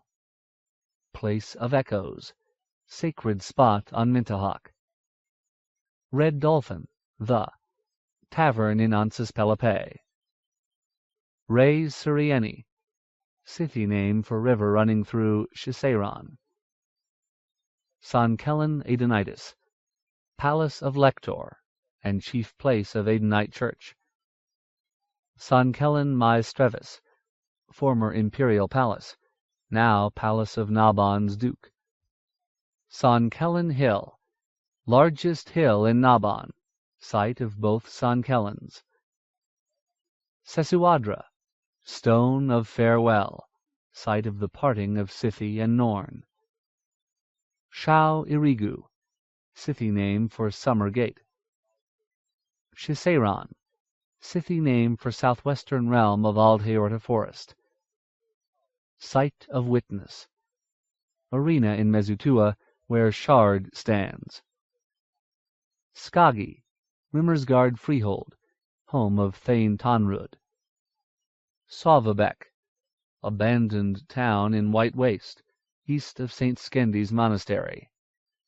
Sta Miora, central mountain of Perdruin, also called Striawe's steeple. Steflad, river running beside and within Aldheorta's border, joins with the Eimstrecke. Stormspike, mountain home of Norns, Sturmerspike to Rimmersmen, also called Nakiga. Summer Gate, an entrance to Jau e Tinukai, also called Shao Irigu. Telagur, grape-growing town in northern Naban. Tumatai, northern Scythi city, buried under ice east of Yakanik, one of the 9 cities. Umstreja, Thrithing's name for Eimstrecke. Ermsheim, Dragon Mountain north of White Waste. Otanyat, earldom in northwestern Erkenland. Venya Dose, the garden, legendary home of the Zidia, Scythi, Heketia, Norns, and Tinuketia, Dwaros and Niskis. Viyayak, conic name for Stormspike. Village Grove, Tiamoc's home village in Ran. Vinita, southern island, birthplace of Kamaris and Benedrivana House. Warrensten, island off coast of Erkenland, birthplace of King John. Way of the Fountains, scenic spot in city of Naban. White Way, road along northern edge of Aldheorta forest, in White Waste.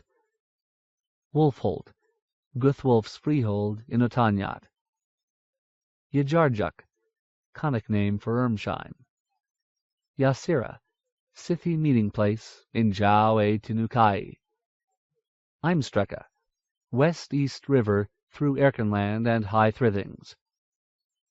Ze Imeritha, catacombs of. Caverns apparently built or modified by Dwaros. Creatures. Atarin, Kamara's horse. Buchan, Rimmersgard name for diggers, also called Boghonik, conic. Crabfoot, one of Tiamoc's pigeons. Diggers, small, man-like subterranean creatures. Gaunts, unpleasant, chitinous, seemingly sentient Ran fauna. Giants, large, shaggy, man-like creatures. Hidohebi, black worm, mother of Shurakai and Igjarjuk, slain by Inaluki, also called Drochnothere, Hernestiri. Homefinder, Simon's mare. Honey lover, one of Tiamoc's pigeons. Hunin, Rimmersgard name for giants. Igjarjuk, iceworm of Ermsheim. Inkdaub, one of Tiamoc's pigeons. Karakamao the Golden, dragon, father of Hidohebi. Kilpa, man-like marine creatures. Nikua, Ingunjegger's lead hound. Kantaka, Binabik's wolf companion. Red Eye, one of Tiamoc's pigeons. Rim, plow horse. Shurakai, fire drake slain beneath Hayholt, whose bones are dragon bone chair. So Fast, one of Tiamoc's pigeons. Spitfly, small and unpleasant marsh insect. Stormspike pack, Norn hunting dogs. Vildelix, Deornoth's horse, from Fikolmij. Vinyafad, Joshua's horse, from Fikolmij. Things. Ballad of Round-Heeled Moira, the song of questionable taste, sung by Songfagal and Father Strongyard. Battle of Hahinka Valley, battle between trolls and Rimmersmen. Battle of the Lakelands, pivotal battle of Thrithing's War, fought at Lake Cladu. Boar and Spears, emblem of Guthwolf of Otanyat. Bright Nail, sword of Prester John, containing nail from the tree and finger bone of St. Ailstan Fiskerne. Children of Herne, Dwaro name for Hernestiri. Quintispiece, Nabanai coin, 1/100th of a gold imperator. Kitril, sour aromatic root for chewing.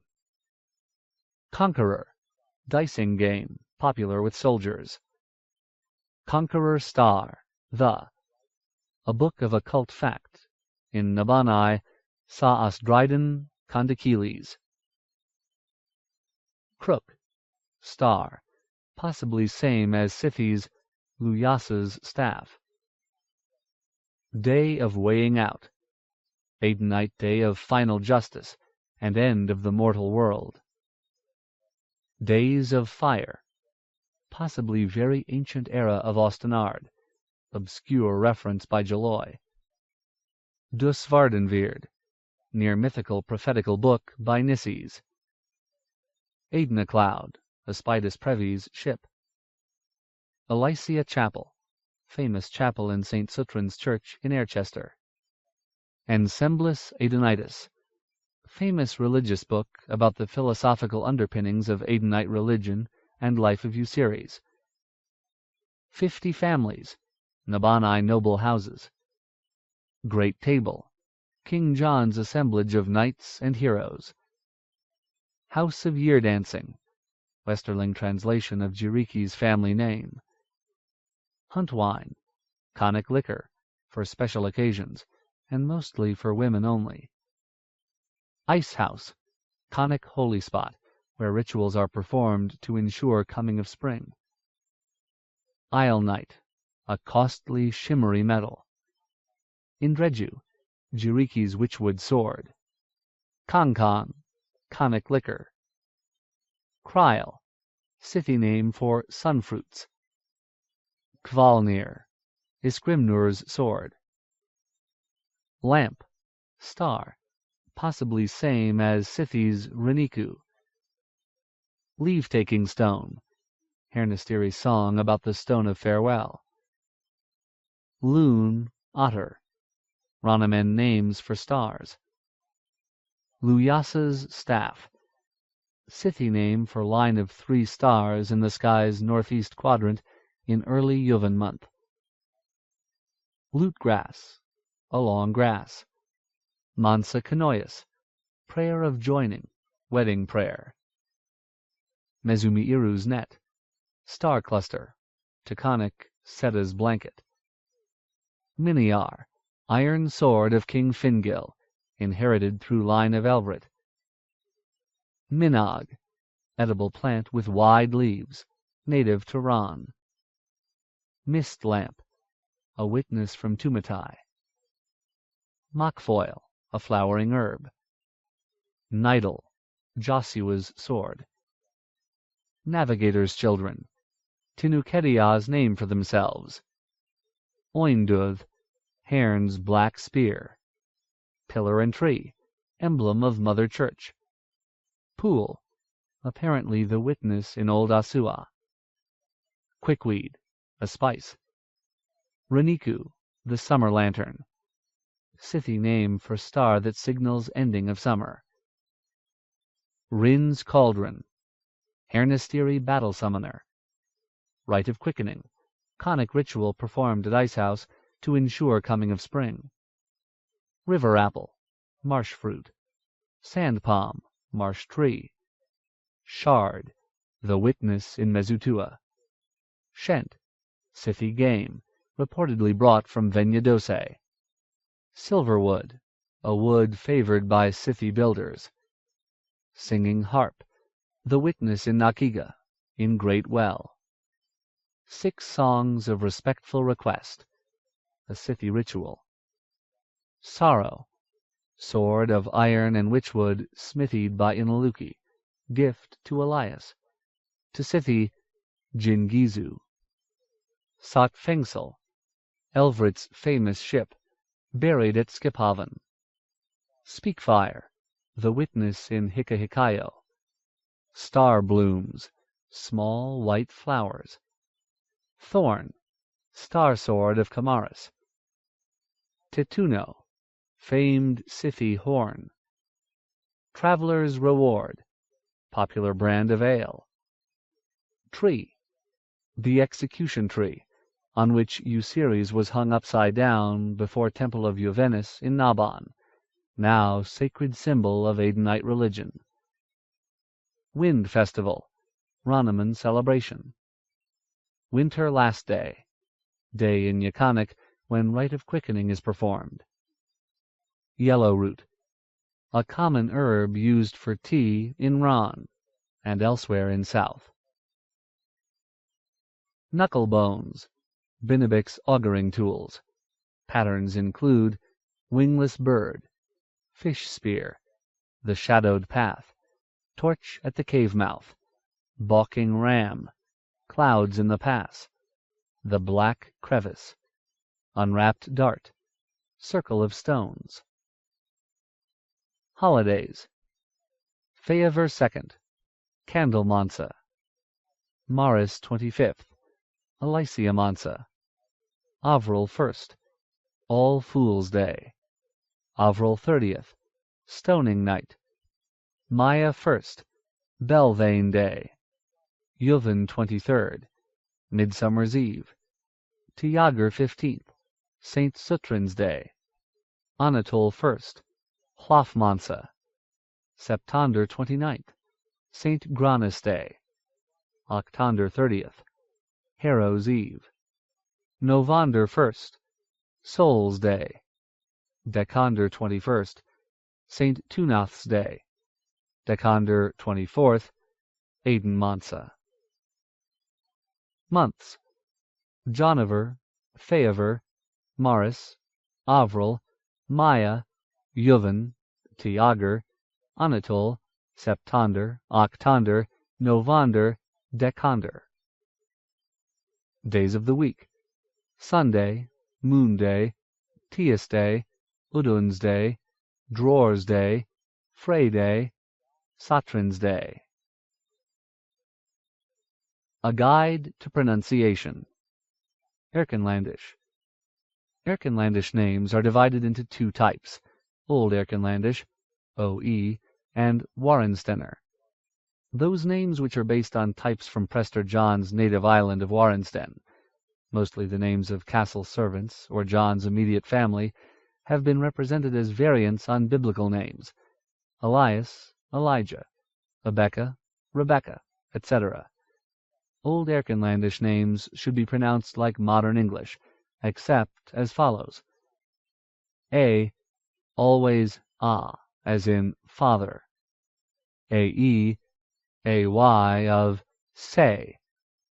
C, K, as in keen.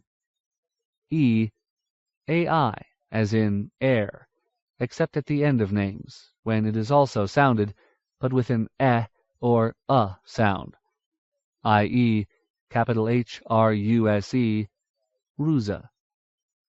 EA sounds as A in mark, except at beginning of word or name, where it has the same value as AE.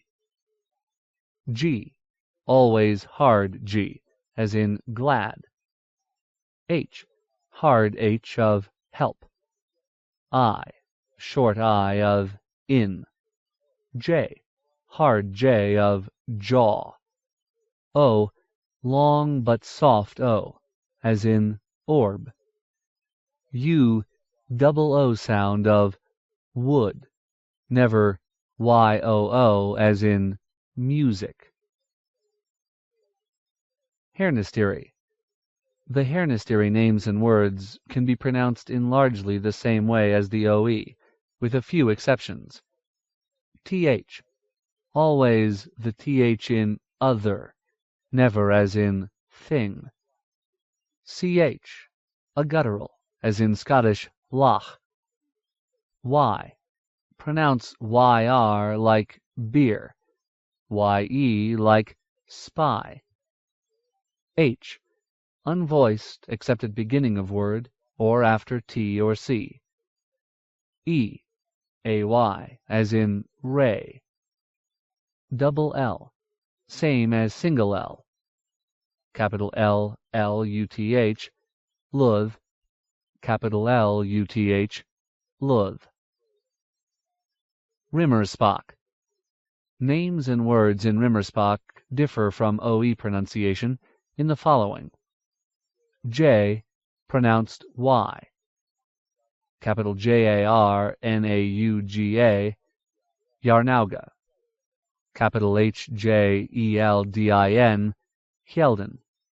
H nearly silent here. E-I, long I as in crime. Umlauted E, double E, as in sweet. Umlauted O, double O, as in coop. AU, OW, as in cow. Nabanai. The Nabanai language holds basically to the rules of a Romance language, i.e., the vowels are pronounced a, e, I, o, u. The consonants are all sounded, etc. There are some exceptions. I. Most names take emphasis on second to last syllable, Benegaris. When this syllable has an I, it is sounded long, capital ARDRIVIS, Ardrivis, unless it comes before a double consonant, capital ANTIPPA, Antippa. E. At end of name, ES is sounded long, capital GELLES, Gellies. Y is pronounced as a long I, as in mild. Conic. Troll language is considerably different than the other human languages. There are 3 hard K sounds, signified by C, Q, and K. The only difference intelligible to most non-conic is a slight clucking sound on the Q, but it is not to be encouraged in beginners. For our purposes, all 3 will sound with the K of keep. Also, the conic U is pronounced as in bug. Other interpretations are up to the reader, but he or she will not go far wrong pronouncing phonetically. Scythi. Even more than the language of Yukonic, the language of the Zydia is virtually unpronounceable by untrained tongues, and so is easiest rendered phonetically, since the chance of any of us being judged by experts is slight, but not non-existent, as Binabik learned. These rules may be applied, however. I. When the first vowel pronounced I, as in clip. When later in word, especially at end, pronounced E, as in fleet. Capital JIRIKI, Jiriki. AI. Pronounced like long I, as in time.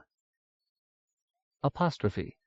Represents a clicking sound, and should not be voiced by mortal readers. Exceptional names. Jaloi. Her origins are unknown, and so is the source of her name. It is pronounced Jaloi or Jaloi. Both are correct. Ingen Jegger. He is a black rimmersman, and the J in Jegger is sounded, just as in jump. Miriam L. Although born in the Erkenlandish court, hers is a Nabanai name that developed a strange pronunciation, perhaps due to some family influence or confusion of her dual heritage, and sounds as Miriam L. Vorsheva. A Thrithings woman, her name is pronounced Vorsheva, with the ZH sounding harshly, like the Hungarian ZS. Words and phrases. Hernistiri. Domheini. Dwaros. Goyrach. Mad or wild. Isgbata. Fishing boat. Scythi. Peaceful ones. Nabanai. Duos onnipotensis feata vorum lexeron. God all-powerful, let this be your law. Duos Woolstai. God willing. Ensemblus Adonitis. In the likeness of the Adon. Escritor. Writer. One of a group of advisers to lector. Lector. Speaker. Head of church. Sa Astridon Condycheles. The conqueror star. Ver Manus. Great green. The ocean. Perdruines. Avi steto. I have a knife. Oe vo steto. Yes, He has a knife. Conic. Aya, back. Hinikaya equals get back. Boghonic. Diggers. Bookin. Chosh. True or correct. Chalk. Run. Cruhawk. Rimmersman. Cruhawkuk. Plural of Cruhawk. Rimmersmen. Gayop. Thank you. Hinnick. Go or get away. Mossack. Find. Makong. Enough. Nehut. Attack. Ninit. Come. Sosa. Come. Stronger than Ninit. Now. Utka. Lowlanders. Rimmersbach. Dverning. Dwaro. Gjal kunden. Roughly, leave it alone, children. Hadja. Yes. Halad kunda.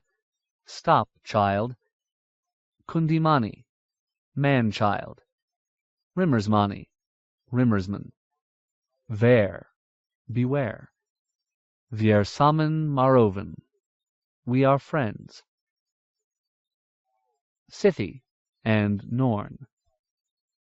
I, Nakiga, Odo tke stajo. Norn. Ah, Nakiga, I've failed you. Asua, looking eastward. Hiyanha, pilgrimage boats. Hikedia, children of cloud. Norns. Hikediye, second person plural of Hikedia. You Norns. Hika, bearer. Isi isiya sadhodia. It is indeed a mortal. Jasu pra peroyan. Shame of my house. Ras, term of respect. Sir or noble sir. Ruaka, dying. Shui, roughly lord. Skei, stop. Stadja ame, white arrow. Sadhodia, sunset children, mortals. Venyasan, by the garden. Yinva, Norn, come. Zidia, children of dawn. Scythi. End of Stone of Farewell, Memory, Sorrow, and Thorn, Book 2, by Tad Williams. Read by Erik Sandvold in the studios of Talking Book Publishers, Incorporated, for the Library of Congress, October 1996. For special distribution, as authorized by Act of Congress under Public Law 89-522, with the permission of the copyright holder and the publisher, Daw Books, Incorporated, New York. End of book.